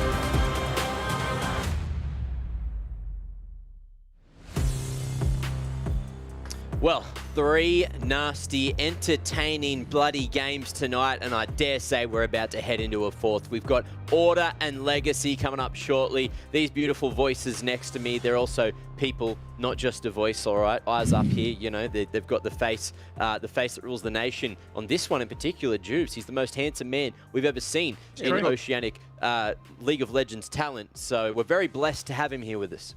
I got a face for radio, that's for sure. But Skimmy on the other hand, hey, don't single me when give I the say single. I got a face Hey, for look, radio. You're beautiful. You're beautiful inside out, mate. Willoughby throw me under the bus big time there, huh? The smile, the brain, the personality, everything. Everything. He hasn't spoken to me all night. I've been trying to contact him all night, like I missed him, and then just singles me as I said I got a face for radio, just to emphasize. Yeah, you do. Yeah, you do. He do. No, you don't really. That was the lie. But look, let's talk Order first here. We've got a couple of very good teams. You know, Legacy, unfortunately, not quite making it as far as Order will now. Order, of course, is one of the playoff teams that we have. And look, speaking of good-looking blokes, Jesus, over on the left there, Maximize, spitting image to the Lord and Saviour, Skimmy. Look, I think this might be the most beautiful team in the league. You know, they'll hit the playoffs, no doubt. They'll be quite upset, no doubt, that there is no LAN. Because, you know, I'm sure if they walked up to each other, they could hit them with a little bit of that smile and, you know, get them tilted on emotions running there. But jokes aside, jumping into this one, this is a team that's been slowly on the rise. I mean, they've had moments where they've looked, I mean, this match here in particular against Pentanet, they were getting stomped on as a result, but it's very hard to go up against Pentanet. But for me, they've got their creativity. I continue to look at their bot lane as an area which gets overshadowed sometimes between Vengeance and Maximize, but I like Puma because he just, in a meta where you're seeing Kaiser and Zaya on repeat, he'll say, I'll play Vayne. You know, I'll play something different. Yeah. I don't really mind. So I quite like Puma, and I think there's just a lot of interesting bot lanes in this region in terms of those that will play Vayne, those that will go Blitz, those that will go Tristana, and the list goes on. Sorry, no, go ahead, Mac. Me? Yeah, sure? you go. You're the boss. Okay, just I'm checking. Just the servant for you. Look, thank you. Thank you. Back to your corner. Now, look, it is a perfect little segue here. I just wanted to quickly say, yes, I also love Puma, but I also love a little bit of Legacy. So let's have a quick look at Legacy and see what they've got and what they might be able to bring for us today. Oh, we got Why Not? He's back. Why Not's back. Yeah, Mr. Why Not. So good to see him back. Winter Why Not. I think Why Not had a decent game in his debut on the Nidalee. Well, he debuted in mid lane, but we won't talk about that one. Then we got Fake Curcio in the mid lane because he did replicate some faker tendencies in the game that he played Zed on last night. So we'll keep him Fake Curcio for there. And Styled and ML, for me, the two most impressive actually at the moment on this roster in terms of their laning phase. They're really taking it to the big boys. And if you are 2v2 kill Gunkrab and Cupcake, you must be doing something right. And, you know, they were probably what we would have, if we were being completely honest, before the split started, we would have said they're the weaker links of the team, right? If I'm being brutally honest. But I would say now they've turned into one of their stronger points. So Legacy really showing us a very good upwards trajectory. Had some rough games. Also had some games where the most likely to take a game off Pentanet. So I'm super excited to see this team play. They have a real cool niche champion pools, and you never know what you're going to get when you verse them. And, you know, it is fun to watch. They're an exciting team. They play upset a lot of the time, and can they play upset tonight against Order? Yeah, I mean, this is kind of the angle we've been going at all night, right? These teams that are no longer in the playoffs run, can they look to try and disrupt the pack? I mean, I think in terms of seeding now, it's really all up for 4th and 5th, so it's not as exciting as it may have been at the start of the night. But these are games where perhaps if you're on the opposite end, where, you know, playoffs is still the main goal, you're looking to try and get as much stage performance and promise for those best of 5s, you know, maybe you're putting a lot of gravity into the situation and thinking, hey, we're losing to Legacy, what's going on here? So I think, you know, either way, this should be an exciting matchup where, you know, one team everything to gain, the other team nothing to lose. Look, that's exactly what I wanted to say as well, Skimmy, is Legacy nothing to lose, and you know that means they're about to unleash. You know, they can play exactly how they want. They can limit test to their heart's extent. And now let's have a look at what limit testers we have here with us. Nat, you're down on the sidelines. Who do you have for the final interview of the day? Oh, well, final pre-game interview of the day. I'm going to be joined by Puma and Styled. I feel like two players we don't really talk to very often, but thank you both so much for joining me. Styled, I want to start with you guys. You know, it's now known that you're not going to be making it to playoffs, unfortunately. So I want to ask, what are the goals for the team in today's game and tomorrow's game? I would say we're just trying to close out the season like as strong as we can. We had some decent showings throughout the split, but I think we just want to finish off the split like how we started. So yeah, and then just focus on the next split. Is after there? That. Sounds good. Is there a reason to why you guys have put Why Not back in to the roster? Just trying things out really. When you lose, like, obviously it's a team loss, like not a single person lost the game, but like you still want to try different things to see what will work. So yeah. Is there a certain sort of toll that swapping plays in and out takes for the team, or how is the change for the synergy of the team? Honestly, we fit pretty much the same as we do with Sybil. There really is like no synergy issue, I would say. It's just that as a team, we just sometimes lack coordination and we can't manage to close out games as we should. Well, hopefully Why Not will bring that to you guys tonight. But Puma, you guys are going to be making it to playoffs. So how important is this matchup for you, and what's the pressure like in the team? I think the remaining games are still pretty important, even though we're pretty much locked in for fourth, I think. Our stage performance is like not reflective of our scrim results, so I think winning today is a good step in doing well in playoffs. What sort of prep have you guys been doing for this matchup? I think the biggest prep is draft, because Legacy is, I think, probably the most weird team to draft against, because Curso has a really weird pull into their top laner, so I think preparing for draft this game is pretty important. Alrighty, we'll be keeping an eye on the draft, but thank you both so much for joining me and good luck in the game today. Thank you. Thank you. They're both so quietly spoken. Yeah. I feel like I want a little bit more confidence from both of them there. You know, it's not a good sign going into a matchup like this where Order really want those W's, you know? So I guess before we jump into predictions, you know, Jubes, what likelihood is an upset by Legacy in this game? I mean, Legacy beat them first time around.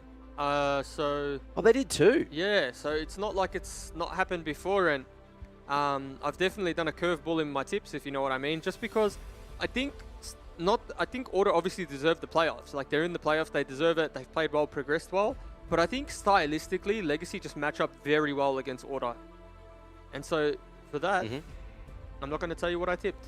Well, how about we just find out? Bring them up, have a look at the predictions, and let's see which way Jubes has leaned. And it looks like he's gone for Legacy, so, you know, arguably, favourites, not favourites. I feel like this is one of those sort of coin flip matchups. I actually, you know, going into today when I did the predictions, I was thinking, you know what, I actually think Legacy probably has a better chance of winning just because Order's been a bit all over the place with what we've seen, similar to what we saw from the Chiefs leading up till today. But maybe this is the point when Order knuckle down. You know, maybe this is where they show what they're capable of, what we saw from them earlier in the split. I believe there was one game where they completely steamrolled over their opponents. What about you, Nat? Why have you gone for Legacy? I mean, you just heard it there for the second interview in a row, like, against Legacy, right? The interview yesterday and then the interview today, they're like, Legacy's one of the wackiest drafting teams and probably the hardest to prep for. And I just think that that's a really good concoction to give Legacy the advantage coming up against Order for another win.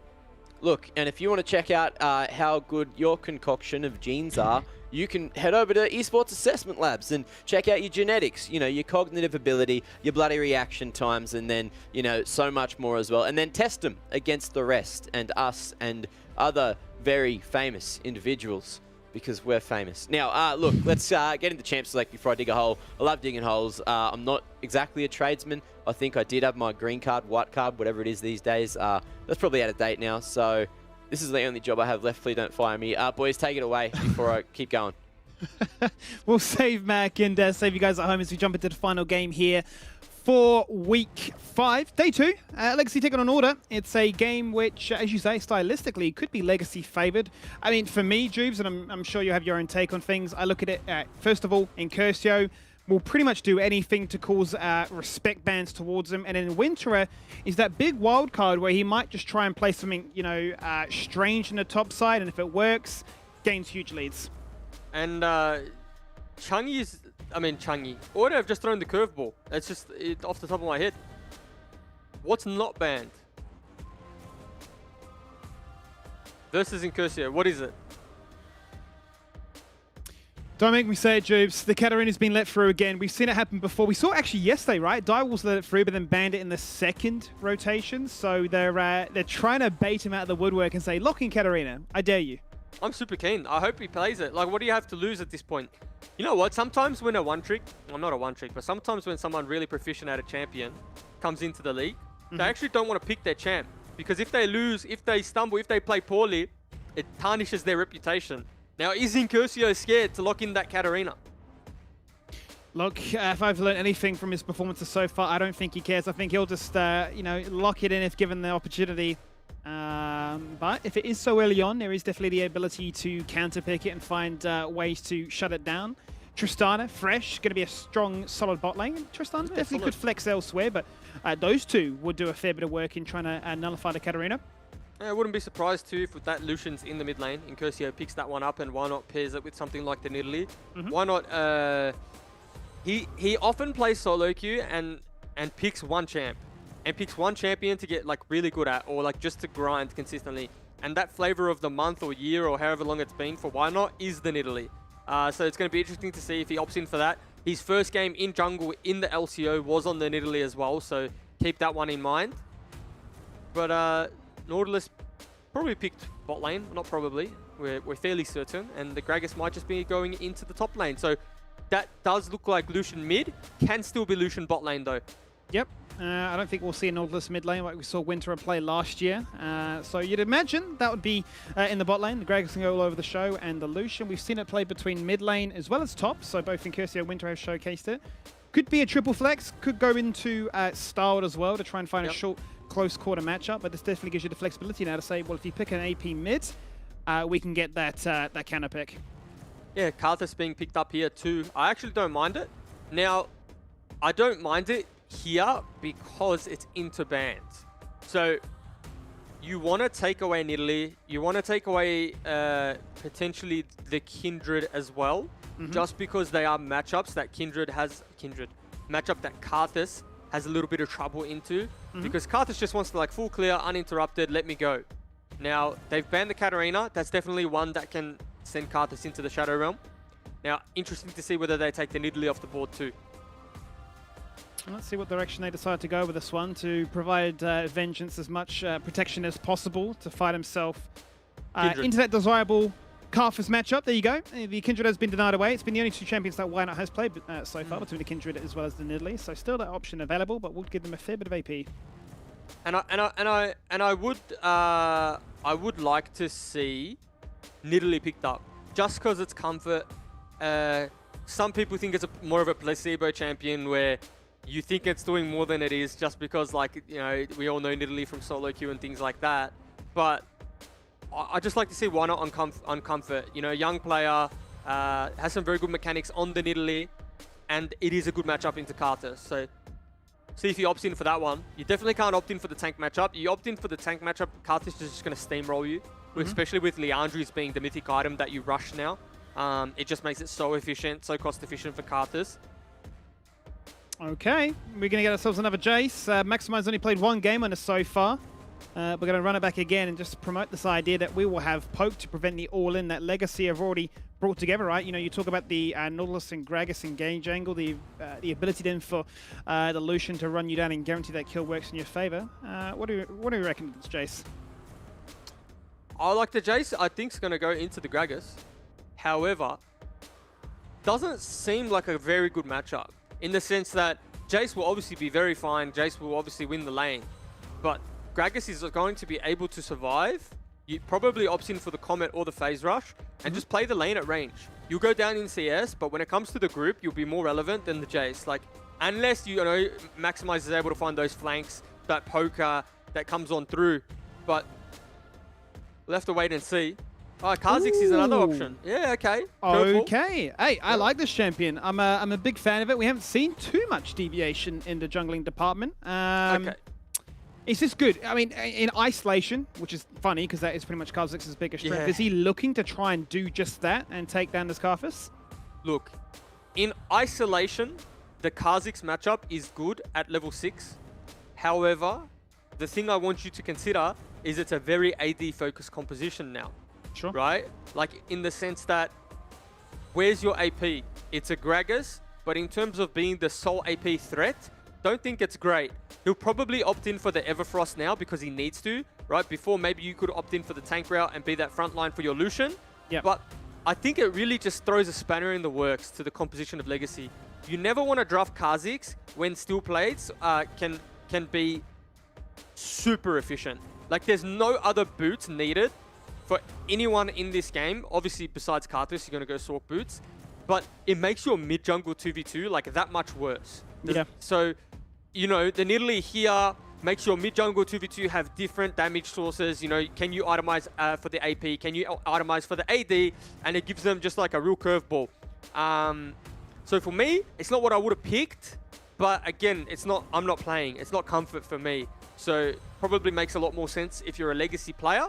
But in terms of looking at it as a composition, I think they could have opted in for an AP threat in the jungle and it would have been far better.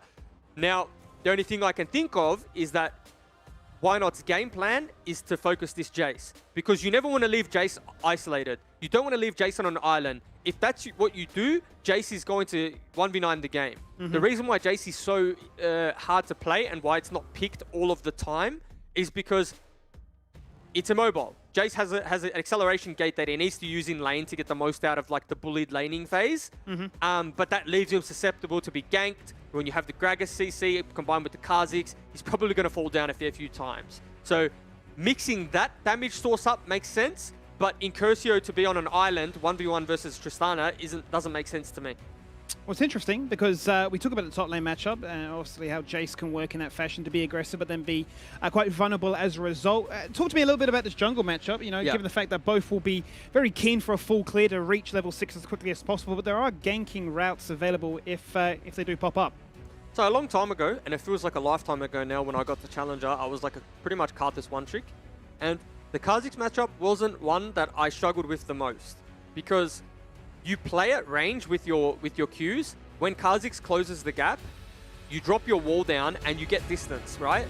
You get the distance, and especially pre-6. When level 6 ticks over for Why Not, it's going to be a little bit harder for the Karthus, but at that point in the game, you're not the jungle matchup isn't isolation. It's not 1v1. So if Karthus falls down and he's level 6, you're still I would say at worst case, you're still able to trade 1-for-1. And if you're trading 1-for-1 with Karthus, it's just downward. It's just a downward spiral that you're never going to win. So this matchup can become quite dangerous, and it's not as easy for Kha'Zix if Karthus gets a lead. So we need to keep our eyes on this matchup, keep our eyes on how Why Not plays it, how he paths around, and what Vengeance does. Well, here to help try and break down things for us, we do have Coach Jomo from Order on Standby. Welcome back. Glad to be back.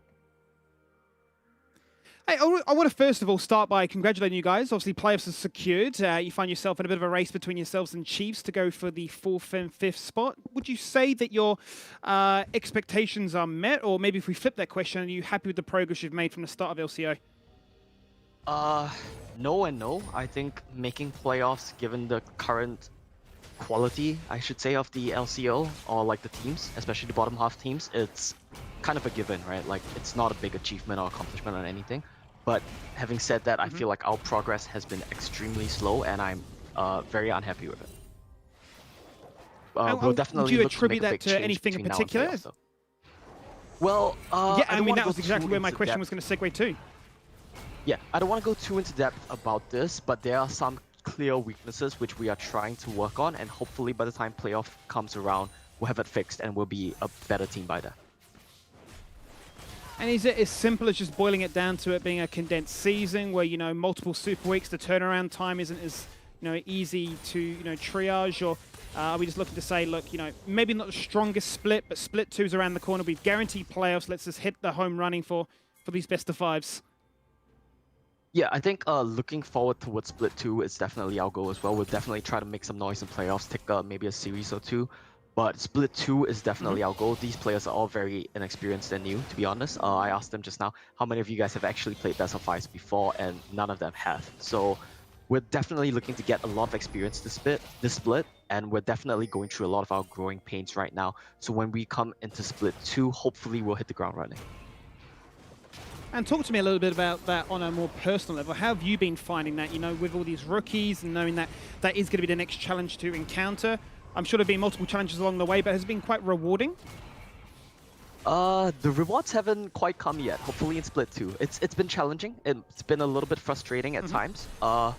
Sometimes it's been rewarding, but I would say more often than not, it's been challenging. But I feel like our growing pains are starting to be worked off, so hopefully it won't take too much longer for us to start finding our footing. And on a final note, as I've said to teams before, the floor is open if you want to say anything to the fans at home watching as we look to close out the final week of regular play. Yeah, definitely just cheer for us going to playoffs, cheer for us going into Split 2. I promise you guys we will be a stronger team by Split 2, and buy Puma merch, I guess. Pleasure talking to you as always, Omo. I wish you the best of luck and talk soon. Just thanks, guys.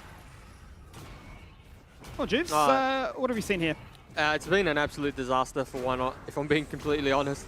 Got invaded, lost his blue buff, had to swing down to his red side, picked up the red buff, went to the blue buff of Karthus, got collapsed on, and this is why Karthus is such a good champion. If you're able to draft priority with Karthus, i.e. the Jace lane, the Tristana lane very early on, then you're just able to run away with the game because there's not much stronger level 1. And I really like to see the abuse of Karthus level 1. That's what Vengeance has done, and he's level 5 after this crab, and why not level 3? So a little bit of a disaster, but Skirmy in the river here. He's got double buff in a situation where he's going to get collapsed on right now. Sidesteps the body slam as you call. Winter in trouble right now. Gets flashed on by Maximize. He guarantees the kills. Actually, Chungna picks up their first blood, but Kha'Zix gets a trade. 2 for 1 so far as Chungna gets a double kill. And he uses Exhaust and gets the Hound to his flash too. I mean, absolute worst case scenario. And this is, just because of hearing Omo's interview there, this is something that the growing pains that he was talking about, this is what Orders made improvements on in terms of very early into the split, they were losing games off contesting Scuttle Crabs. And now they're winning games off of it. So it's just like a complete 180 in terms of how they play the game, how they prioritize draft. It's just a really good skirmish here, a little bit of an outplay. Even if the body slam lands, I don't think it's a game changer. Maybe gets the phase rush and survives. But 2 kills onto Chungi. I mean, you couldn't ask for a better start onto your Tristana, onto your Karthus, and he's going to hit 6. He's literally going to clear... Oh! Well, that's stunned you. The momentum was in Order's favor, but Winter has pulled a rabbit out of a hat and managed to pick up a kill topside. Yeah, and so... I mean, I was just going to talk about how Karthus is going to clear Gromp, going to clear Wolves, going to get level 6 and oh! Okay, well, we've been interrupted rudely again. And Kirsten going to roam down to the Dragon, just get a solo kill onto Vengeance, who has no ultimate, can't do much to try and even out these odds as a Milk lands the hook and punishes. And Kirsten is still leashing the Dragon, question mark pings in the chat for that. And as now the bot lane of Order rotate, they'll continue to leash and guarantee the first Dragon goes their way. I absolutely did just cast the Curse Order. They went from maybe the best early game I've seen to this. And body slam coming. Oh. Oh no. Oh wow. That is just unfortunate, and I'm pretty sure Maximize would have hoped that we didn't show that replay. Because there's not much to break down in that situation, except it went from a solo kill to a solo bolo on the other end.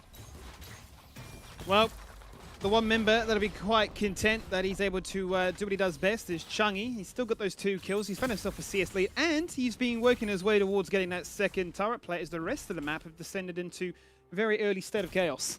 I'm sorry, but I just lost words. I don't lose words often. Sometimes I get told to stop talking because I talk too much. But in that situation... They helped you out. Yeah, and there's a lane gank from Beats, so this is what the bot lane prior does. Cancels the dash. Play right now. Winter has his ultimate. He's already used it so far. The Reclam's going to come on through. They're going to guarantee that Vengeance finds value with it. And that's all to finding another kill. Yeah. I mean, it's just really good map play coming out of Beats. Like, the window he roamed top here was fantastic, and just the replay on the solo kill onto Vengeance. Obviously, Karthus, bit of a sitting duck. Now he's taking Karthus Qs as well as Infernal Drake damage, and he just has no way out. He's getting sandwiched, and kill goes over to Puma. Got to be happy with that one. But yeah, Order just playing the map well. Beats used his timing off a reset to go topside with his Mobies and pick up a kill there. So very well played, and evolution of Beats as a player. Yeah, we heard actually from Omo, I believe, in the previous interview about how much Beats brings to the table, right? He's so diverse in his ability to play multiple lanes. He's already done it in his professional career. Back to where it all began as a support. And going to be very curious, you know, following their progression going into these playoffs. You know, if they've not got the best of 5 experience, how much does that really play on you? If you can look to try and bounce back in a series or, you know, continue that momentum. Because as far as it's coming best of ones, they've had their moments where maybe a game's gone away from them, but one late game team fight, the composure's been seen, and they've managed to claw a victory. Now, the saving grace for Legacy is that Why Not is able to hit level 6, right? He's done a pretty good job to neutralize the EXP differential that was brought to him, you know, 2 levels down rather in the early game. So Karthus is at that Kha'Zix is at that point now where he is able to, if need be, find Karthus in the river, find Karthus at a buff, and be able to one-shot him, because he actually might be slightly ahead.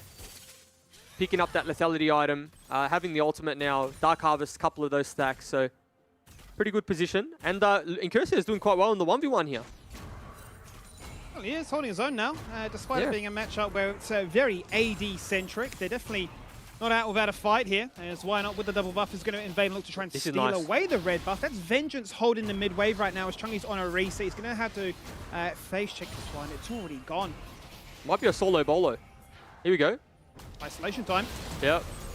Jumps on his head, and Incursia gets an assist, but it's Why Not that plays the fancy feet and finds value as his Kha'Zix. Now it's 2 kills to his name.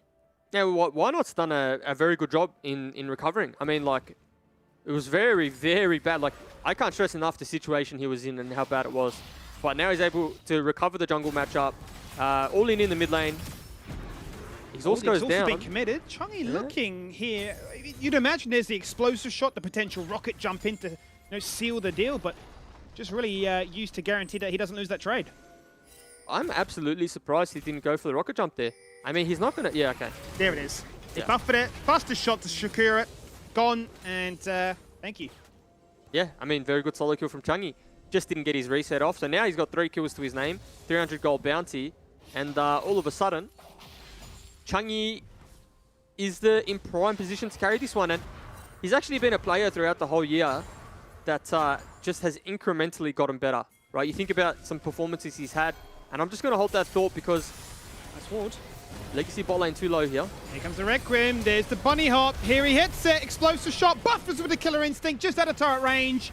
Emil with the last bit of mana is unable to try and secure that one. Exhaust to try and prevent the explosive cast. Chungy! He's out of range. Oh, it connects finally. It's another shutdown here for Why Not. He's 3-0. The hook connects. But it's all things Order so far. They lose 1, but they take down 4.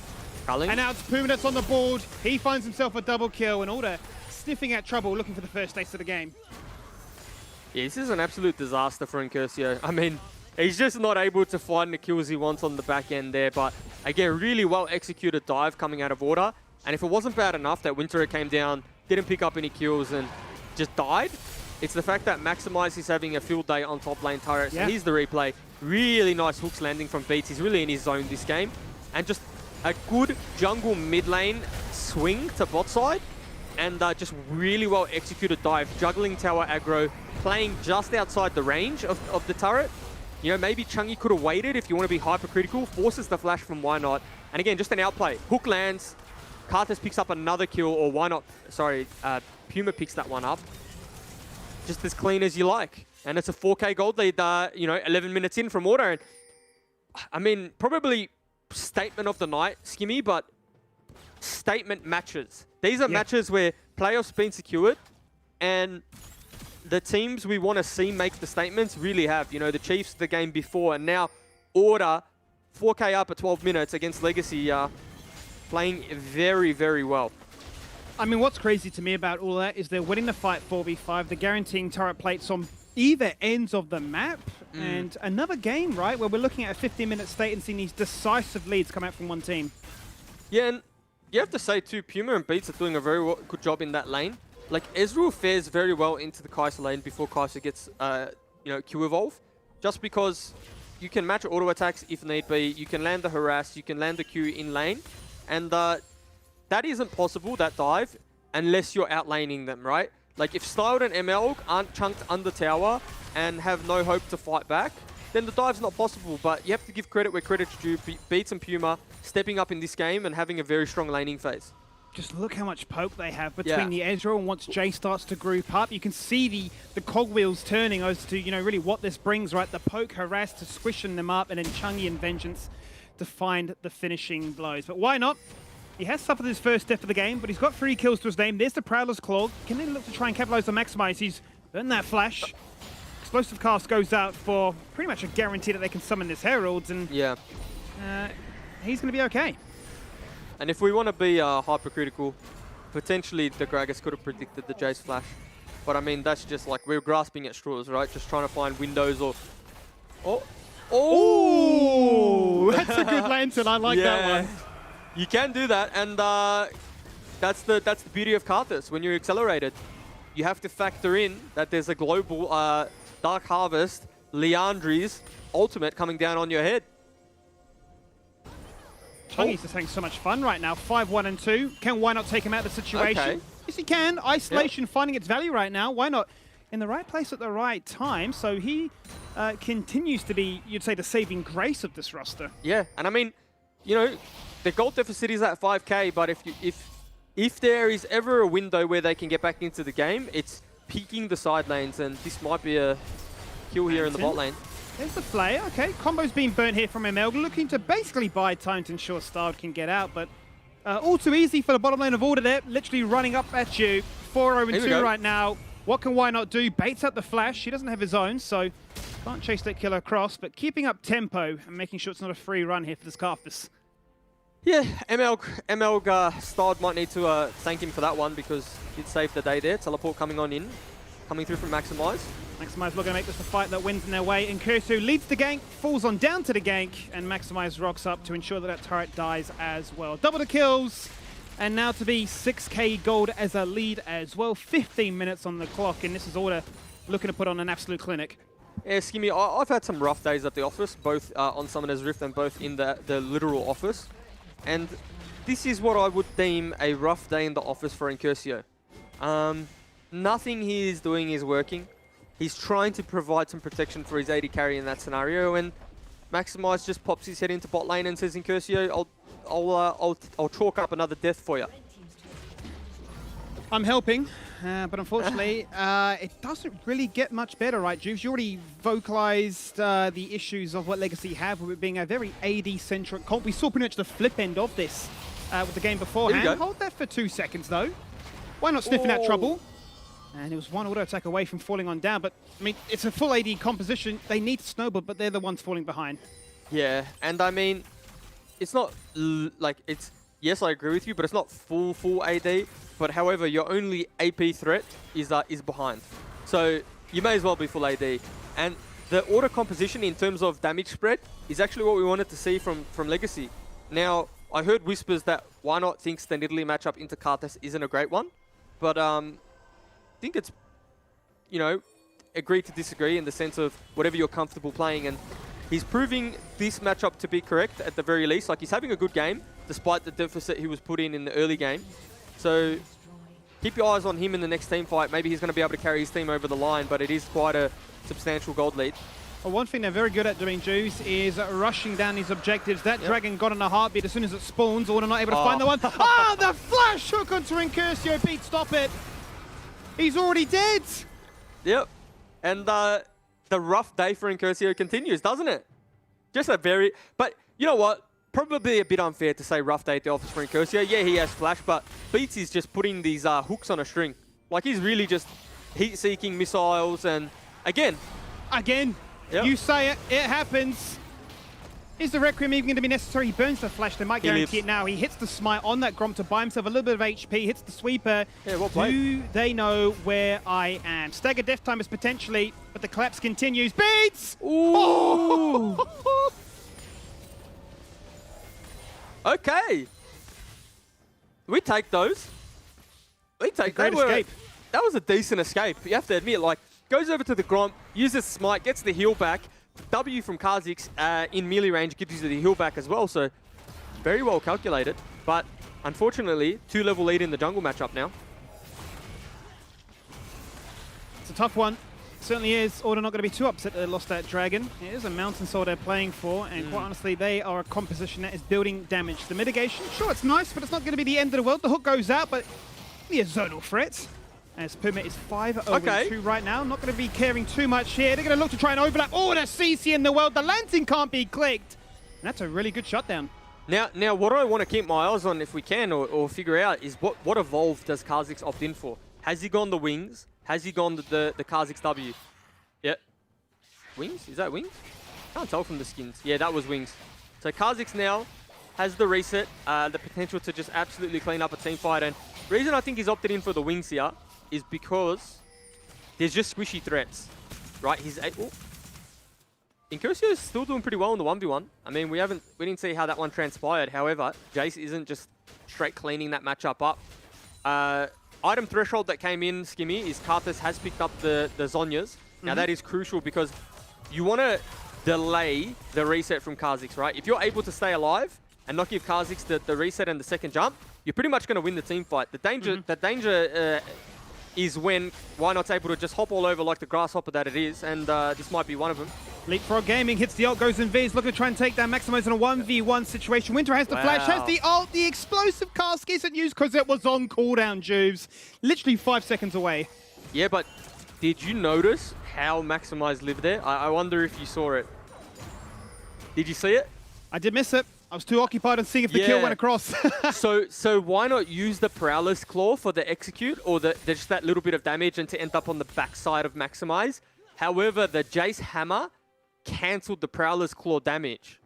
Yeah, so that was what happened there, because his character went through a little bit of a backwards and forwards moment and took stock of what that could have been, and it was definitely the Prowler's Claw just being cancelled. And so there you go. Today I learned. Well, today I learned as well. And, unfortunately for them, it is Why Not thinking, well, I've got the Edge of Night. I'm not going to try and cancel out all these major ults in the world. I'm going to pop my ultimate again. I'm going invisible. I'm hitting the leapfrog. Here's the smite. What can I do? Hang on a minute. There's the Karthus. Not keen on that. Out goes the ultimate. True Shot Barrage does not connect, and everybody just hits the high five in mid lane. Yeah. But if that, if that Ezreal ult lands there, the Karthus ult does kill Why Not, and maybe even in lethal range now, but heals up. Fighting for Pro in mid lane, and this is where Order's composition really shines. Drop this Herald in the mid lane. If they want, they could just set up a siege, but they haven't set up correctly. Too much of a flank threat coming out of the bot side, and the Herald doesn't even get a charge, so unlucky gaming there. Hook lands. Oh, the hooks keep coming, the kills keep going, and, well, this poke from Ezreal is absolutely insane right now. How much will this Requiem do? It's starting to pack its punch. 10 stacks there on the Dark Seal. Might get to see Vengeance upgrading that to Magize. So that Requiem there isn't to kill. I think he knows deep down that's not killing anyone, but it's the Baron that it gets you. It gets you the health advantage, the HP advantage, so that they can't really contest, and you're just going to shred that one with the Leandries. Karthus, one of the fastest Baron takers in the game, so that just absolutely falls down. Just gone, and then they can get the Empowered Recall back to base to sneak in that one. And as you say, I mean, both compositions really strong at taking these objectives, but Order just finding their moment to shine. Yeah, and there's a teleport coming on in, so looks like they do want to contest this dragon. However, that's the problem with this Gragas build, right? You have no one to face check at this point. When you opt in for AP Gragas, walking in like that is just no bueno. Well, 8k gold leads. Baron is there as well, so make it 10. What can they do to try and stop this one? It would be 2-2 in favor of Legacy so far. The hook goes sideways. They miss it. Why not try to assess them? He'll get taken down, negated, exhaust flash, and hoping that he can live. There's the shock blast. And Order taking on 2 fights at once. We'll beat you in the skirmishes. We'll take down 3. We'll guarantee ourselves another dragon. and we'll showcase what a 10k gold lead looks like. Yeah, 22 minutes, 10k gold lead, Baron buff, marching down the mid lane, winning a team fight on Soul Point 2. So, I mean, it's pretty clinical from Order, right? This is what we wanted to see from them.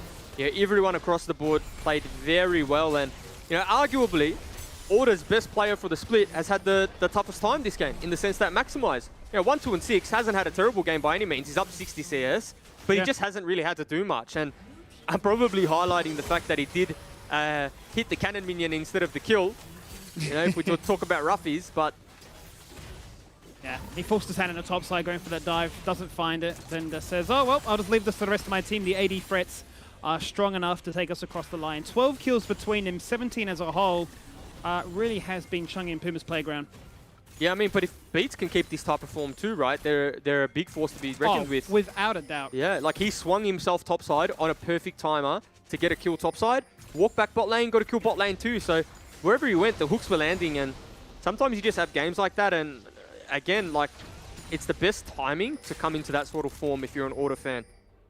And it's kind of fitting, right, to the Order narrative we saw of last year. Obviously different rosters, but maybe the memes don't die when the rosters do change. That you're looking at this late game playoffs performance that seems to come about here for Order. Maybe this is the beginning of that tune once again. But his Legacy still sniffing out trouble. The Baron's soon to expire, 40 seconds away, and why not can only hit the ultimate and try and find 1v1s like this. The rest of Order come together. Here's the true shot barrage that ends that assassination attempt. And now they show you how to play Leapfrog, as it's Chungy that hits the reset on the rocket jump. Yeah, and it's just there's no more assassination threat, right? Like, he's too starved of levels, too starved of gold. KDA looks pretty when you compare it to the rest of his team, but Order just marching down the mid lane with the minion wave, with the Baron buff, with the poke, potentially looking to end this one. Certainly are, and in terms of ways they can in this one, still got the Requiem looking to try and execute to guarantee that they have enough members here to close out this game. There it is, down to 50%. That'll open up the floodgates to guarantee that they can take down these Nexus turrets. And as you say, Tristana does a fair bit of damage. The Nexus exposed, a last-ditch effort here for Winter as he body slams in, hits the ultimate, he falls on down, can't take anybody with him. But it's a 1-for-1 so far as Fresh has died in the process of it. Order grouped up together, prevent the isolation, do whatever you can to try and find these fights in your favor. And it will be a double kill that works in their favor to start off with. But Incursia will find that kill. He's been looking for them all game long. It won't change the tune though, but it is an ace all the same. And at 25 minutes on the clock, it'll be Order that take down Legacy. Yeah, and Order came in with a really strong game plan, from as early as level 1, where they were looking to stamp their foot on this match, and just an overall very good team performance. And it's probably what we wanted to see from them, a few hiccups here and there against Legacy, against a few other teams, but what a way to say we're here and we're ready for playoffs. Yeah, I mean, for me, Mac, that was a game that was really all about showcasing why you're a team in the playoffs. Yeah, that was certainly something. Very happy with the performance from Order there. And look, as an avid Kha'Zix fan, I got so excited when I saw it sliding in there, but I also found out that it's not a great pick in competitive League of Legends because the opposing team just decides to stand next to one another and then you're slightly obsolete. So, look, maybe it is a bit more of a solo queue champ, but I still loved what I saw. There was one moment where he managed to isolate Vengeance in his jungle with the little invade, so that at least was exciting. And, of course, Legacy, I liked what I saw from them, but I really liked what I saw from Order better. It seemed like the team diff kind of came through in terms of the draft, and it's good, another win for Order as well, and it was relatively convincing, not as close as I thought going into this match today. I thought Order were going to win. In terms of tipping, I just threw a curveball. I thought maybe this is my chance to break away from the pack, but I thought, we would be in for a closer game. The skill disparity between certain individuals isn't that big. However, they just made it look too easy. Like 24 minutes, I believe they ended it in, right? Or 25? Yeah. So, I mean, like, you can't ask for a cleaner game than that. Yeah, there was kills given away, but sometimes kills are just consolidation prizes in a game that you've just closed out convincingly, right? Like, you lose a member here, a member there in a team fight. Yeah, the KDA will look pretty on a certain member, and why not being one of them? However, he was set to fail from level 1, and I keep saying this, but it was just a game in which Order just executed. Like, honestly, probably one of their better performances for the year. And I know they've beat some good teams, but in terms of just as a package, how they've moved around the map and played together as a team, it was very, very, very, very good. Yeah, look, I've seen a couple of lackluster Karthus performances and then some really good ones, and that has to be one of the better performances I've seen out of a Karthus so far. So, you know, props for Vengeance for dropping that. I think that's not his first good performance either. He actually had another very impactful one, pressing R at very good moments for Order there, you know. So hopefully we get to see a little bit more of that. I like it, though, because it's a change of pace. I'm getting, I wouldn't say bored, but it seems like we get a lot of Lilia, Hecarim, and that's it. Like, it seems to be the meta pick. My point exactly. I think even the junglers themselves, I think I've seen Parbu complain about it, that, you know, the jungle meta feels a little bit stale. I think even from a global front too, that, you know, you've seen the same time and time again. The spice is lacking. We've seen the likes of, you know, Skarners. Obviously, Viego's no longer available for us to even talk about. The Evelyns, the Shyvanas, even the Nunu, right? We've had those curveballs, but so far and few between. The meta is just being hard locked in. So I got excited for the Kha'Zix. In isolation, it sounds good, but in practice, yeah, it wasn't able to really hit the mark. Yeah, look, I want to take you down memory lane quickly as well. So Maximize, he kind of did something naughty there up in that top lane, which you guys called out. I think everyone saw. And look, I saw a Twitch chat dropping question marks, and I was like, look, I'll be a little bit cheeky. I'll drop the question mark. Instantly, Halo @s me and says, Mac, you cannot do that. You're bronze 2. And I'm like, okay, look, just let me have this, all right? Look, I'm just hiding here. I'm here to have a good time. I'm just watching with the boys. Anyway, let's get Nat back in. Who do you have for us, Nat, to have a quick chat to for the post-game interview? I have dragged in Chungy after such an incredible performance. Congratulations on the win. How are the confidence levels going for Order now? Yeah, we worked on we committed to a play style and we had a game plan, and yeah, we just committed to it and it turned out really well, like from level 1. Yeah, it felt like you guys were just constantly snowballing. Now, we've heard a few times that Legacy is notoriously difficult to draft against. What were your thoughts coming out of that one? Were you shocked by anything, or were you actually really prepared for it? We were preparing for Sybil to play, but because Why Not was playing, he doesn't really play the meta junglers. So it wasn't like up to us to ban, you know, the Hecarim, the Lilia. We had to ban Udyr because that was the third one left. But yeah, coming into draft, like we just knew what they were going to pick, and we had our picks ready for it, pretty much. It definitely paid off for you guys. Now, I want to know a little bit more about the mid lane matchup and how you're feeling through that game. So Lucian versus Tristana, I think it's Lucian favored, but both champions can't like dash into each other. So Lucian does get priority, but like each champion can solo kill each other. But I was, I guess, better on the day against Incursio. Just absolutely stepped up.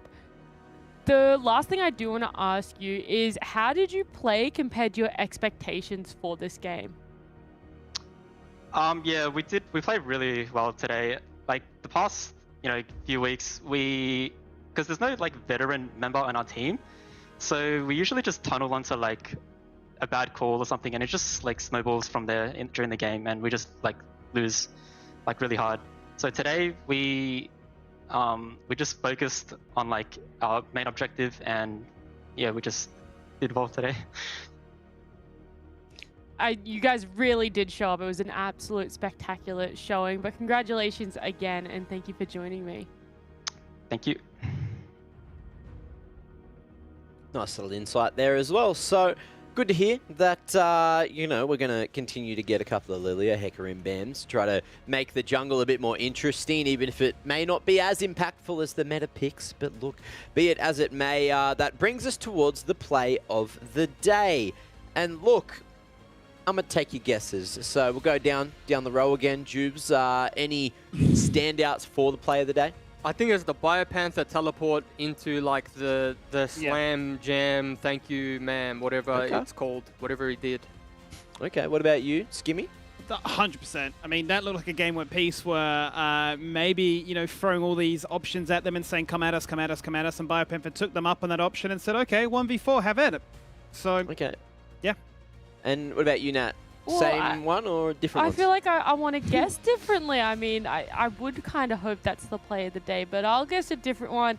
I think it was in our second game. There was like a triple kill. That's a vague memory of it, and then went into an ace. That's the only memory I have of it. I can't tell you any other details. Well, let's have a quick look at what the play of the day was. And I'll have to say, Nat, you're wrong. wow. Boys, you're right. Look at this. TP straight in. He's had it completely another piece, says 1v4. Let's go solo, Bolo, and Jubes. Look, if you want to cast the end of it, feel free. Oh yeah, Panther just coming in, hitting API, doing absolutely no damage. It's more interesting on the backside there, where Chaz absolutely lands the laser into the rain, into the Chaos Storm. Halo just a little bit caught out of position there. You think maybe he lives, but he takes Aladoric into his own teammate, lands the slam. Welcome, there's the jam, Space Jam coming out soon. I don't know when in the cinemas, but anyway, API in there, Lisa, Udia going down. You think he might escape, but that's absolutely clinical coming out of Pentanet lineup. The voice change is so good. Yeah, I hope you're getting paid for that. Like, that was a great, drop. Fun fact, I actually feature in the Space Jam film, so I just paid endorsement, whatever. He's got his royalties. What, voice acting? You know, you said you had a face for radio, so did you just get, like, put onto one of the characters, or what? Oh, my face is the basketball, that's what. Beautiful. So you copped a bit of a beating during this one. Nice, Yes. nice I to see. feature, Well, though. Like I said, I do feature. moving forward, congratulations to Bio Panther for getting that play of the day. That was nuts. I don't think I know many people with the chat ability to jump in like that 1v4 against a team like Peace and say, come on, boys, it's happening. But look, there you go. So we have one more game day remaining before it's time for the playoffs. So let's see what these matchups are going to be going into Friday. Of course, we do have tomorrow off, so we can all just, relax, chill out for a little bit, and decide on what we need to do before Friday. So who's on Friday, by the way? We're running it back again, Mac. Yeah, I'll be there. I think it's all of us. We're making it happen. Look, Just like I just realized I sounded full disappointed, but no. I will be back there. again. Cool. I will be It's okay, bro. there. Hey, it's okay. I'll just bring in Rust Dog. We'll take him out of his swamp. We'll bring him back into the fold of things. We'll make it happen. Beautiful, beautiful. Well, looking at the ladder at the end of today, Pentanet still undefeated. Peace, 10-3, so not doing too terribly there. And this leaves Direwolves completely open to maybe taking that second position going into the next game day. Order and Chiefs still tied up. Let's see if that continues and if we are going to have to look at the head-to-head or if that changes on the final day. And of course, Legacy, Gravitas, Mammoth, all still bottom of the table, unfortunately, even though we have seen a lot of, good moments and great improvement from the teams as well. So let's see what the games are going to be on Friday. Bring up the old schedule, and it is going to be Chiefs and Direwolves. That'll be a nice banger. Got Gravitas, Pentanet as well, so all things considered, it should be 14-0 for Pentanet, but maybe Gravitas do the unthinkable.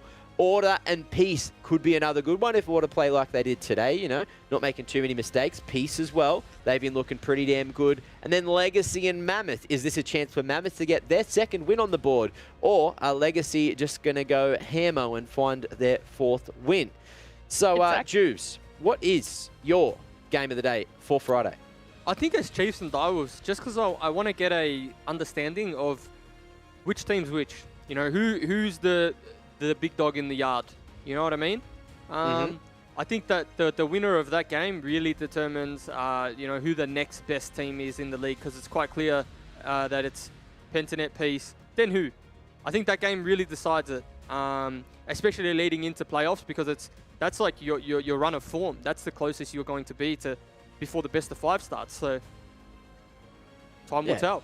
Certainly going to be something. Nat, we're going to try to chime in before. What were you going to say? Yeah, I was going to say that it's crazy that, we have a possible contention for second place between Peace and Direwolves, and then we have our 4th and 5th positions to be figured out between Order and Chiefs, and then we have those 4 teams essentially playing off against each other tomorrow. So whilst the Order and the Peace game is really interesting, I do agree that the Chiefs and the Direwolves one is probably going to be the biggest one to look at.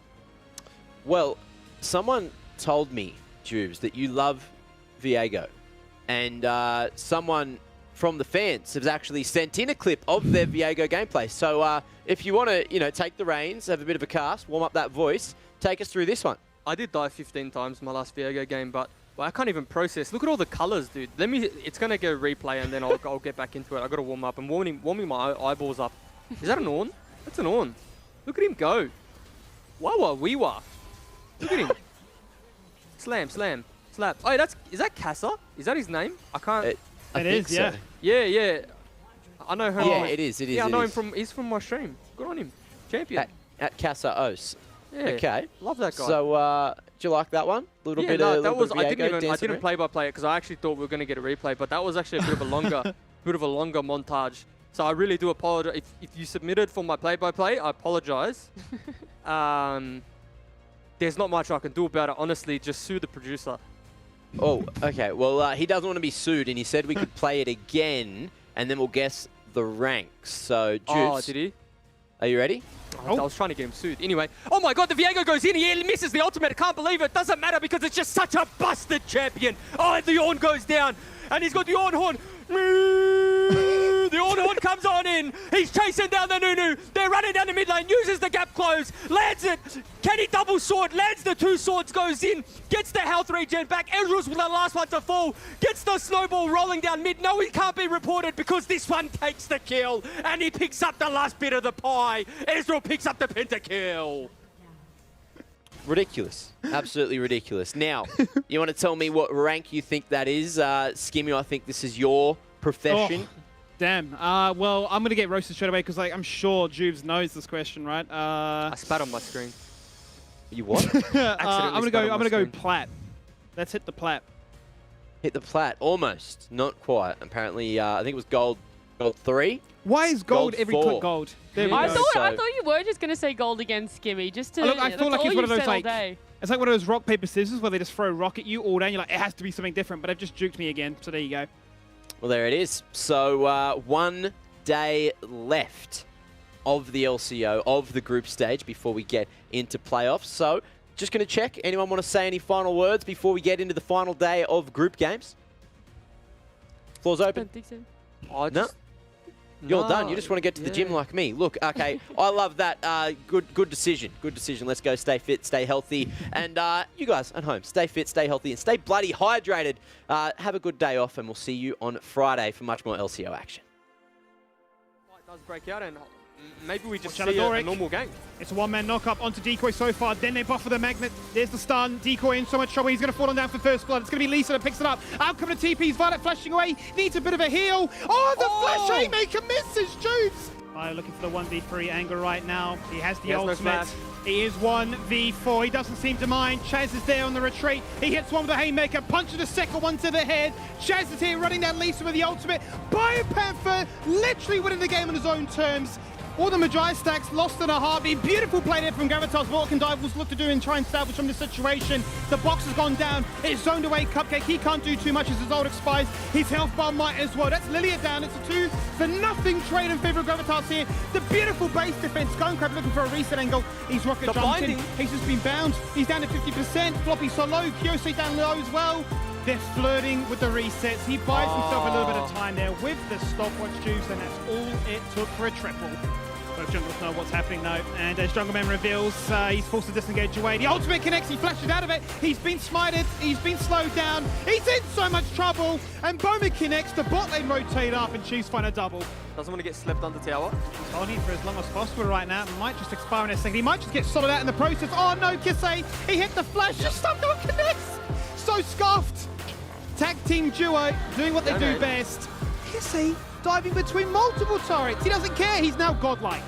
Buffers with the killer instinct, just out of turret range.